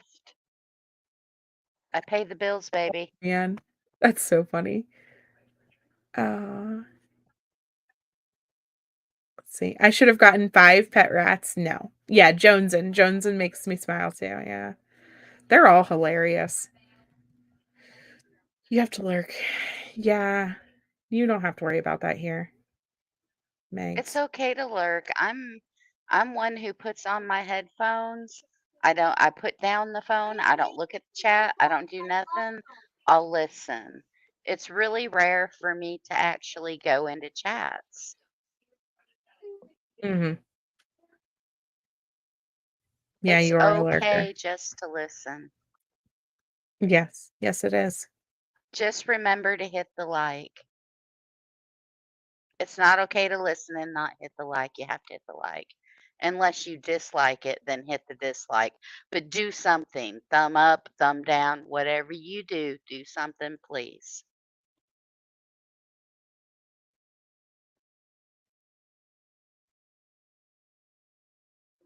Not that I There want you to hear yeah, what I'm saying. there are a lot of good true crime channels. And like Grizzly, I know some people really like her.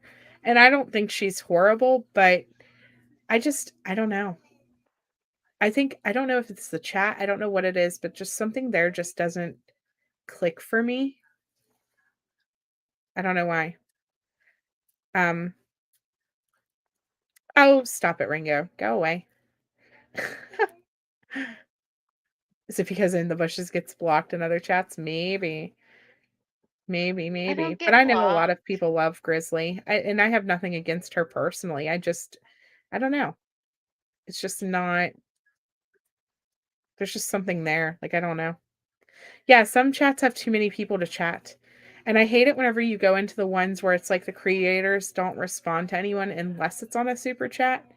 That frustrates me because I'm sorry, none of us are too big for that. And if you are, then slow your chat down so that you can actually read what people are talking about. You also like to listen to Avery Shannon, although she doesn't go live very often or do many videos, but when she does, I really enjoy her. Yeah, you're not a Grizzly person at all. Some people just, I don't know, it's just different personalities, right? And that's why there's so many different options on true crime and so many people who are out here doing this. And but I prefer like smaller audiences. To be completely honest, I actually liked Gray back before he started to pick up with the Idaho 4 case. He gained a lot of subscribers off of that and his chats like doubled. But I don't know. Now it's like even more awkward to go in and chat. That sounds bad, but it's true. Yeah, make sure you're on live chat. You're a larker too. You don't chat much. Jen Liu. Yeah, Jen Liu's awesome. Jen Liu. Avery Shannon did. She did a shameless plug. Sorry, we're already sitting here talking about people, right? You love the blue background, Ringo? I was told that you were going to love the blue background. The blue background's for Gannon. Michelle After Dark. Yes, Michelle After Dark is a good one. I like Michelle After Dark's little short videos. I've never really been to many of her lives because it seems like she goes live around the same time is what I do. And so I don't really ever get to go to his lives or to her lives. Sorry. I was reading two things at once. So I don't really get to go to her lives very often, but I love waking up to her videos in the morning because typically they're a summary of everything that happened the day before in 15 minutes or less, which is nice. I love It's a Crime and Plunder. Love them both. Oh yes, Plunder. Plunder. Yes. Love Plunder some has Plunder. yes. Yeah.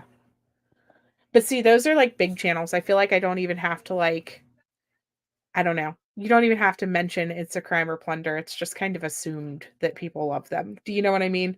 And not gonna lie about that either. There was a time in our lives in the bushes whenever you used to be like, I love Plunder, and I'm like, no, I have to listen to her on 2 times speed because she talks so slow. Remember that whole controversy? And you're like, listen, but she's amazing. And I'm like, I don't know, I can't do it. But Yes, I she was has the odd developed man so out much. on her. I've But grown to she's love her so brilliant. much. She is very, very much so. I think honestly, since she came back after losing her monetization and losing her all the things, right? Everything that happened and taking her videos down. And now that she's on camera, like I don't know if it just made it that much better to me. And her cadence is that much more natural now. I think now that you can see her movements and her body expressions and stuff while she's talking, you can understand why her voice is slower. But she, like me, is somebody that you can understand on 2 times speed and you don't have to worry about it. So, True that.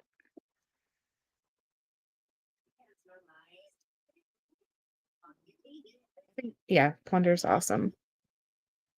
I think we have like named every creator now. So everybody's gonna come in and listen to this and be like, why were you saying this? Yes, 14 minutes. Oh, let me check.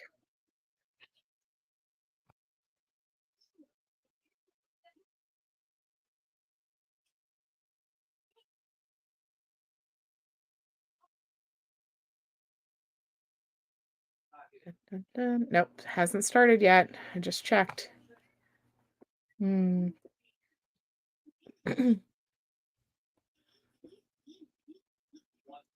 Yeah, you like seeing the creator on camera. And I so wish I could, but even with somebody here with my kids, like you guys hear them, I will never be that mom who puts this above my children to the point where they aren't allowed in the room while I'm streaming.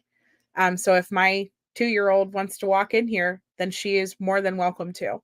And that's why my camera's not on, because I literally never know when she's going to want to tell me that the puppy chewed her bank or whatever, and so I have been on camera several times. If you want to know what I look like, I have been on camera several times.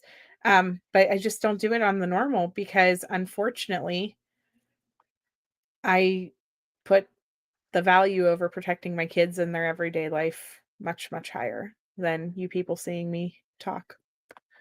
Whatever happened to dad with a phone? There was stuff all around this case, like right after it happened, there was a whole Facebook group about taking down dad with a phone, and I'm not entirely sure whatever happened with that. But as far as I know, he is not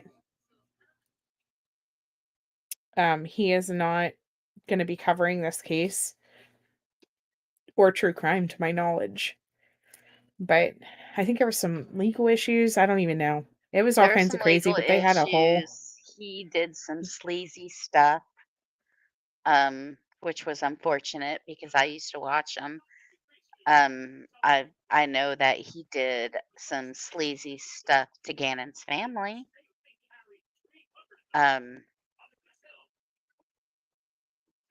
Recording phone calls and putting them out, editing them to where it sounded like somebody was saying something, but they weren't really saying that. Stuff like that. Oh, wow. Just for the views, See, and I don't know. I didn't follow enough of that, right? I know I watched the shirtless live where he was talking about, yes, opening statement should be in about 11 minutes. We are just waiting for it to come on. 11 minutes, Cristola. But I don't know. I can't honestly speak to what happened to him or whatever because I just didn't follow it enough. I only watched several things that he had done, and one of them was, of course, the famous shirtless live, where he came on and told us that he was going to be arrested, and everybody was like, "Yeah, right." And then next thing you know, T was arrested like a day or two later. He does dog training now. Interesting. I know. Let's go. I keep checking. The court still is not live though.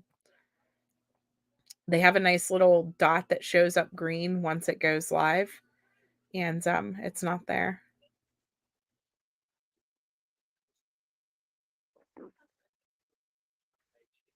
There. But the important thing is it's going to happen today, folks. It is not delayed. Now, they might have to wheel her butt in on a dolly like Hannibal Lecter, but she will be there.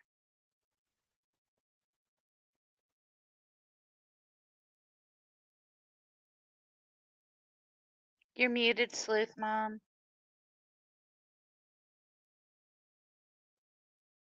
I guess we got a kid in the room. They do run freely even when she has a babysitter. They come in.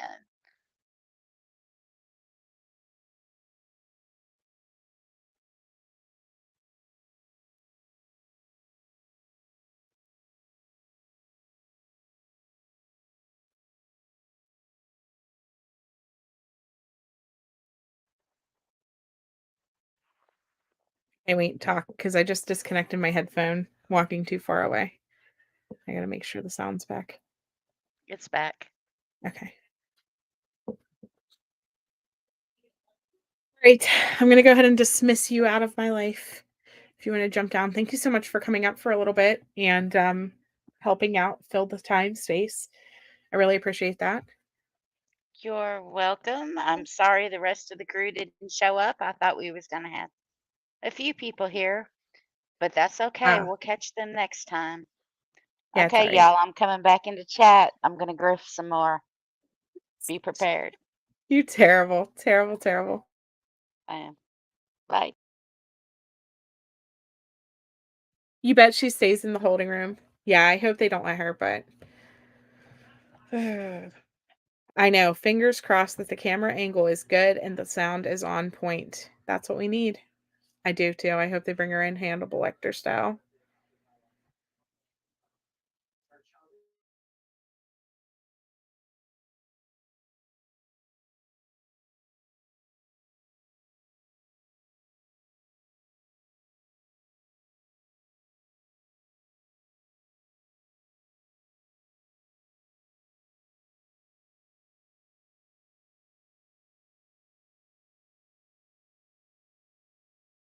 Still nothing. Still nothing. Yes, I am going to be showing the entire trial. I am. The good news is about me not being on camera is while he is talking and they're doing the trial parts, I am free to up and walk around and do all the things. So, and just listen from my earbuds.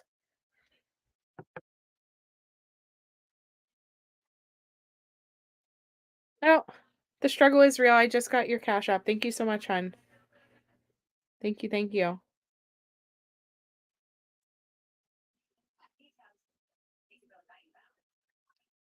Yes, T minus 7 minutes and counting. They better not be late. I'm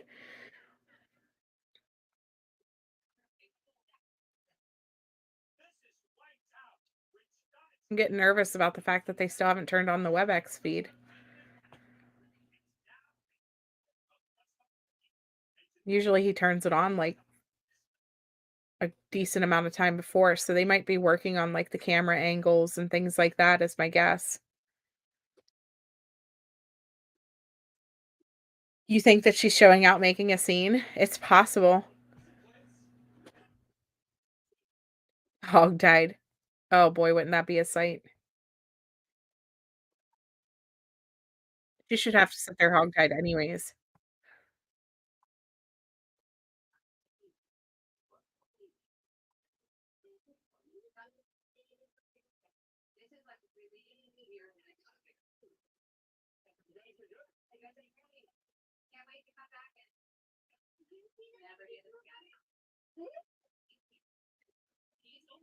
Yeah, do you think they're more enjoyable? Don't do that. Don't be burning down this place. No, no, no. My dogs are getting ready to bark because my husband's getting ready to walk in, just so you guys know. It's going to happen. I'm going to mute for a minute.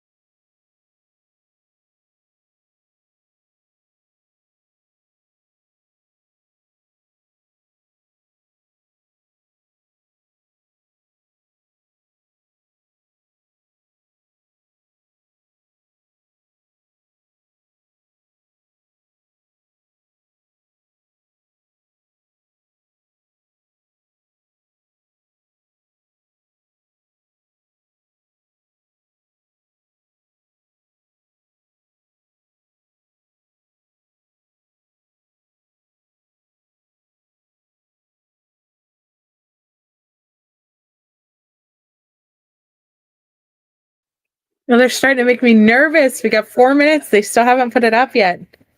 Still not. Yes, Sleuth Daddy is home. Sleuth Daddy in the house. I'm not sure if I think she's gonna be in street clothes. Somebody else was saying that they referred to her as the woman in the blue shirt during one of the things.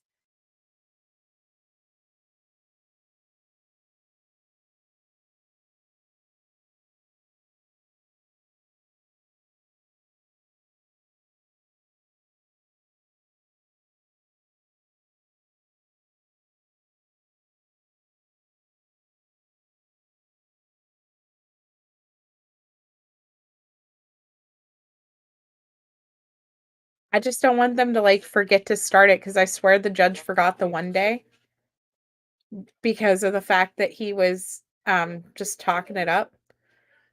And then they like turned it on halfway through their dismissing jurors.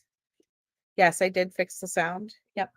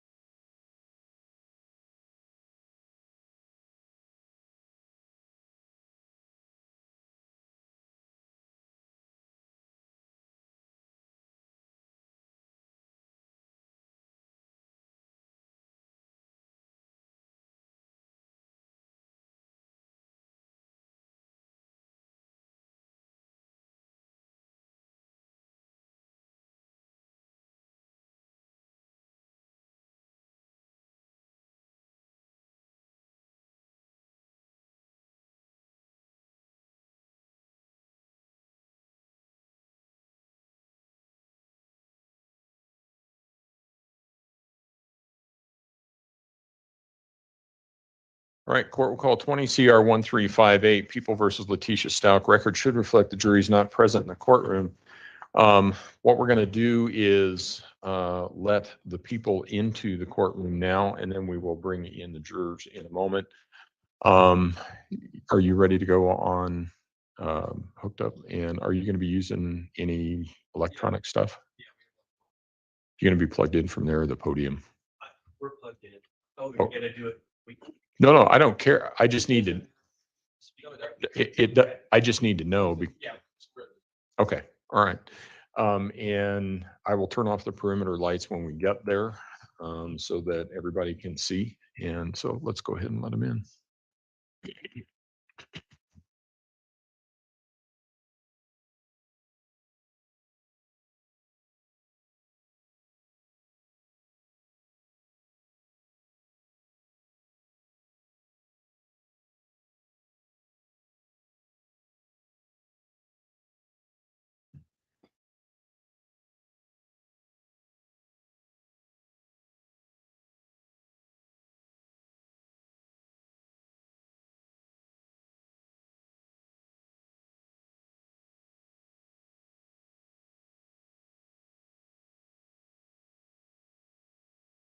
There we go.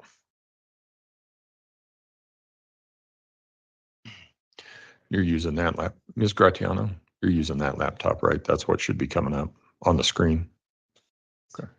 Yep.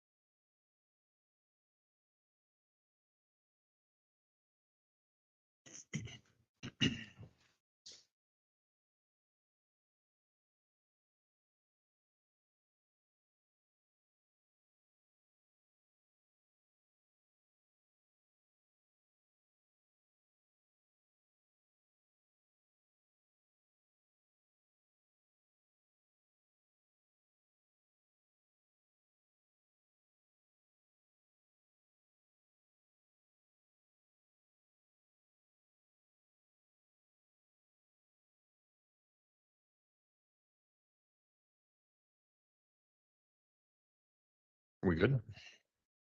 All right. Let's go ahead and bring the jury in.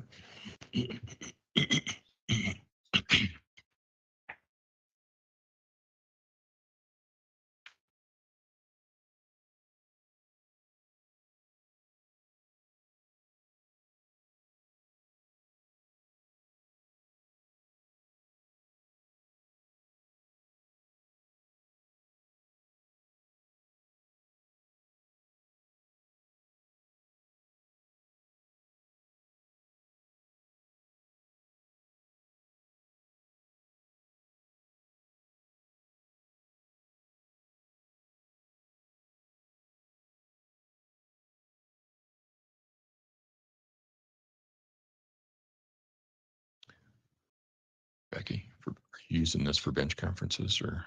Okay.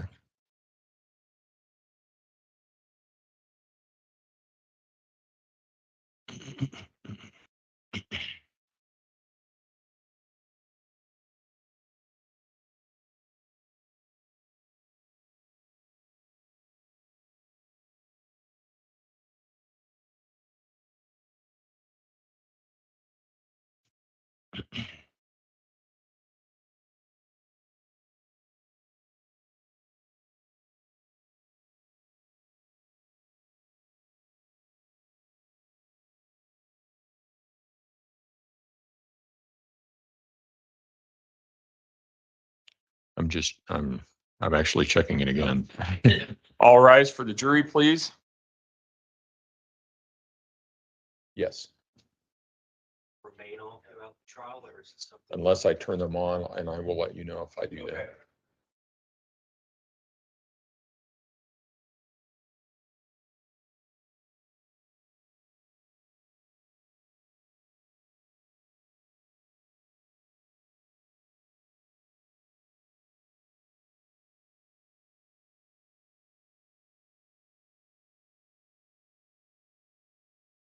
Thank you. You may all be seated.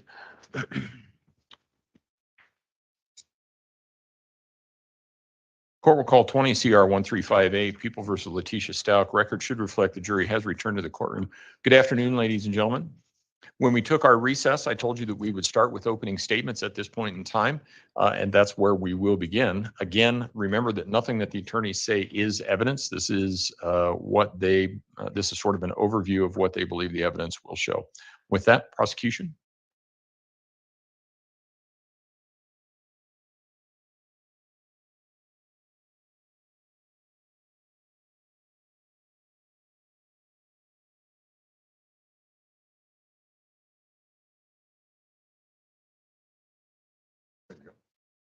Go ahead. No, I was asking if you could turn on. You want it now? Go ahead. Okay. And if you want to dim the lights on, fine. I can't, actually, I thought this was for perimeter lights like it is in my courtroom, but it's not. Their panel is up there. If you want to dim the perimeter lights, it's up to you. Okay. All right. Well, ladies and gentlemen, here we go. Paramount question you will have to answer as jurors in this case has to do with sanity, specifically the defendant's sanity. At the conclusion of the evidence, the court will give you jury instructions. One specific jury instruction will talk specifically about insanity. It will read that as to the question of sanity, the defendant was insane at the time of the commission of the acts if she was so diseased or defective in mind at the time of the commission of the acts as to be incapable of distinguishing right from wrong with respect to that act, or she suffered from a condition of mind caused by a mental disease or defect that prevented her from forming a culpable mental state. That is an essential element of a crime charge. A culpable mental state is like an intentionally or knowingly. Evidence in this case will show that she could distinguish between right and wrong, and that she was absolutely capable of forming the specific intent required for these charges. Those instructions will go on to give specific guidance on what qualifies as a mental disease or defect. It says care should not be taken to confuse mental disease or defect with moral obliquity, mental depravity, passion growing out of anger, revenge, or hatred, or other motives and kindred evil conditions. Because when an act is induced by any of these causes, the ones that I just listed, the person is accountable to the law, meaning that person can be found guilty for committing crimes charged. You should consider the evidence you will hear in this case in context with that instruction. This case is about two people.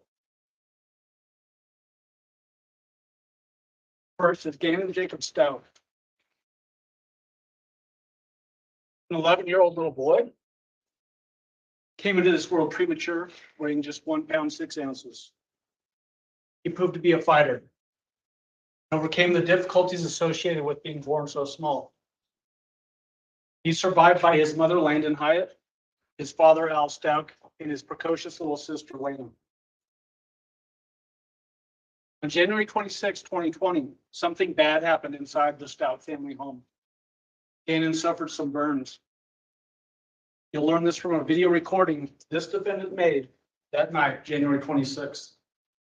You'll hear her as she manipulated Gannon, putting guilt on him for some mistake that a child made. And in that recording, you'll hear Gannon say in his own words, "I'm just worried about my burns." I just don't know what to do.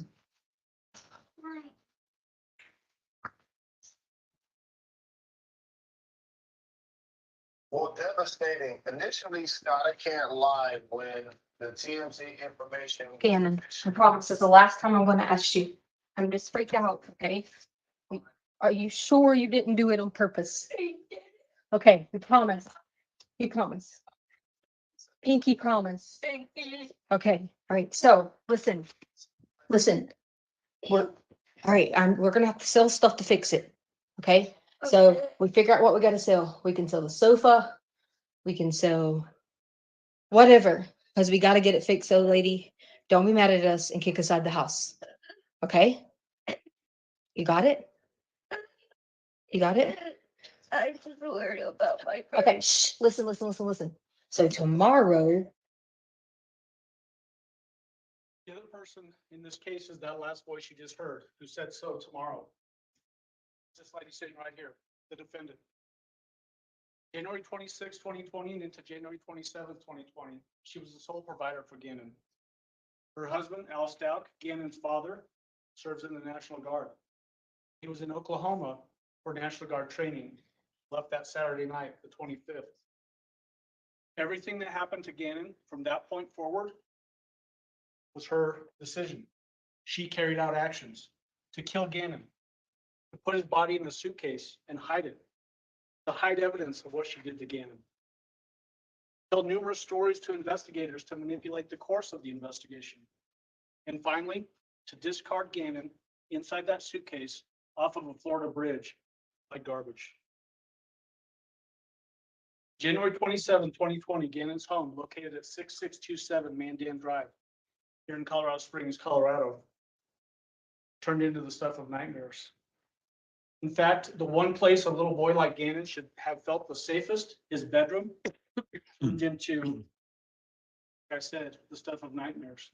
That bedroom is in fact where he was brutally murdered. The defendant attacked him viciously, mercilessly, deliberately, and intentionally. These are exhibits that you'll see from the doctor down in Florida, Dr. Ignacio, when she performed the autopsy. He'll tell you that Gannon suffered 18 stab wounds to his body, his chest, his back, his head, and most importantly, his arms and his hands. Why is that important? Gannon was fighting for his life, and those were defensive wounds. Next came a crushing blow to his head that was so strong, it fractured his skull like an eggshell. That wasn't enough for this defendant. He retrieved a 9mm handgun, fired it at Gannon 3 times. 2 bullets struck the pillow near him and were caught in the fibers of that pillow. That 3rd bullet entered his jaw, traveled through his head, fracturing his mandible, his vertebrae, hitting his spinal cord, and lodged in the back of his head and was recovered at autopsy. Gannon's life drained from his body, drop by drop. The photo that's on the screen right now is a picture of his bedroom. Same corner where he was in that picture, or where you'll see him in the picture in the bed. Each one of those markers signifies a small blood drop that splattered across his wall. It ran down the corner of his mattress, soaked through the carpet padding, and puddled on the concrete foundation below that carpet.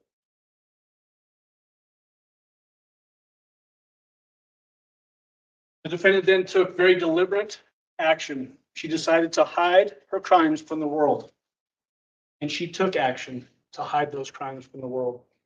She collected Gannon's bloody and broken body and the blankets and pillow that were near him and shoved them into a suitcase and hid them in the storage unit in that basement.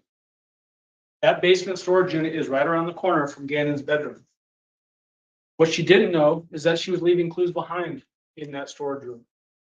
That plastic tub that you see in the bottom left portion of that picture has Gannon's blood on it. There was an Amazon box in that storage room that has Gannon's blood on it. The concrete floor in that storage room had Gannon's blood on it.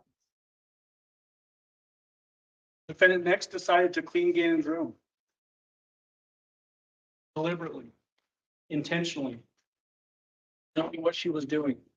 She scrubbed the walls, cleaning them off. She scrubbed the carpet with scrub brushes, that were later found in the dishwasher. Those scrub brushes have carpet fibers in them. They have blood on them. They have Gannon's DNA on them.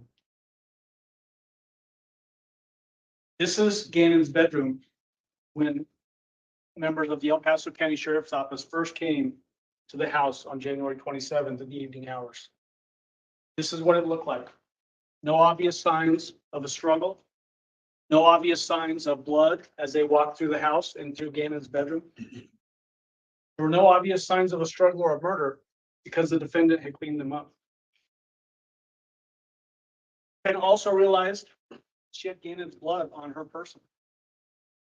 Clothes that she was wearing, likely containing Gannon's blood, based off of how much blood had hit the walls, were never found. Her clothing was never found. These shoes, the defendant's shoes, were found on the washing machine, drying. That reddish rust color that you can see on the soles, Gannon's blood and DNA were found on those shoes. You can see just how much blood she was walking through as she was cleaning up that mess. Took more deliberate action. She collected and discarded other important clues. I mentioned she stabbed Gannon 18 times. The instrument that she used to stab Gannon has never been found. That 9mm handgun that she used to fire 3 rounds at Gannon, shell casing ejected out of that firearm each time she pulled the trigger. No shell casing was ever found in Gannon's room. She then took more deliberate action when she hid Gannon in a suitcase, first in her car, and then up north near the El Paso County, Douglas County line.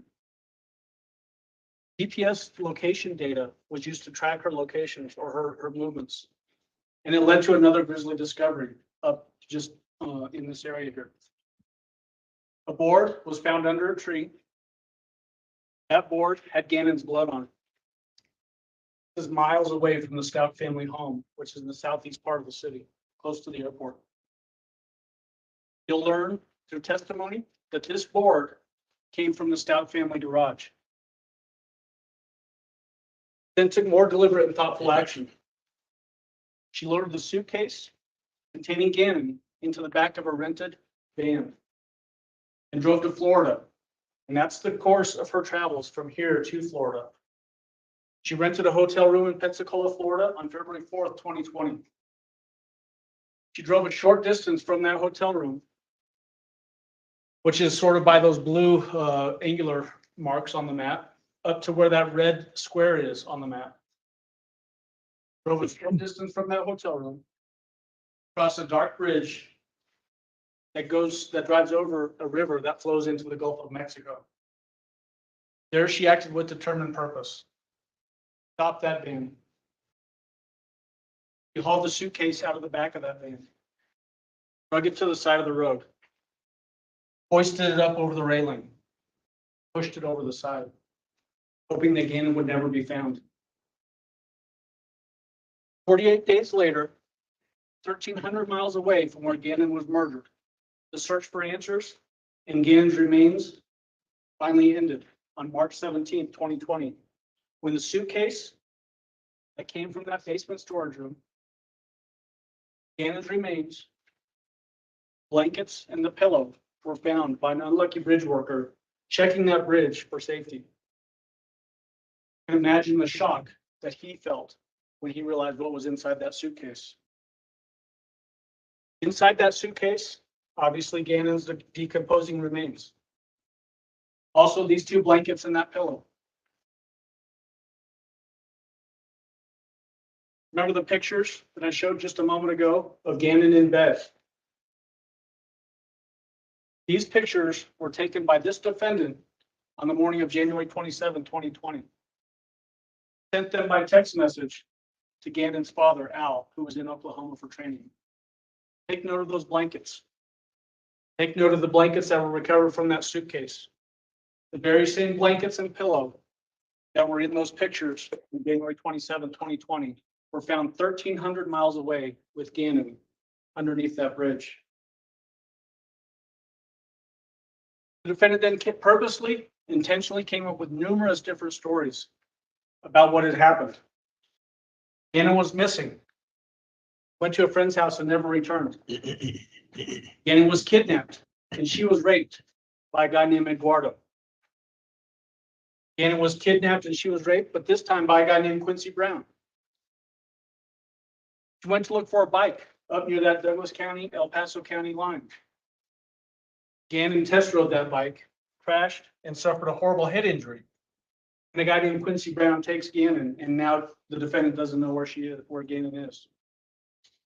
Cartels were somehow involved with Gannon's disappearance. And most cruelly, that Landon Hyatt, Gannon's mother, was involved with Gannon's disappearance. All of her actions were purposely designed by her to distance herself from what she did. Throw off investigators, buy her time, escape accountability for what she did to Gannon on January 27, 2020. At the conclusion of the evidence that we'll be presenting in this case, you'll be asked to determine whether the defendant is guilty or not guilty of the charges that we've leveled against her. You'll also be asked to determine whether she was sane or insane at the time that she killed Gannon. All of her decisions, all of her deliberate actions betray her claims of insanity. She knew that what she had done to Gannon was wrong. Why hide it? You'll hear her own voice through recorded phone calls and interviews. The evidence itself will prove her sanity. As jurors, part of your job will be to determine how much credibility, if any, you give to the witnesses. That same rule applies to expert witnesses.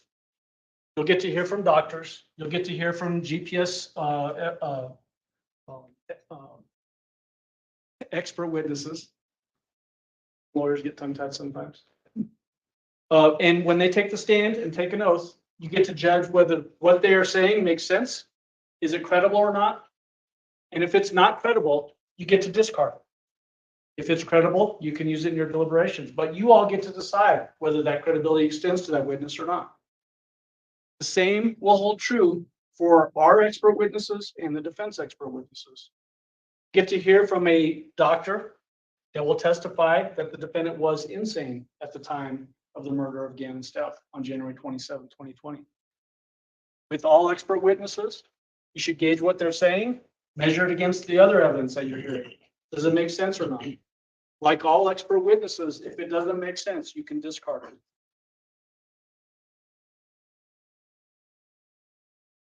You'll also hear from others who knew her best. People that have the best opportunity to see how she was acting. Did she understand the difference between right and wrong? Could she form intent?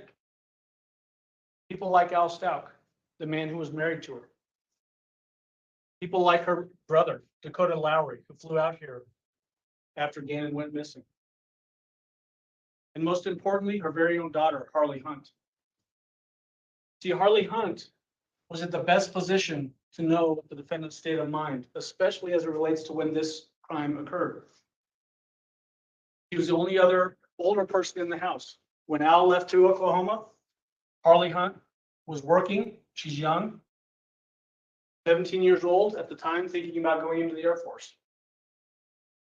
But she becomes the defendant's closest confidant after the defendant killed Gannon Stauch. In fact, she also rode with the defendant on that van ride from Colorado Springs to Florida. She'll be able to tell you in her own words whether the defendant understood the difference between right and wrong, whether she could act intentionally or deliberately or not. And she'll tell you that she could on both counts. Remember, this case is about two people. Gannon had no choice what happened to him that day on January 27th. The other, this defendant, she held every single decision in her hands.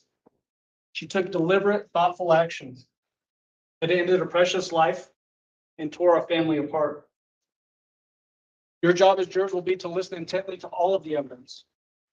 Because even the most mundane evidence, it might seem inconsequential when you're listening, is being given to you purposely so that you can make the determinations you need to make as jurors. Did she understand the difference between right and wrong? Was she able to form a culpable mental state? Every single piece of evidence that comes from this chair will be used by you to make that determination. The next time I get to talk with you directly the way I'm doing right now, I don't mean we've concluded evidence and we're giving closing arguments. At that time, both sides will get to ask you to make determinations based on what you all have heard. We're going to ask you to hold us to our burden of proof. The criminal justice system doesn't work if you don't hold us to our burden of proof. Our burden of proof is proof beyond a reasonable doubt. The things we have to prove are the elements of the crimes charged.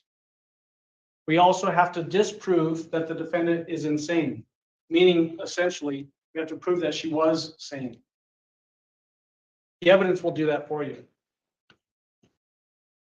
We will ask you to give justice to Gannon Stauch.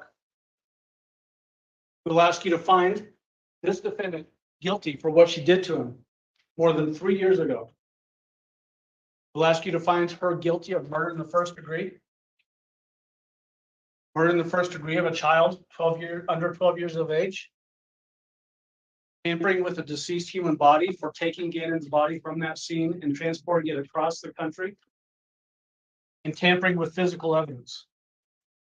We'll ask you to convict her on each and every one of those charges. And the evidence will guide you towards those convictions. On January 27, 2020, 6:55 p.m., the defendant herself called 911. She called 911 to report that Gannon was missing and not come home. Call taker you'll hear ask the defendant, who was the last person to see Gannon? Who was the last person to see him?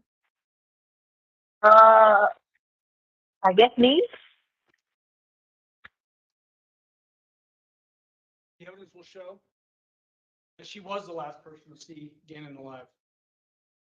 The evidence will show that she was sane on January 27, 2020, when she ended Gannon's life. The evidence will show that she acted intentionally and deliberately when she took Gannon's life. And then we will ask you to convict her. Thank you. All right, thank you. Defense? Mr. Cook?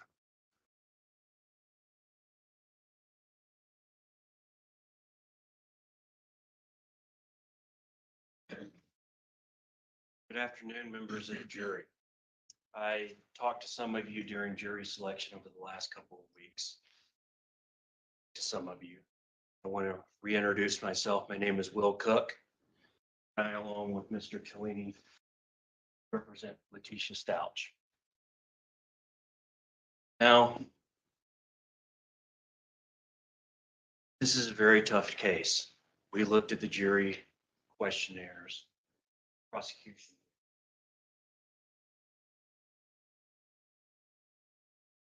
There was a lot of strong feelings. Questionnaires.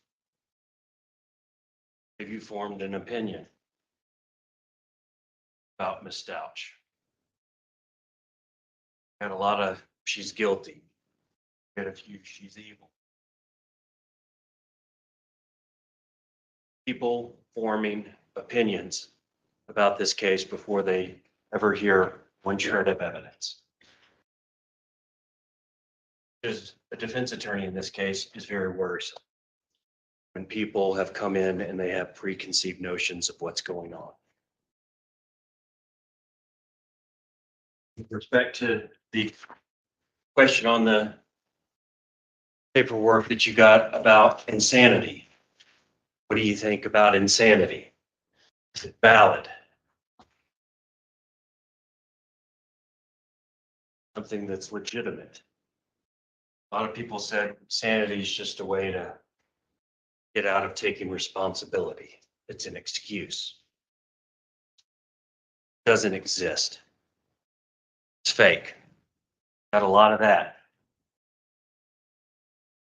So I, as a defense attorney, have two big problems in the case. I represent Ms. Stauch, who, according to a lot of jury questionnaires, is evil and guilty. And us raising insanity is a bunch of BS. A lot to deal with. Been looking at this case for going on 3 years now. All the photos, I've seen all the reports Mr. Tellini has. It's a lot. What you saw on the board this afternoon, that's the PG stuff, the rated G information, photos you're going to see. For a general audience, go forward in this case, you're going to see the autopsy photos. You're going to see the photos of when Gannon was brought out of the suitcase. And they're horrible. Horrible.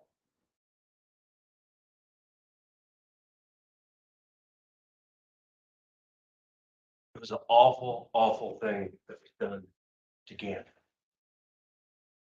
And I see Mr. Allen get up here and he's emotional, almost into tears talking about it. And I get it. I get it. What happened to that little 11-year-old boy is beyond description. The facts of this case. Awful. You know, it's so bad. This is a lost cause.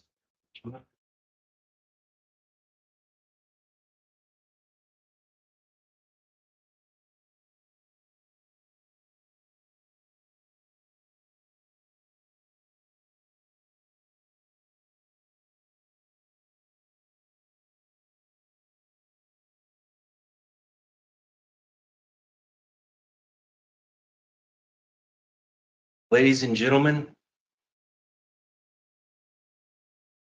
I can't quit. I can't leave this courtroom. Got to do my job in this case. Mr. Tellini does. I can't just, after that opening statement, all the information that I've seen, the photos, the smiling picture of Gannon, hearing about him being shot and stabbed multiple times.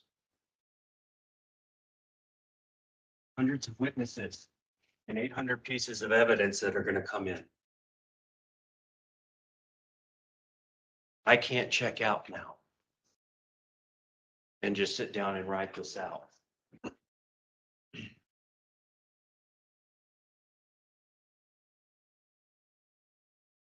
I can't do it because it wouldn't be fair. Wouldn't be fair to the court system, the process, and it wouldn't be fair to Ms. Stauch.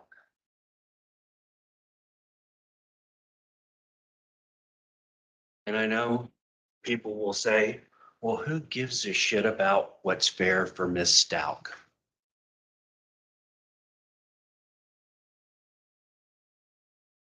The court systems do.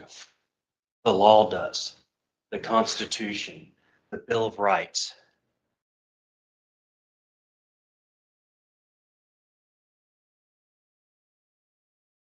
The war fought over these things that we're dealing with today.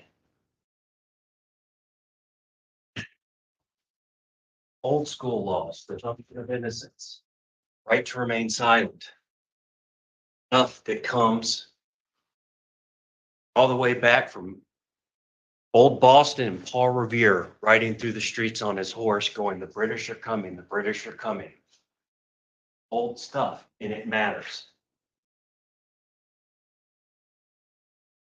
And once we decide something in the media, before you have heard one shred of evidence,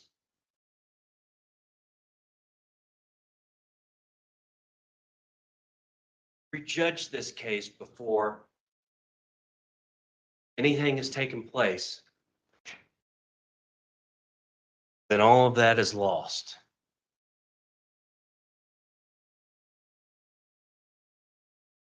And we are truly a country that is no longer ruled by law, but by the media.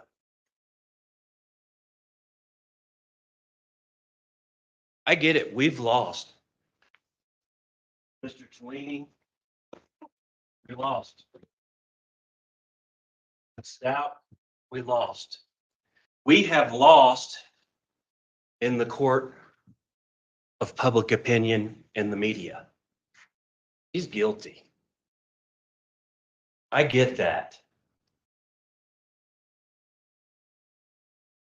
This is a court of law. As Judge Werner said, come through those double doors there. This is a special place.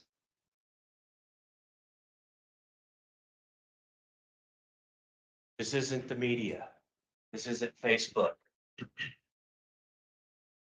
Wash all of that away. Don't try to get up and walk out of the courtroom before you started.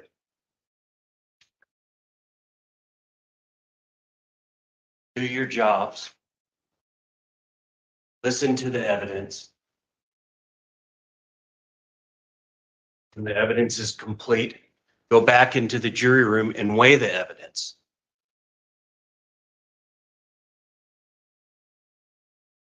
All I'm asking of you, just give us a fair shake. I can see it in your eyes, ladies and gentlemen.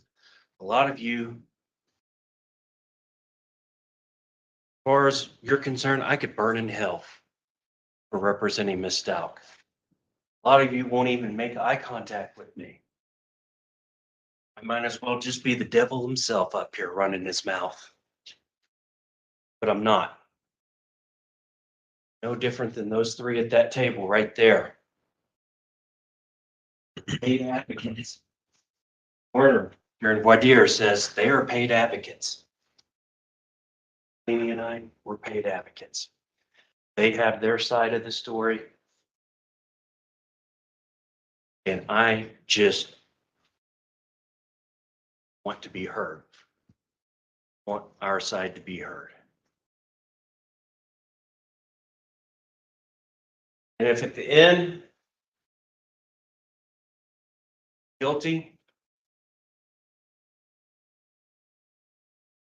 but you weighed the evidence, you listened, you didn't prejudge the case, your biases, your sympathies, your prejudices that you had at the beginning of this trial, if you didn't let those come in, were fair and impartial, but it's still guilty, I'll take that.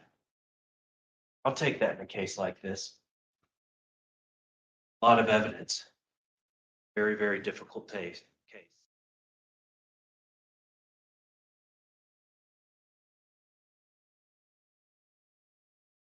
So don't quit on me.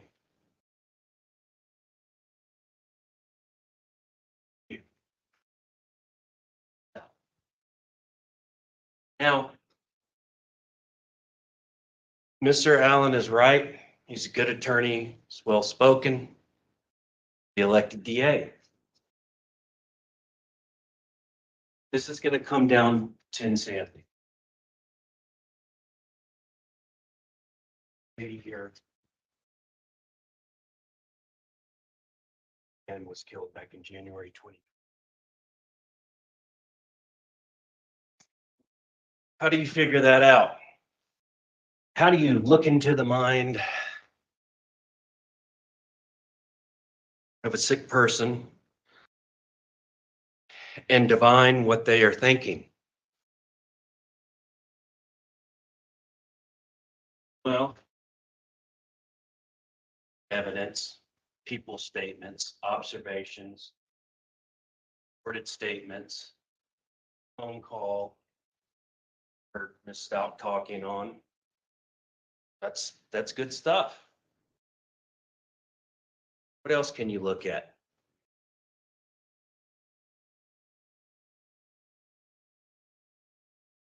Motive. Somebody's motive. Remember that word? Up every day during jury selection for the past 2 weeks by the prosecution. Motive. You were told, and rightly so, by the prosecution that there is no requirement for the prosecution to prove motive. They're right.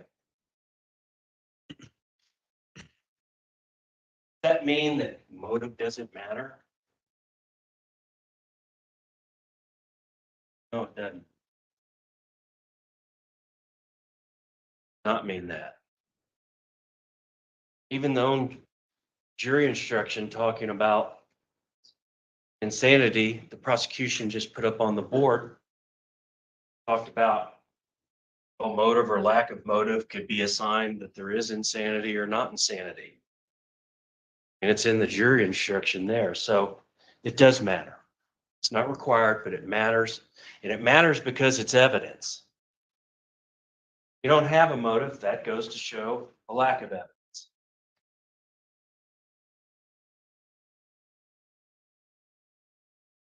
Say there's a couple people involved in a shooting and a murder out in the community.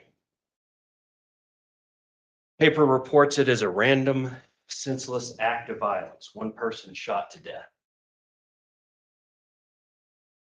Police investigate. They have 3 people that are suspects that were there at the scene at the time of the shooting.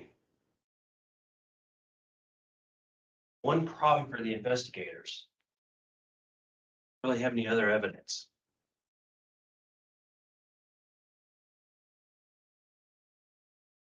A week later, doing some good police work, they uncovered that one of the 3 people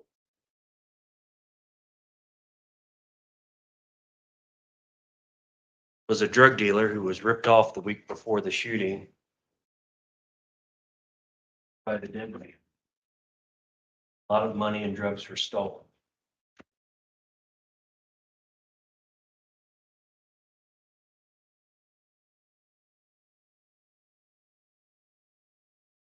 All of a sudden, with that information, this random, senseless act of violence becomes a murder with a motive. It does matter.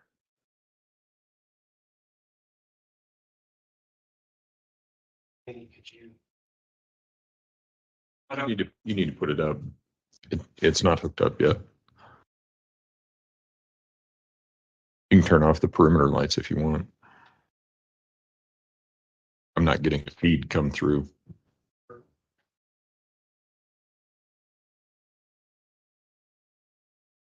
You are hooked up to the defense. Still not coming through. Oh, there you go. Enlarge that or That's what you're looking for, right? that's the photo.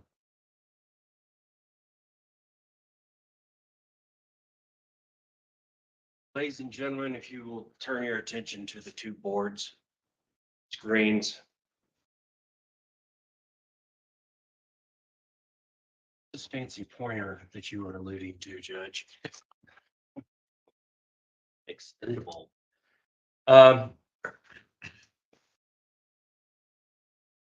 All right, we've got a photo here. We've got some familiar looking faces. Gannon, Letecia Stauch. Stepmom, stepson. Gannon's little sister in the back. You look at that.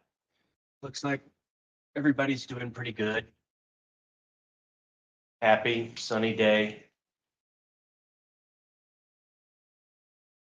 Maybe Miss Stauch is doing a selfie, holding the camera out, whatever. When would have this photo been taken? The day before Gannon died.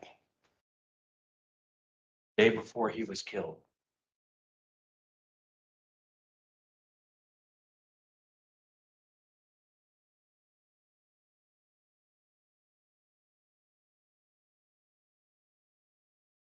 It wasn't a photo of evil, anger. A photo of someone, by all accounts, who was a loving stepmother, care of Gannon. Gannon's father was on a deployment. Stauch worked as a teacher herself in the Whitefield School District, an elementary school teacher. Got a person that was, living,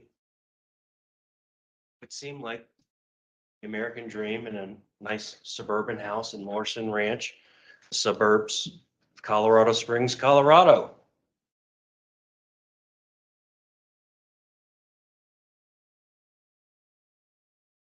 But behind those photos and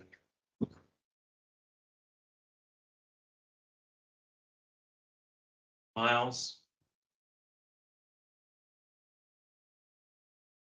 Stauch. Oh, you. Yeah, I did. Okay. Stauch was hiding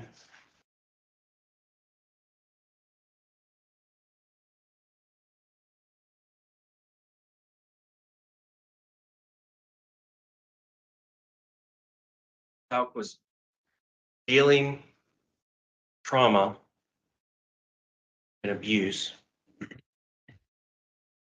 that had been going on since she was a toddler. A troubled childhood. Mother wasn't really much of a mother.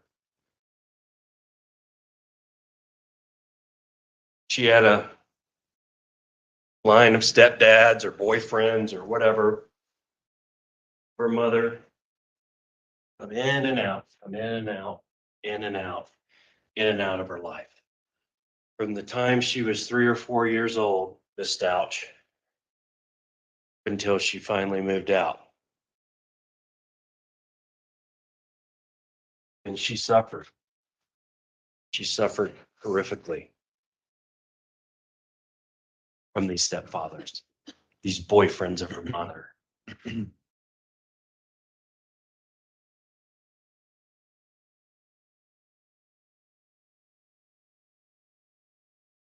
Watched her mother get beat by the boyfriends, physically abused, till eventually the physical abuse, these men reserved for her mother, eventually trained on the Stauch kid. Little girl. First, it was just physical beatings, whoopings, emotional abuse, verbal abuse, and then it became sexual, where she was molested regularly.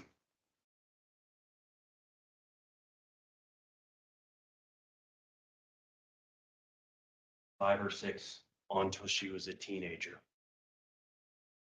Constant. She used to have to sleep in the car out in the driveway to get away, not have to molested and sexually assaulted by these men.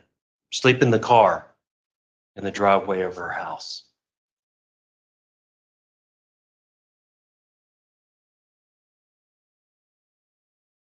And because her mom wasn't around a lot, it's kind of an absentee mom. A lot of these stepfathers, if you could call them that,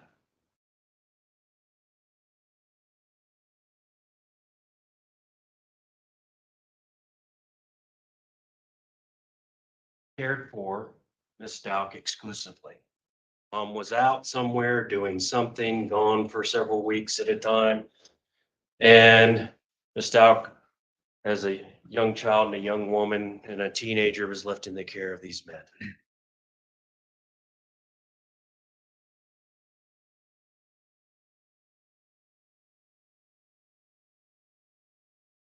How do you deal with this? You're 6, you're 7 years old. What do you do?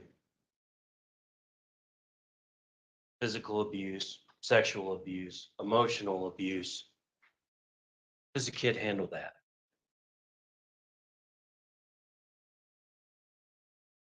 Well, a lot of people that have had bad childhoods go on and they're fine. There's some that don't.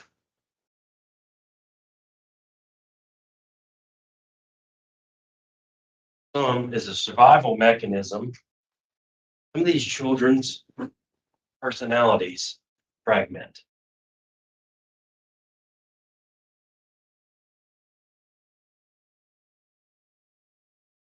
And why do they do this? This fragmentation of the personalities when there's abuse at a young age. Because in the case of Ms. Stauch, her abuser was also the person that provided her means for survival. A 4, 5, 6-year-old kid does not go out and get a job and work and acquire their own food, pay the electric bill, pay the rent. So while they're being abused, they also, as a matter of survival, have to both hate and love, to fear and placate their abuser / caretaker. How does a person do that? Well, I think in a lot of situations, no one person can do that. That's where the fragmentation personality comes in.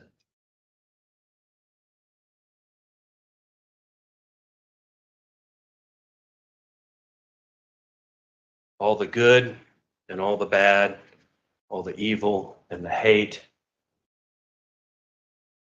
can't reside in one place.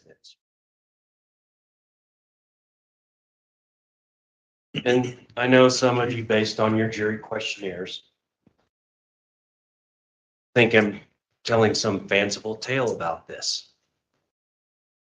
I get it. I read the questionnaires. But as such, you have sworn an oath multiple times to follow the law and the evidence. Don't like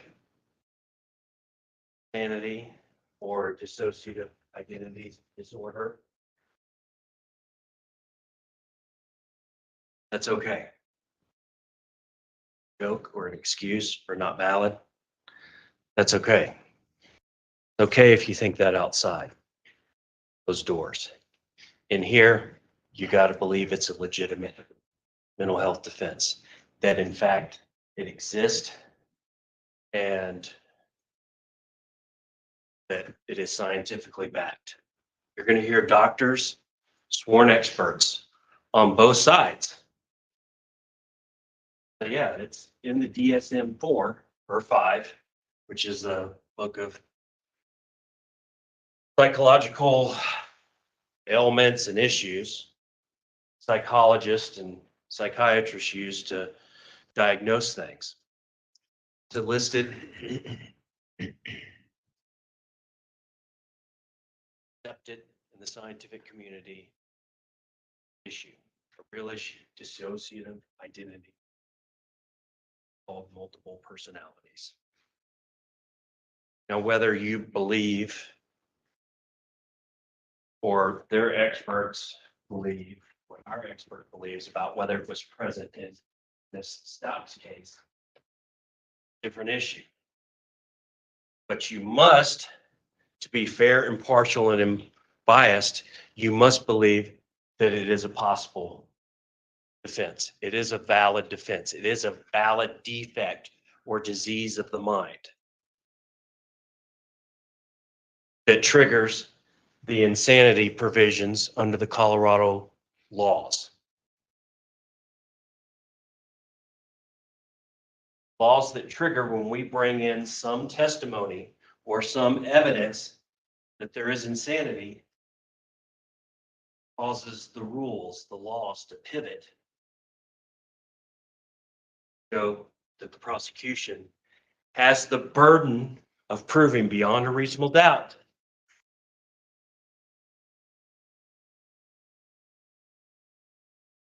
let's say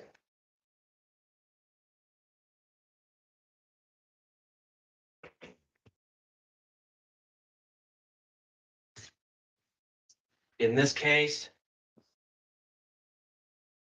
circle back around.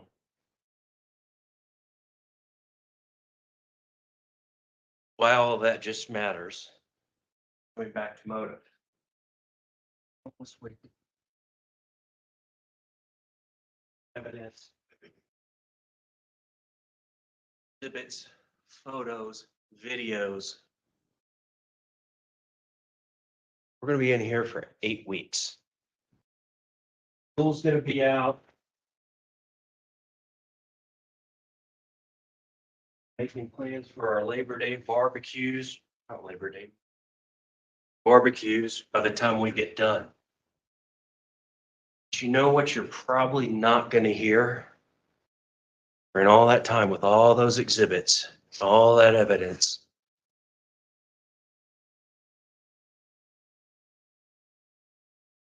All those witnesses. You're not going to hear about a motive. You're not going to be given a motive about why Ms. Stauch. January 2020.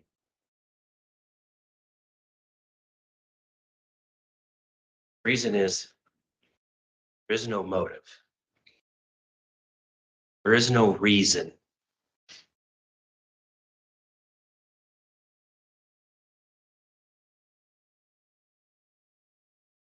Doesn't make sense. It's insane. Smiling photo. Next day, Shannon's gone.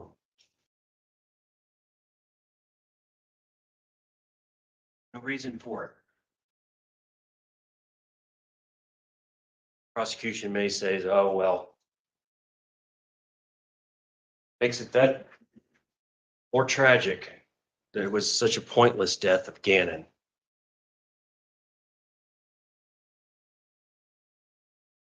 I don't know. I'm not going to speculate on that. But there was some major psychotic crack that went on during this time. Go from teacher, loving stepmother to 2 children, loving mother to her own child, Harley, a person that Gannon's father entrusted his own 2 kids, watched and loved and by this woman here.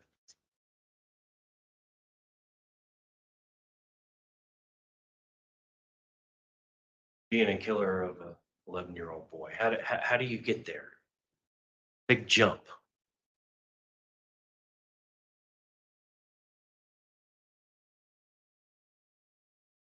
There is no explanation for it.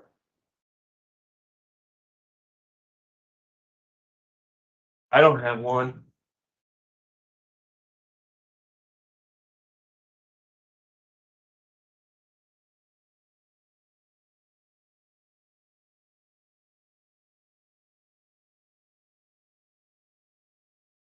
She broke on that day, ladies and gentlemen. She broke. Broke from all that was right. Made sense.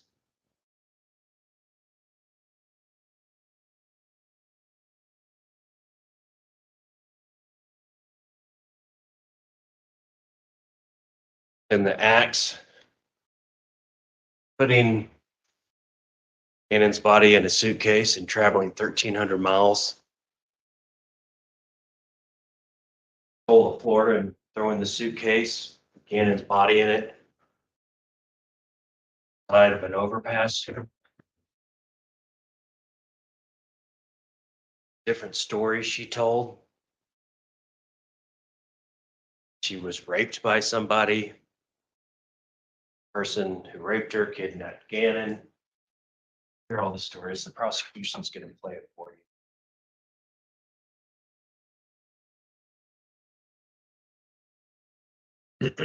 These are all signs and evidence of a mind, a soul that is broken, most fundamental and profound way.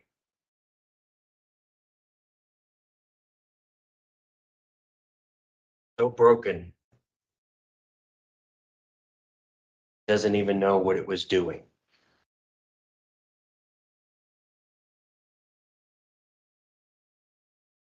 What was going through that person's head?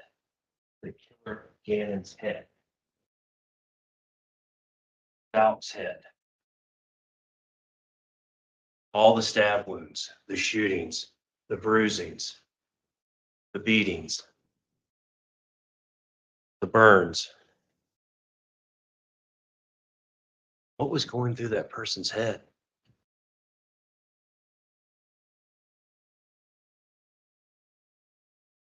I don't know. I don't know. I couldn't tell you. For the person that she was killing that day, attacking, I wasn't Gannon.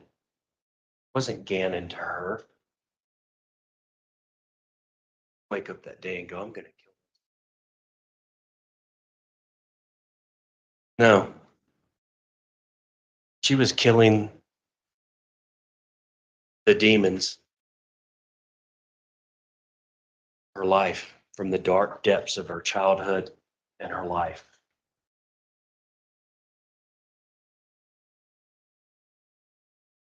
You're gonna hear different doctors. We have a Dr. Dorothy Lewis. She's from Yale. She's been at it a long time. An MD.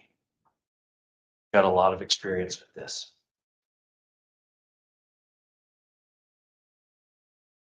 Her legal medical opinion is that on the date of this offense, Ms. Stauch was legally insane. Now, the prosecution is going to have some witnesses from our state mental hospital in Pueblo that I imagine are going to say, no, she was perfect. She knew what she was doing. It's normal behavior for a person to do that. Yeah, she had some mental issues and everything like that, but everybody does, but they don't know what he killed an 11-year-old boy.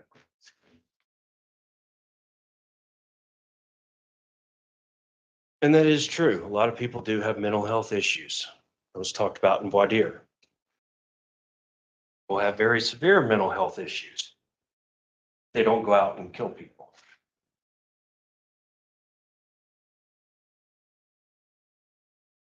And they don't go out and kill 11-year-old boys or their stepsons.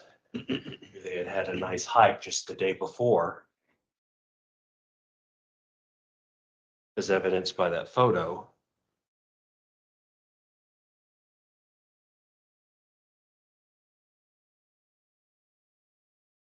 Don't stab the stepson dozens of times.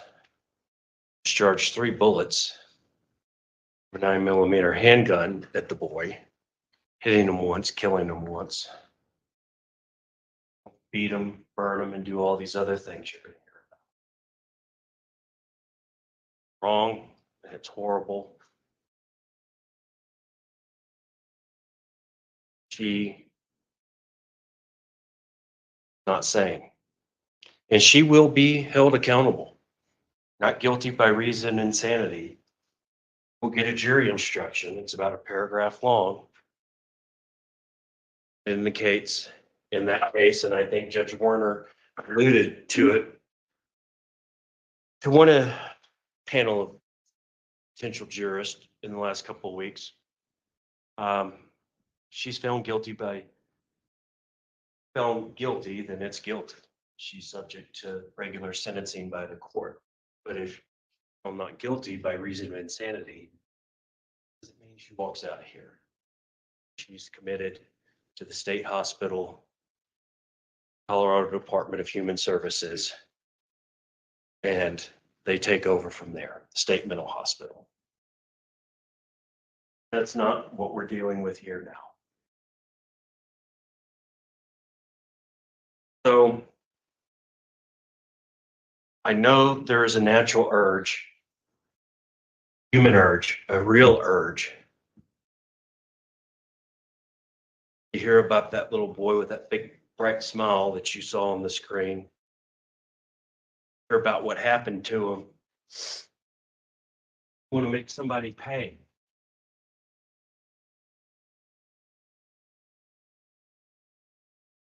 Want to make somebody pay dearly. Not right. Happened to that young.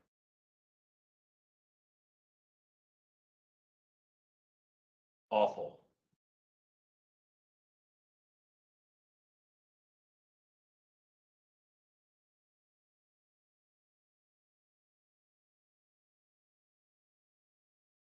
But not providing doubt, constitutional protections for presumption of innocence, the right to remain silent, placing the burden of proof squarely on the shoulders of the prosecutor, letting bias or sympathy come in and cloud your judgment. Not going to bring Gannon back. Prejudging the case by what you've heard in the media.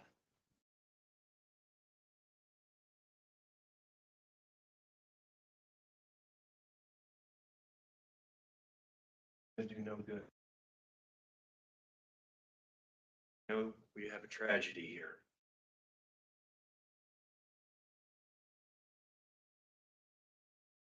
And we know it's terrible. But just listen to the evidence, as I started out with. Don't check out. It's going to be easy. Went into week 6, hearing all these witnesses and looking at evidence. You're going to want to check out. You're going to want to form your decision soon in this case. But you can't do that. For the next 6 to 8 weeks while we're in this trial, can't form an opinion. Warner was telling you that. You're in an evidence gathering phase now. You're gathering the facts. Like Judge Warner's famous Denver omelets. This is the ingredient gathering stage.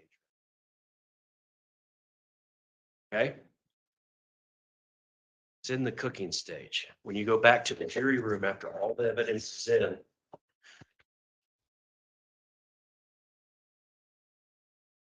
you start putting the ingredients together.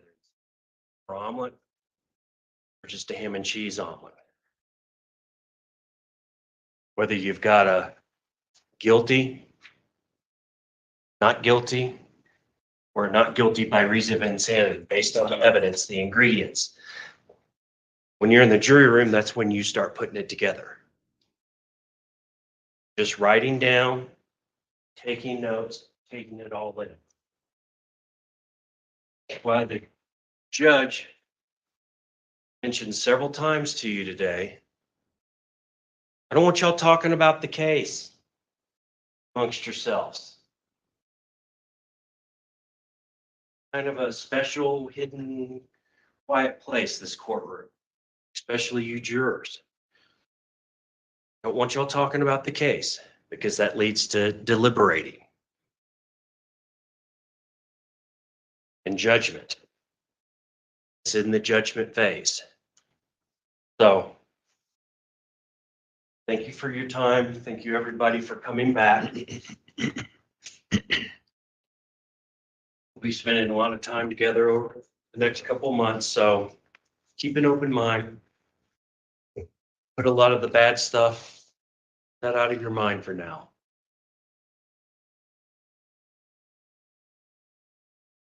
What the prosecution has to say, hear what the defense has to say. At the end of this, as Mr. Allen said, when he's concluded his opening statement, he said, I'm going to come back in a couple months and ask you to find her guilty.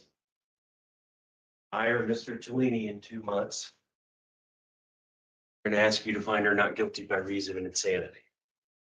Now the trial starts. Had opening statements, you've had all that now. He said, and I said, it's not evidence. Projected up on the board and the videos and the audios that he played. That's not evidence. Or what the judge said. If you had to deliver a verdict right now, it's not guilty. Woman right here is not guilty.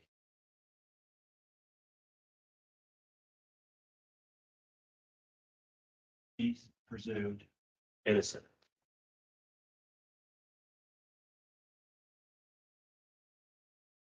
Not telling you to like it. I'm just telling you that's the way it is.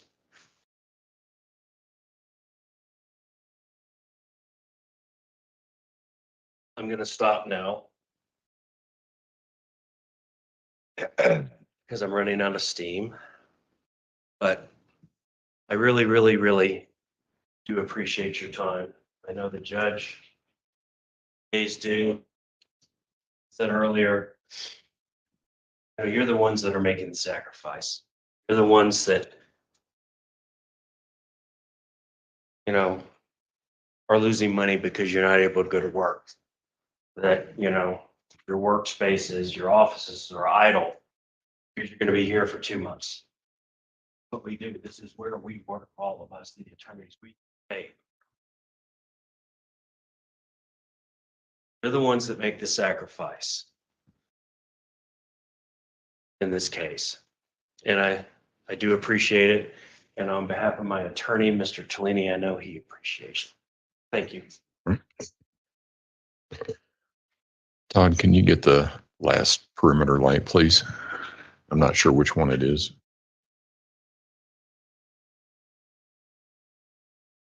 Thank you. All right, ladies and gentlemen, I want to give you a little bit of roadmap as to what you can expect and where we go from here. As I said this morning, opening statements are not evidence. Their purpose is only to help you understand what the evidence will be. Keep in mind that in this case, as in every case, attorneys are paid advocates. Their job is to persuade you that evidence proves or does not prove a particular point. And as I said earlier, nothing an attorney says is evidence, and they do not take an oath to tell you the truth. Next, the prosecution will offer evidence. Evidence consists of the sworn testimony of the witnesses, the exhibits received in evidence, and stipulated, admitted, or judicially noticed facts. After the prosecution's evidence, the defendant may present evidence in her own behalf, but she is not required to do so. I want to remind you that the defendant is presumed to be innocent. The prosecution must prove the guilt of the defendant beyond a reasonable doubt. The defendant does not have to prove her innocence or call any witnesses or introduce any evidence. At the conclusion of the evidence, I will tell you the rules of law which you are to use in reaching your verdict. I will read those rules of law to you, and you will be allowed to take them with you to the jury room during your deliberations.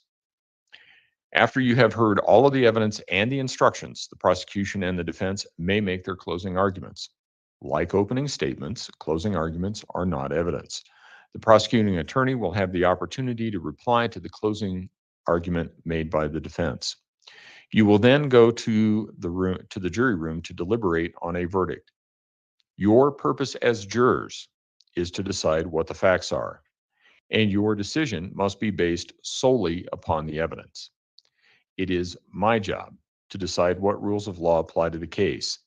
You must follow all of the rules as I explain them to you. You may not follow some and ignore others.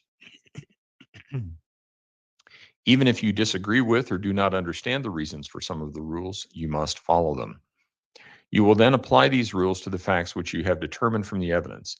In this way, you will determine whether the prosecution has proven the guilt of the defendant beyond a reasonable doubt. At times during the trial, attorneys may make objections.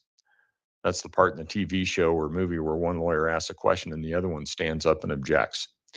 On TV, the lawyers start to argue with each other, and then sometimes they go up to the bench and they argue with the judge. I know you're going to be surprised, but that doesn't happen in real life. The lawyers in this room have years of experience. They know that the procedure in this case is governed by a written set of rules that apply to all criminal cases called the Colorado Rules of Criminal Procedure. They also know that the evidentiary matters are governed by a written set of rules called the Colorado Rules of Evidence, which apply to all case proceedings, to all cases proceeding to trial.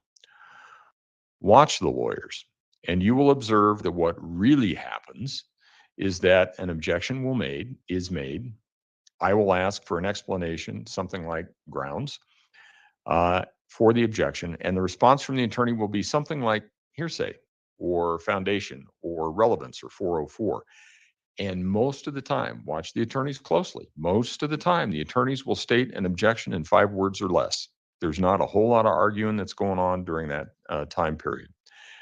And regardless, the argument is never directed to opposing counsel because I'm the one making the ruling and not opposing counsel. So in reality, the lawyers rarely come up to the bench to argue a point because all they need to do is reference the rule, case, or principle they are relying upon for their objection. In any event, the objection simply means that the lawyer is requesting that I make a decision on a particular rule of law. It is the duty of a lawyer to object to evidence which they believe may not be properly offered. Do not draw any conclusions from the objections or from my rulings on the objections. If I sustain an objection to a question, the witness may not answer it. As jurors, you must draw no inferences from the question or speculate as to what the witness would have said if permitted to answer. At other times, I may instruct you not to consider a particular statement that was made. You must not consider any evidence to which an objection has been sustained or which I have instructed you to disregard. Such evidence is to be treated as if you had never seen or heard it. We talked about the notebooks that you have and the juror questions and the process for doing that. They know where to meet, Mr. Combs? They know where to meet in the morning? All right. Give us just a few minutes and we will get you the parking passes. They're on a lanyard, so keep them because that's what you'll need to get in and out of the juror parking lot. The issue about the truck. Haven't solved it yet. And there's a juror that cannot get into the parking garage because of size of vehicle. Who is that? Just raise your hand. Don't leave yet. We'll talk to you. We'll talk to you. I mean, you can leave the courtroom, but don't leave the courthouse just yet. And for the rest of you, it's going to take just a couple of minutes, unless Todd, you want to run down there on my bookshelf. Do you know where that is? Okay. And so Todd, oh no, I mean, wait, Todd, come back. It's all good. Eric. So he's going to get you the lanyards with parking passes on them. Use them to come in, and we will talk with juror number 14 about what to do with your situation. We have a solution. Rachel, you still here somewhere? Stick around. We need to talk. I think we can use the same solution that we did for the other juror that was coming back at 11. That work? Okay. All right. We have a solution, so just hold on and we will get to you. With that, if I can have everyone, you'll know where to meet Mr. Combs in the morning and how to get into the building. We should be able to start right on time tomorrow at 9 o'clock. What you can expect is that we will start with witnesses. We will take a break for 15 or 20 minutes, somewhere between 10 and 10:30. Then we will proceed on to lunch at noonish, come back 1:15, 1:30, have a break 15, 20 minutes, somewhere between 3 and 3:30 in the afternoon, then recess at 5 o'clock. That's how your day will look every day from here on out. The other thing that you should expect, so that it doesn't catch you off guard, is that every day that we start trial after today, well, I did it this morning actually, but every day that we start trial from here on out, I will ask you a question. And that is, it will be the same question every day. You're going to get sick of hearing it, but it's the same question that I'm going to be asking. Has anything occurred since we were last together that causes any of you to believe that you could not continue to serve as a fair and impartial juror in this case? If so, please raise your hand. So that's why those admonitions that I said about avoiding press, avoiding opinions, avoiding research, all of those things, they all come into play. It's important. This is an important process. So with that, your discharge, we'll see you in the morning. All rise for the jury, please. Right. The only one that I knew of was Juror 3. Before you step out real quick, does anybody aside from Juror 3 need a letter? Okay. All right. We got it. Thank you.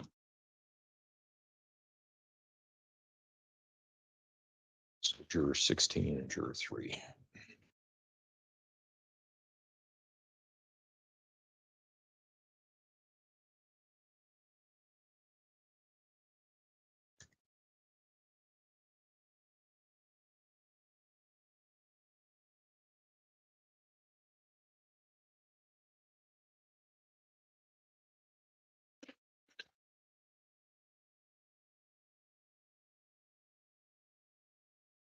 Thank you. You may all be seated. Record should reflect the jury has left the courtroom. Mr. Allen, I want to clear up one thing on the record.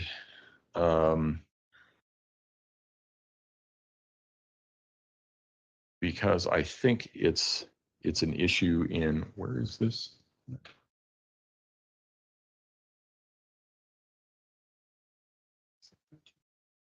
Where's it listed at though? Huh, okay. I just want to make sure that the count that you are dismissing is count 3, child abuse resulting in death. Correct. So count 1 is murder in the first degree. 2 is child under 12. 3 is the child abuse resulting in. Okay. That's the one that requires an accumulation of injuries, all that kind of thing, not providing. That was charged before Gainon's body was ever recovered. When Gainon's body was recovered, we added 1, which is now murder in the first degree. Okay, so this would have been, I'm sorry, go ahead. It's count 3 of the amended information. Okay, and that's what I wanted to check on, because the original complaint information that was filed on March 11 only has 4 counts, and count 3 is tampering with a deceased human body, and in that one, count 2 is the child abuse resulting in death. So it looks like what happened, they didn't realize the amendment, and when they put it in, that's what the conflict is. The amendment was filed probably March 18th, roughly.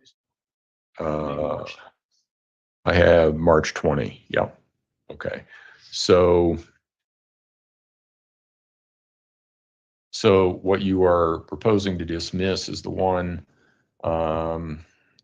knowingly or recklessly caused an injury or unreasonably placed in a situation that posed a threat of injury to life, health, or safety by engaging in a continued pattern of conduct that resulted in cruel punishment, mistreatment, and accumulation of injuries. That's the one you're wanting to dismiss. So count 3 in the amended information. So it's the amended information. That's where the hang up is. Okay, I think we've got that resolved. Okay, so have your witnesses here 9 a.m. tomorrow morning. We should be able to start right on time at that point. And Rachel, I want to talk to you when we're done. Is there anything else that we need to address from the prosecution? Defense? Yes, sir. Okay. All right. Rachel, can you come back in the back hallway for a minute, please? All right, court will be in recess. Thank you.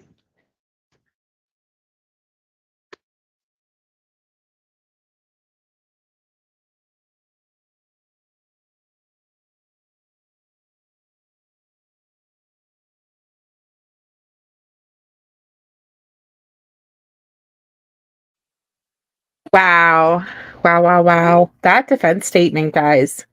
Whew. Wow.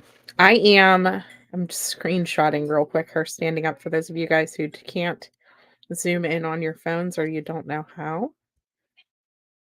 So let me get this and we'll pop it over on the screen. I believe I see Al and Landon.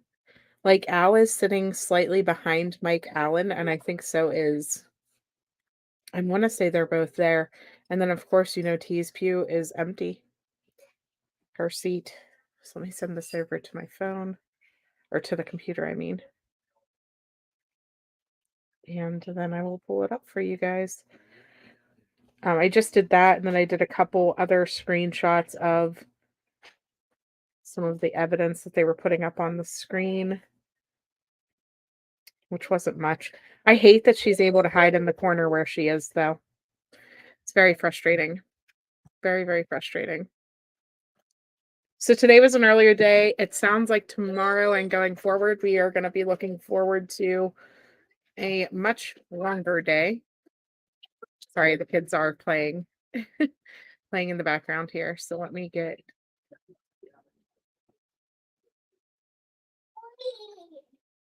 these photos saved over real quick, and we will pull them up.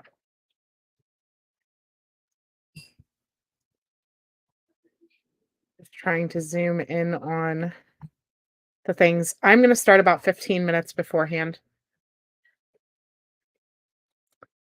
They were able to make the other judges. Okay, I'll work on that tomorrow, Rexy.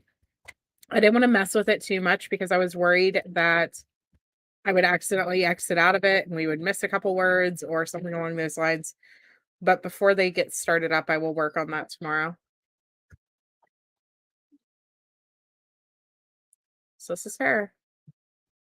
Standing there just as greasy as ever.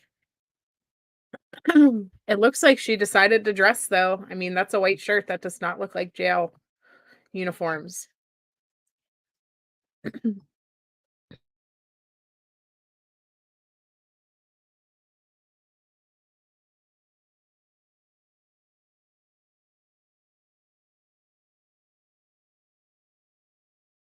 So this is the link for tomorrow, guys. Why don't you click it now? Go ahead and set a reminder for yourself. I look forward to watching this with you guys. Yeah, where she is seated, she won't be able to see the TV and evidence pictures. She was looking at them every time that they popped them up. I'm not sure how well she can see them, but she did appear to be looking at them.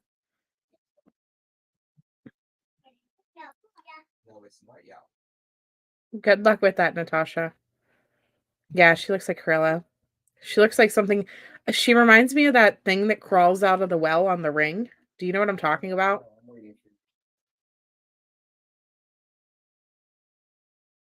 That was one of the concerns, Miracle Hearts, is where they were going to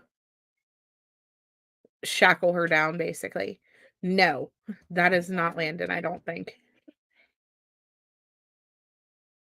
I mean, I don't think it's her. It very well could be. And the only reason I say I don't think that's her is because she's sitting on the defense side.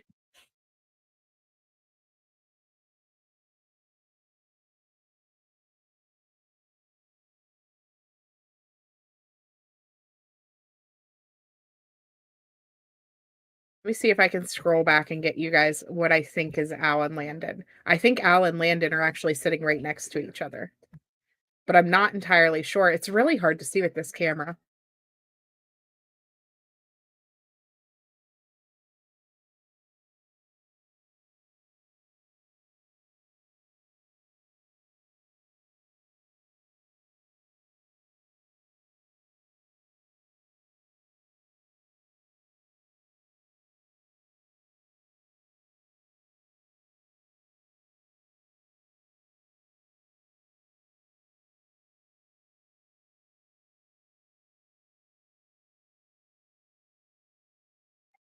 It's possible. It's possible, T. Sorry. She is. She's singing because she's a princess. As loud as she can. Let me see. It's nice on your phone because you're able to like zoom in. I don't think I can from the computer here though. Let me just scroll back a second, but I'm pretty sure.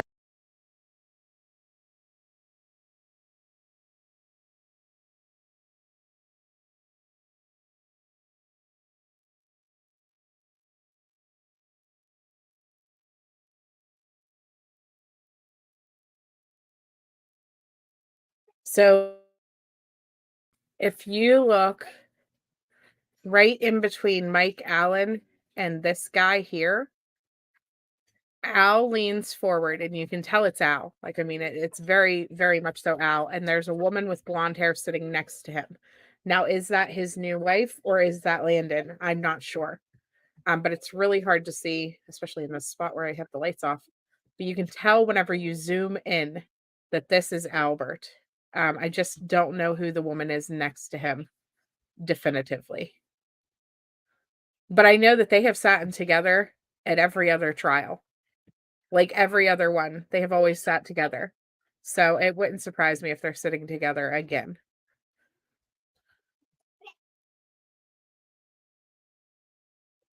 Landon and her aunt behind T. That's very possible. And I know that they were talking about the seating and things like that. And the judge basically was like, no, like the defense has their seat and then the prosecution has theirs and they have to figure it out. So I don't know what that statements and stuff were about. But yeah, this could be Landon right there. I mean, that facial features do look like Landon in a blurry type of way. So it's hard to tell. It's really hard to tell. I wish that the cameras themselves were zoomed in better and all of the things, but I'm just so thankful that the audio was decent today. I know regardless that Landon is probably going to want to be staring her down and be able to watch her every step of the way. Yeah, she was on the prosecution side. Okay. Were you there, Crime Curious? Did you make it into court? So that's probably her sitting next to Albert then.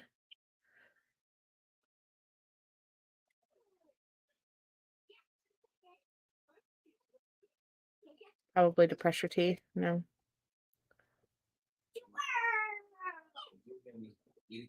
They're not sitting next to each other and they did not acknowledge each other. Okay. But she is on the prosecution side. So I didn't see her then. What? Melissa. Okay, his new wife. Did you make it then into the courtroom? Yeah, not surprised. And that's fine. I mean, I'm sure that they have their own support systems that they want to be with them through this. I know I would. So, and that's okay.